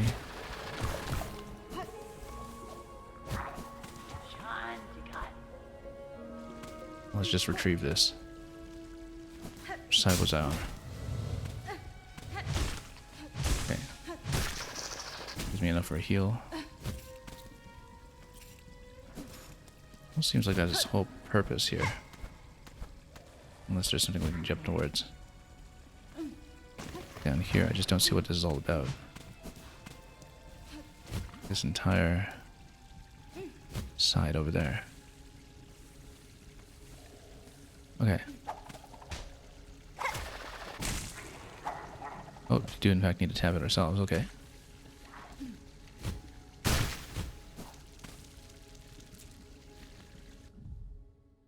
At this point, do we proceed? Well, it seemed like a bit of a dead end here. We didn't see where to go. There was a wall on this side. I think we probably just need to kill it.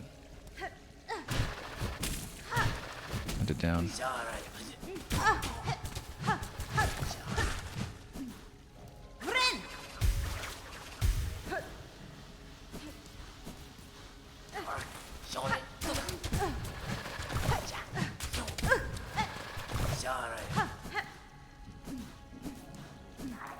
Just have to hunt it down. Nope, and just not get hit by absolutely everything it chucks at us. Okay, lure it up, dash down below it.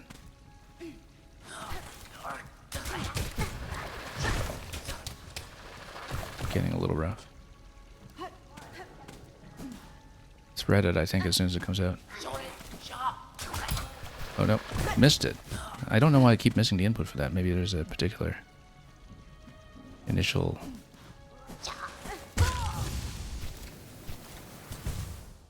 input that's needed for that. I think we can go back and kill it. I think that's the point, that we basically go around that whole area and we have to hunt it down. Because that's where it does come back repeatedly in such a way that we can actually try to tackle it. Whereas it everywhere else we tap it and it disappears.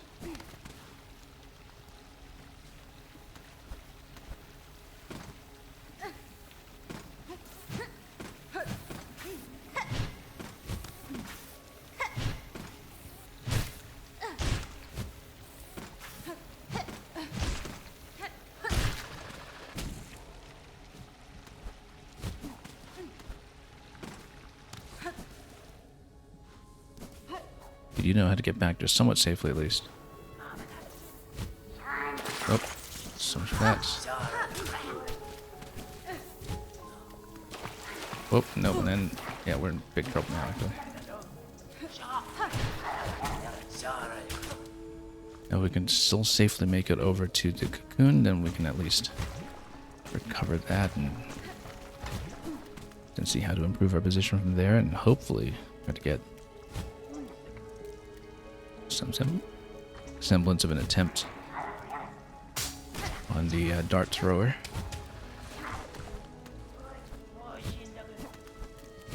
There we go.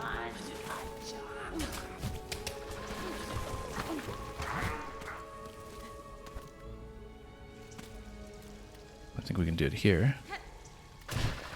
And if anything, this is a little more accessible this time, this location.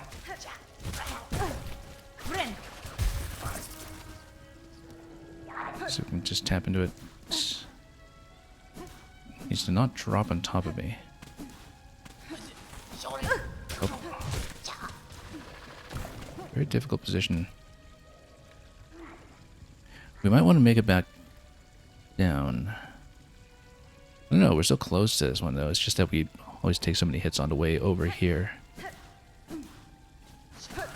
Just not in a great position at all to actually fight it. Nope. Especially if that happens and that happens. Just can't see it off screen.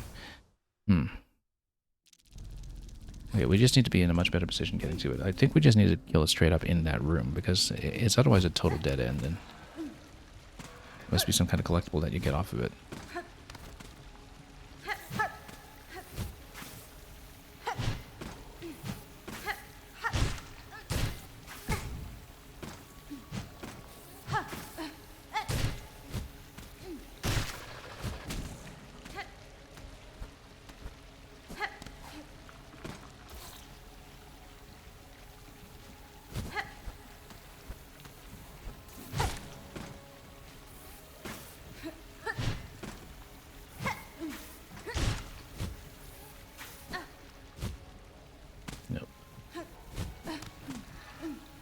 okay, at least we're building up some silk.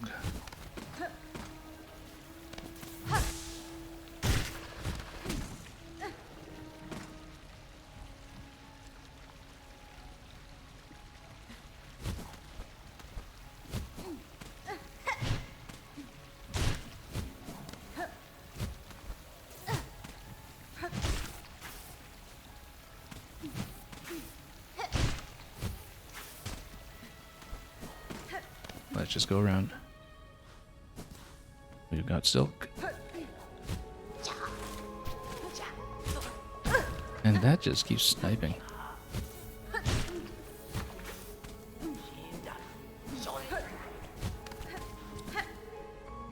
It's okay, we've got a lot of potential health replenishment. We just need to not get leeched.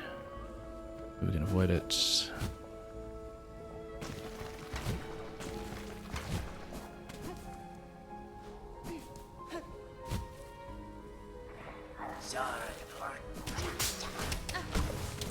Yeah, go through the trap there. That's something that we should not forget about. Just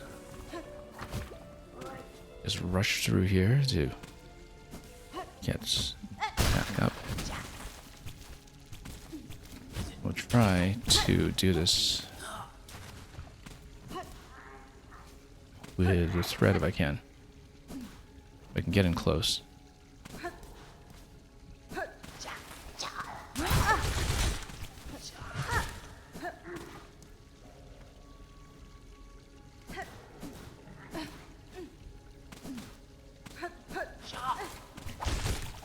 Oh, that's not what I wanted. Controls were wrong that time. Although staying grounded actually worked there.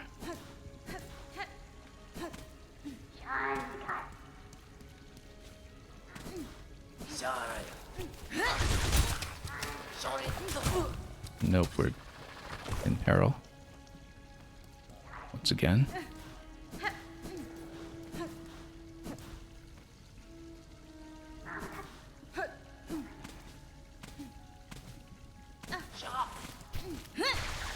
Oh.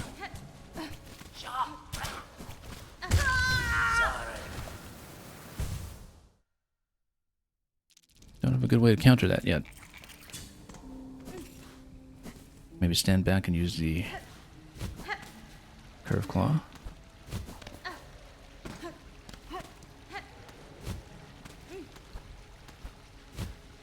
I mean, we got there in a pretty decent position that time, relative to past attempts. Let's just tap this so we can have a bit of a bank of energy, of silk available to us.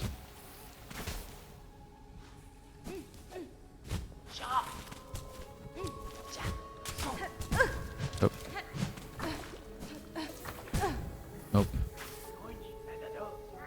Crashing into everything here. Nope, and then we got leeched. And yeah, this is just a disaster all around. Absolute disaster. We're just gonna lose, I think. Unless I'm very careful. I think this time around we just try to get up to the cocoon and possibly just get out to a more recoverable state.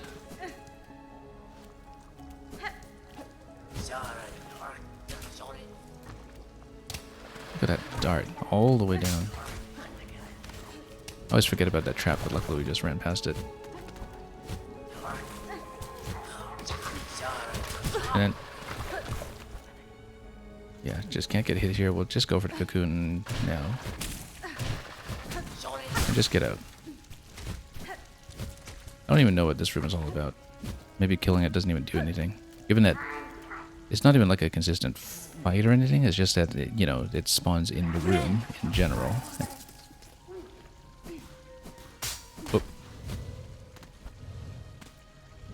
We can try to build a bit more silk off of the explosive one to the left, though. Because these are an easy silk source.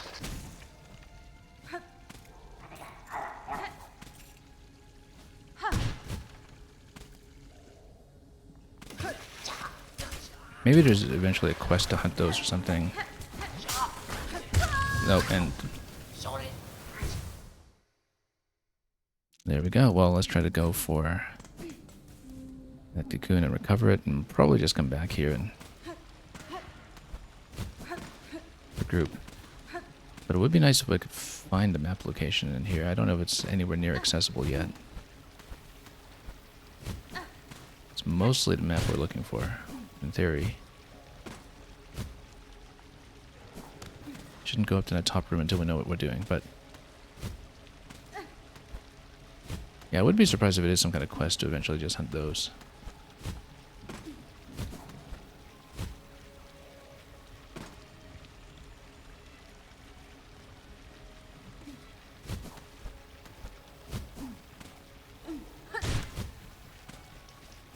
Let's just beat these up. Nope, that was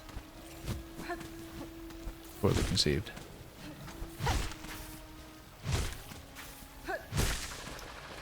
Okay, got some silk.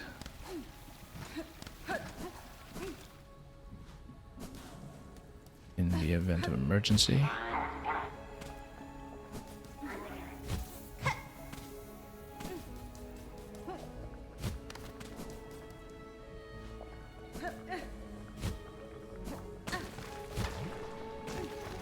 That was almost disastrous. Let's mind that trap let's forget about. Okay, got that. Now, we can try to continue. We could perhaps try to wrap back down the Sinners Road and see if that gets us to bench over there. That might be helpful.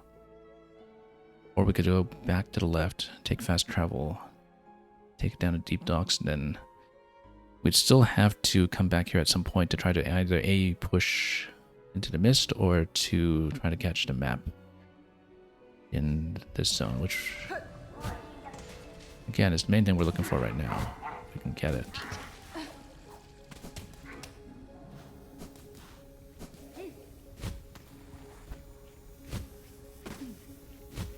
Because we ascended this so quickly, I don't think we really looked at alternative exits or anything.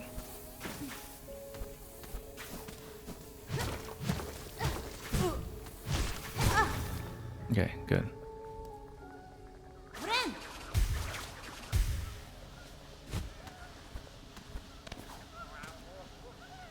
This is concerning, but it is a flea.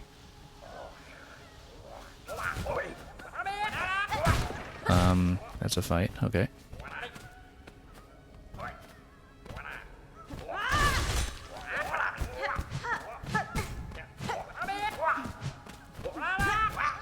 How come I can't hit these? Oh, it's threatening.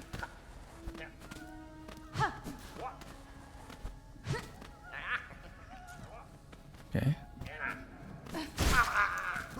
Okay. Do we get this? Yes. Well, these other ones look pretty dead. That, however, was not a map. We got pretty stuffed by explosive enemies just to open this door to get in, but that's okay. Leeches, let's avoid.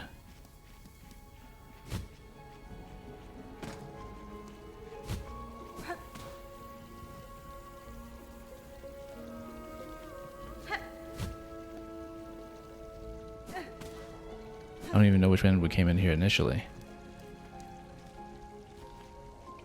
We're a little bit lost at this point. Now, I do believe we managed to poke that from far. Whoa! That was a mistake. Missed input.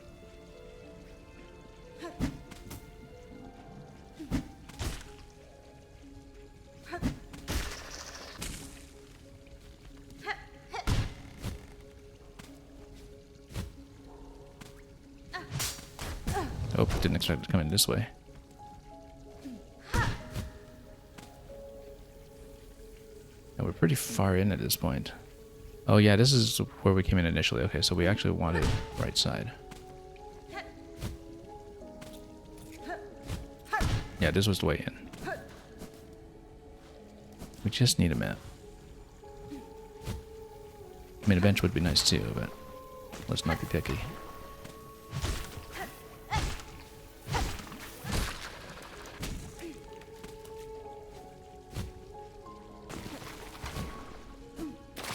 Nope, and then we got in trouble. Okay. So maybe there wasn't anything there. Yeah, because you had to climb up here, so... I've seen all that at this point, so there's no way except back out. So then the question is, do we try to survive the route back to Sinners Road? And that's even further from the current bench that we have, or do we try to back out and in case we need to do some kind of corpse run back here, then we do it? Well, it might be hard to get through this column up there, so... But the further in we go, the worse position we're in.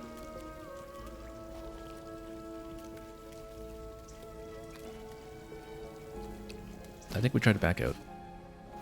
And assume that we're going to have corpse run back here. We just try to get into as an advantageous position as we can and hopefully pick up some energy for heals along the way. Okay.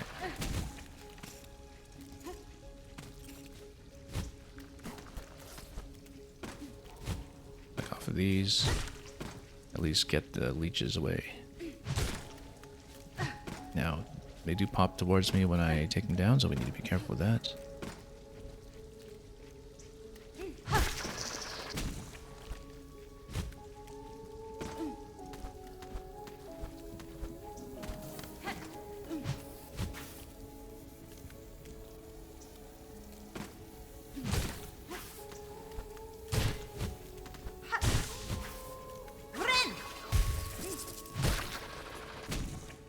Okay. Leeches dealt with. Now, we'll just patiently try to work our way back up.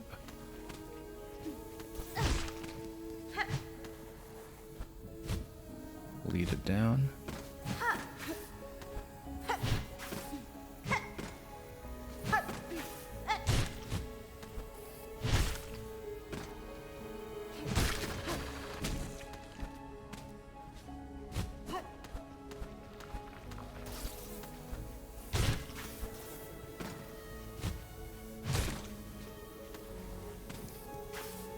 That nearly stuck me in a corner there.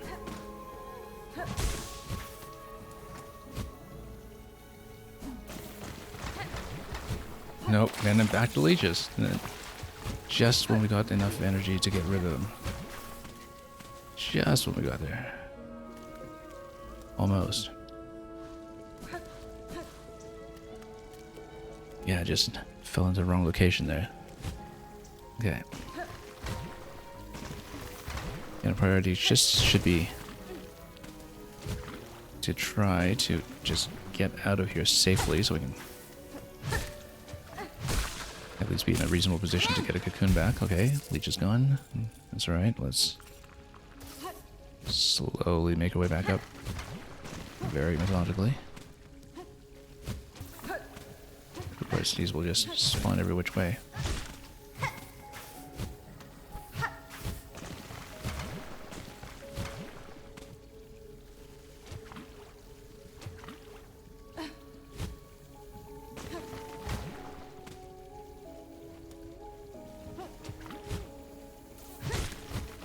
Nope, and then back in.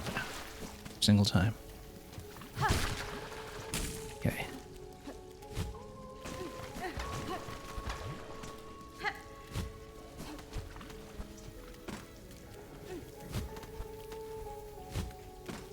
Okay, just build up.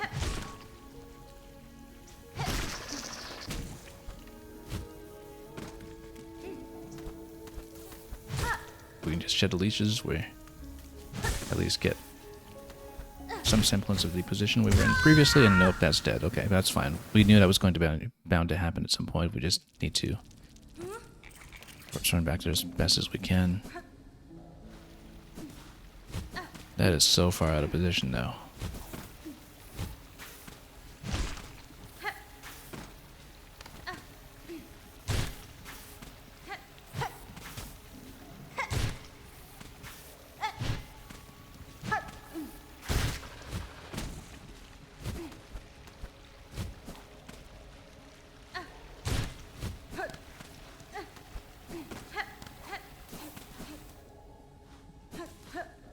That's okay. We know roughly how to get there. Whoop. Except the leeches.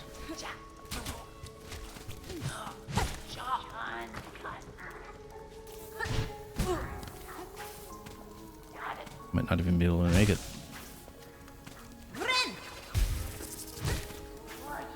We'll shrug them off first. We're still doing okay in terms of masks, so.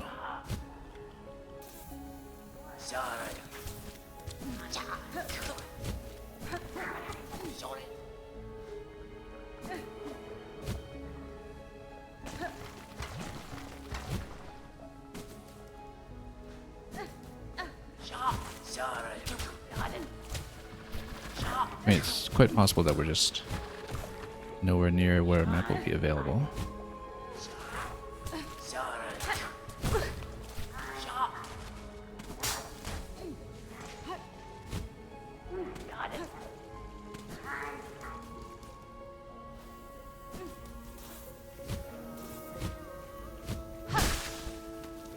Okay, good. Solid. Lots of silk here too. The question is, do we go back all the way up to try to take the mass transport and possibly scan for a map, or do we go back to Sinner's Road? And actually, one potential benefit of going back to Sinner's Road... Oh, that's such a long way, though. Is we can hit the bench there on the right side, and we can see if Chakra is still hanging around the bench on the left side, and whether perhaps she would have a map of our current zone retroactively, which I'm not necessarily counting on.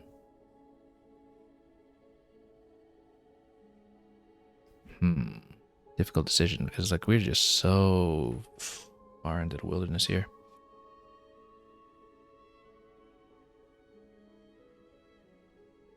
It may be worthwhile to stick with our original idea instead of plugging the key into the deep docks, if we can get back upstairs and try to reduce the distance between us now and our latest fast travel point. However, we're getting a bit zoned out here, so maybe we can't. Maybe we should just go back. Like all the way backwards, but definitely we're missing something in Sinner's Road as well when we mapped it out.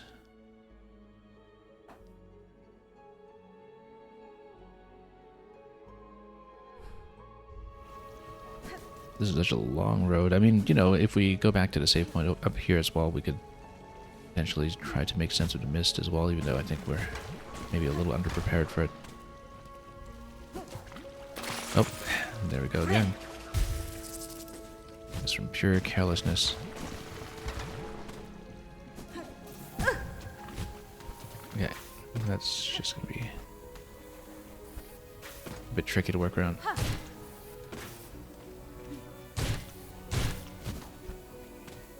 Let's just despawn them by going here, and then pushing back out. Whoop. Nope.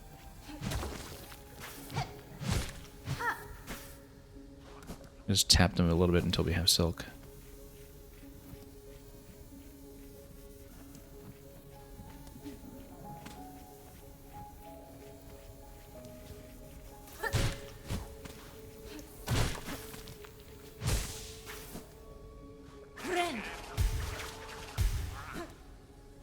We'll just try to make our way back, and if we have any insight as to where a map could be, we'll try to pursue it, but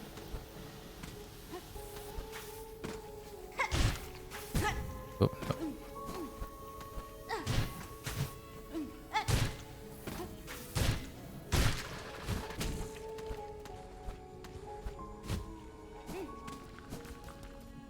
Let's just try to make it back.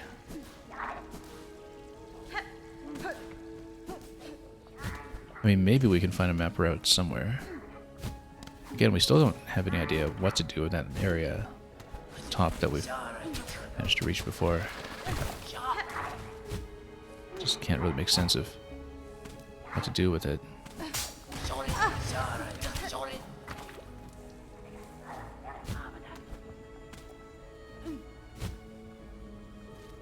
Yeah, it looks like there's an upper area that drops back in here.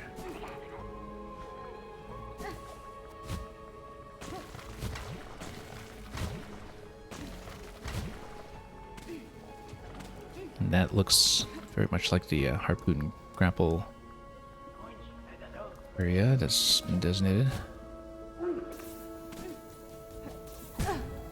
Now, if we're able to get up on something like the upper wall. Now let's just get out of here. It's okay, if we get close to our original point here, then we're in the clear, or at least within easy reach of fast travel and bench.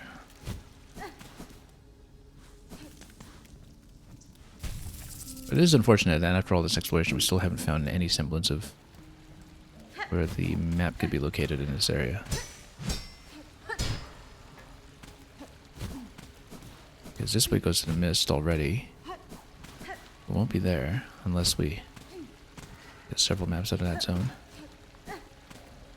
Oh, whoops. Yeah. That's spiky.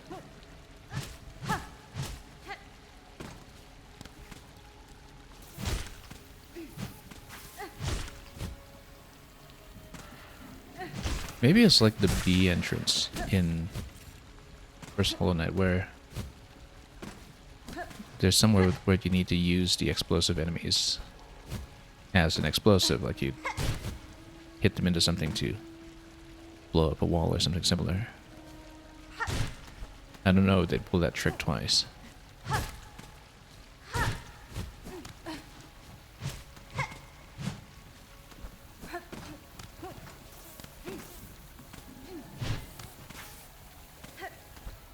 Because we've found this top area. We're being over to the left, we're being over to the right. What even was this part? We saw this, we don't have a way to deal with it.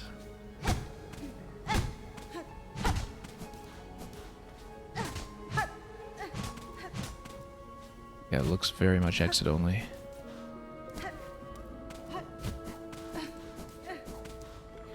I don't think there's anything else that we could have seen here after obtaining what we did in that location. So what does that leave? Well, if we had a map, that would be easier to see, but I don't know where Chakra is even hanging out in this zone, so no sign of the song yet. Or anything.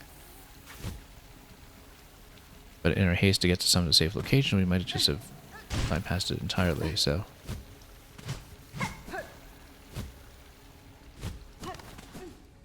Okay. In that case, back to the original idea. Let's take this down to, well, first of all, let's check how much we're holding here. 144. Let's actually go to Belheart.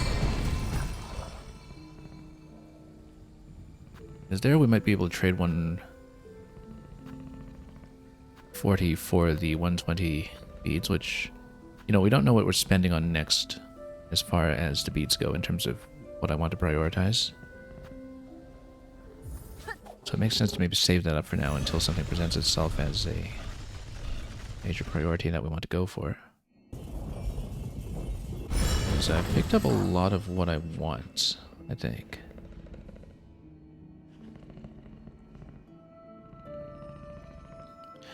I guess there was the tool pouch to expand our ammunition and materials at some point. That cost 200 something.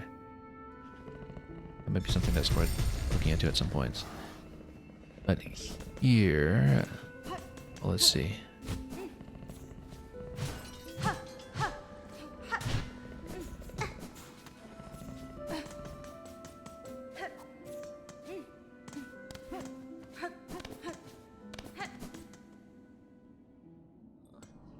The reason I'm getting back here into Belheart is, first of all, to check if Chakra is still using it as a base. If you return here,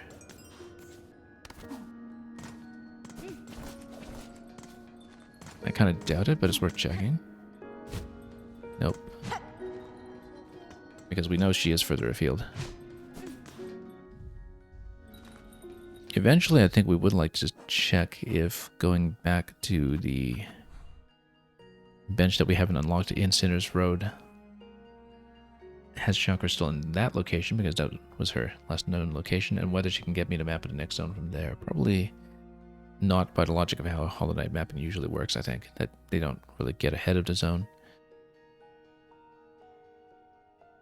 But at least we have the fast travel point that gets us close to the entrance to the mist as well, if we want to try to push into that to see if that offers any further insight.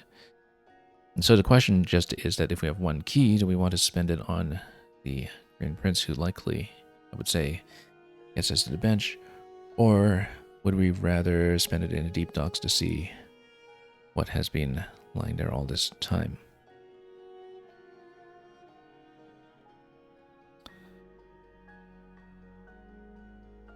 I guess if we go down to docks, then that could be something interesting.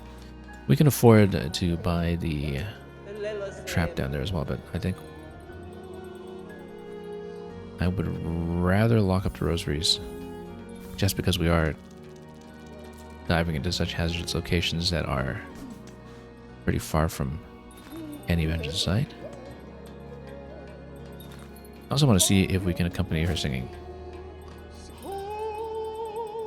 Yeah, basically whenever you hear someone singing, playing along with them reveals the lyrics.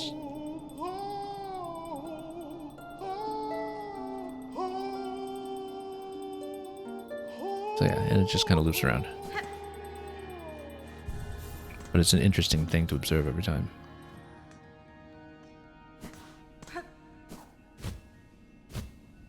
I'm not going to stay on too much longer today, but might as well unlock that door and see what we're in for. Maybe hit a bench that's near that location, if it looks like it's a major continuation. Or even something like a major boss that's coming up right away. We haven't really fought named bosses today in this session, now that I think about it. It hasn't really been that much combat today. But a lot of traversal, a lot of fairly challenging traversal. Stamina checks all over.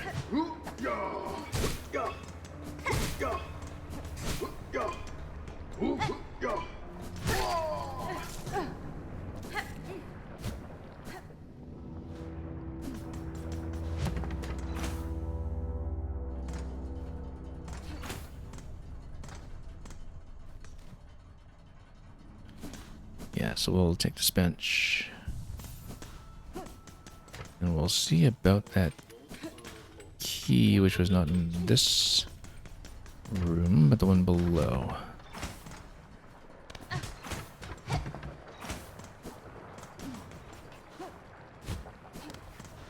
This one here. Let's do it.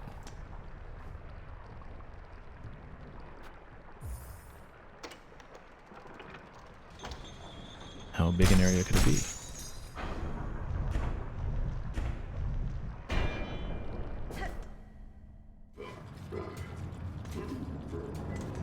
Well, still in the dock, seemingly. More explosives.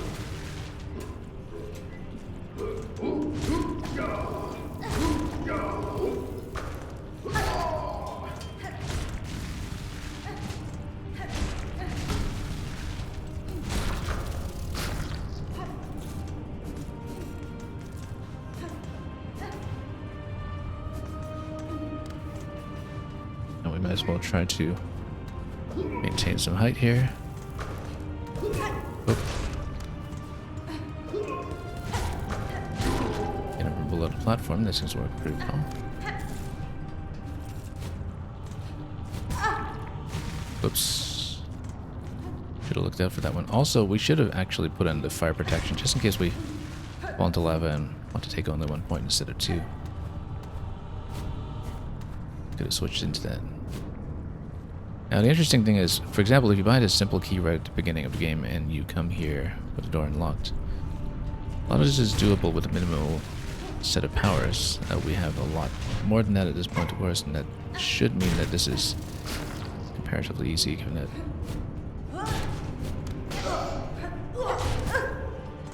we should be able to make it over.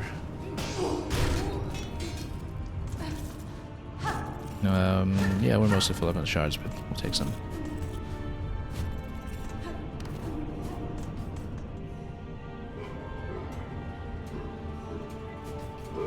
And we'll see what the ultimate objective here is. Take one over here. Oh. Wow, that hits really hard. Let's get out and let's heal up for a moment. Maybe that's why it offers you traps at the Forge Daughter's shop.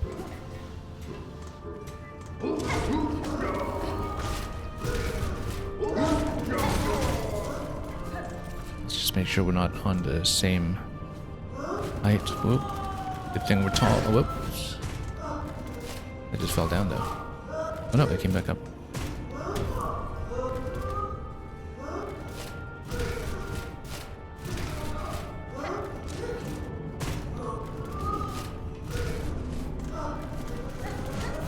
Yeah, we actually just need to loop around.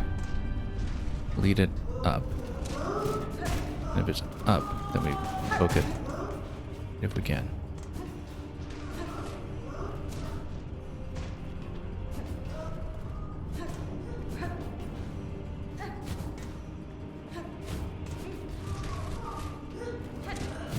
Yeah, I think we can clearly take it out.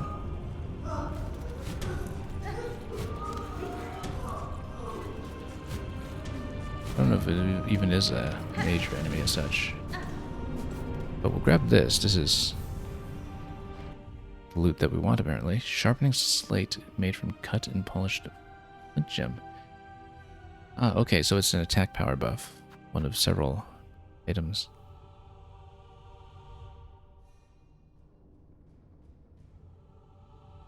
Okay, interesting.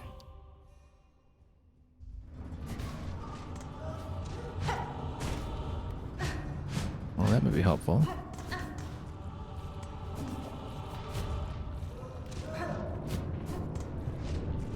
That continues. Oh, he's gonna try to track me there. We should defeat one of those eventually.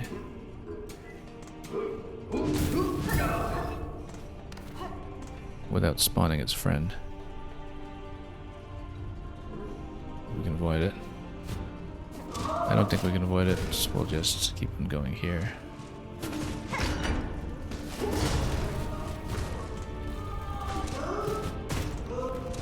Let him chase if he must.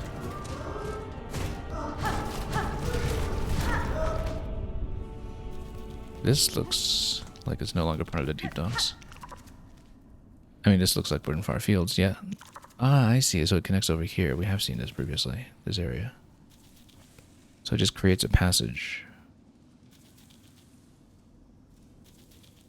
Well, we probably missed some things here, but we should maybe save up at the bench. I bet there was more to explore some here.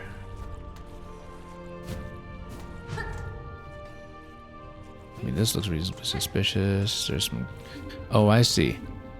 This looks like it's where you use the harpoon eventually if you get it. As I think these rings have to do with harpoon, and then you can use that to raise the door. Because we've seen enough of those rings at this point that it's pretty clear that's how you interact with them. Okay, we can just blow that one up. Maybe. Can we? Is he blowing up yet? Surely?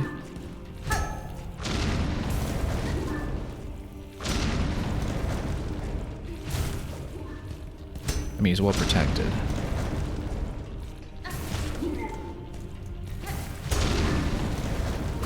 Whoop. Okay, that was dangerous.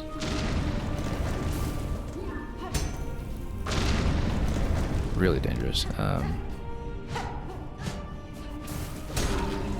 Okay, killed him. Just in time. We better get out of here.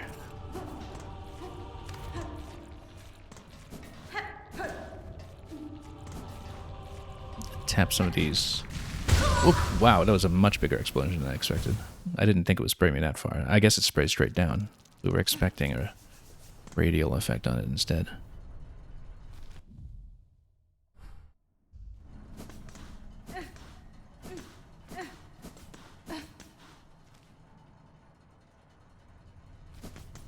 Yeah, that hit so much harder than expected.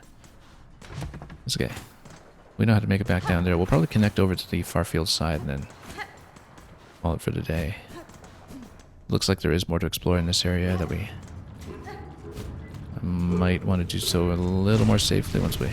Yeah, it sprays like that, but I didn't expect that when it's on the bottom. Of course, it's not a conal spray. It just drops the explosives on you.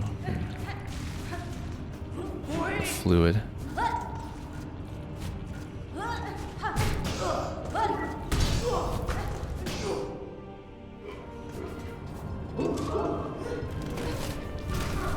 We should kill one of those eventually. We haven't taken out a single one of the big guys yet. And we do want to log them in a book at some point.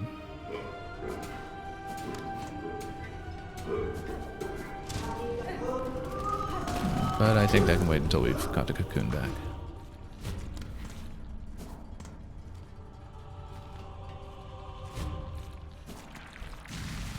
Yeah, look at that. It just sprays everywhere.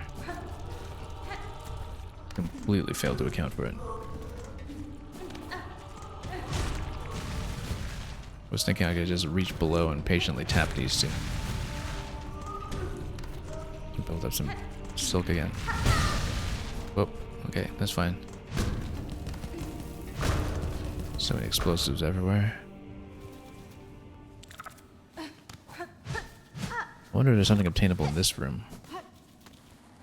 Haven't already seen.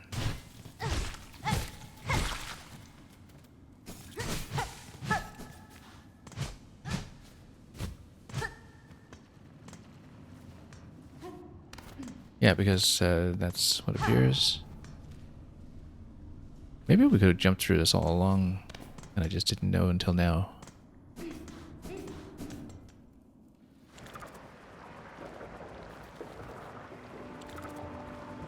Alright, so let's head on up instead. How am I doing for it? Rosary's 55 plus everything that we decided to string up earlier.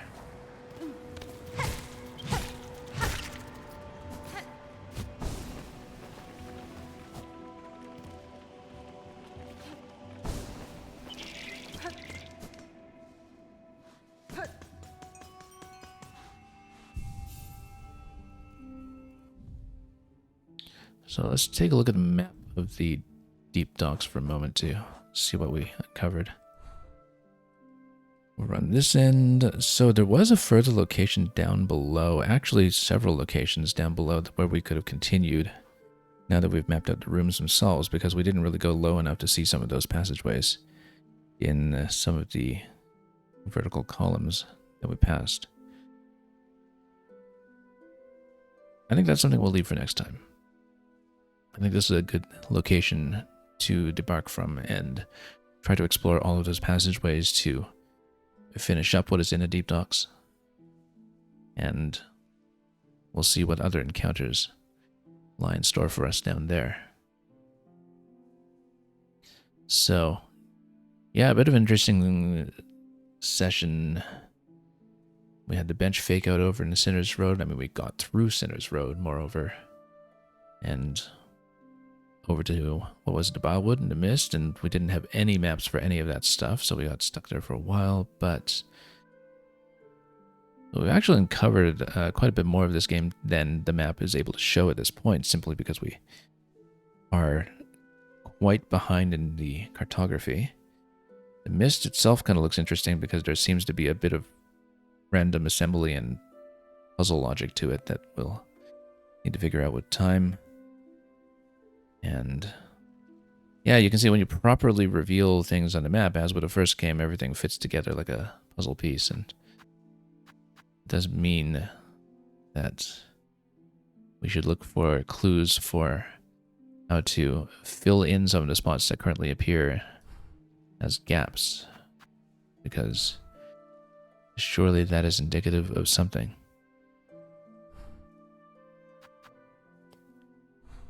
How successfully we'll find it or not is anyone's guess, but I think we made a pretty substantial amount of progress today, and really kind of pushed into a lot of territory that I felt like we were maybe perhaps unready for. But it's a game that lets you do that, and you know, the fact that we could expand our range of exploration as far as we did certainly kept things interesting. Anyway, that is going to be it for this point.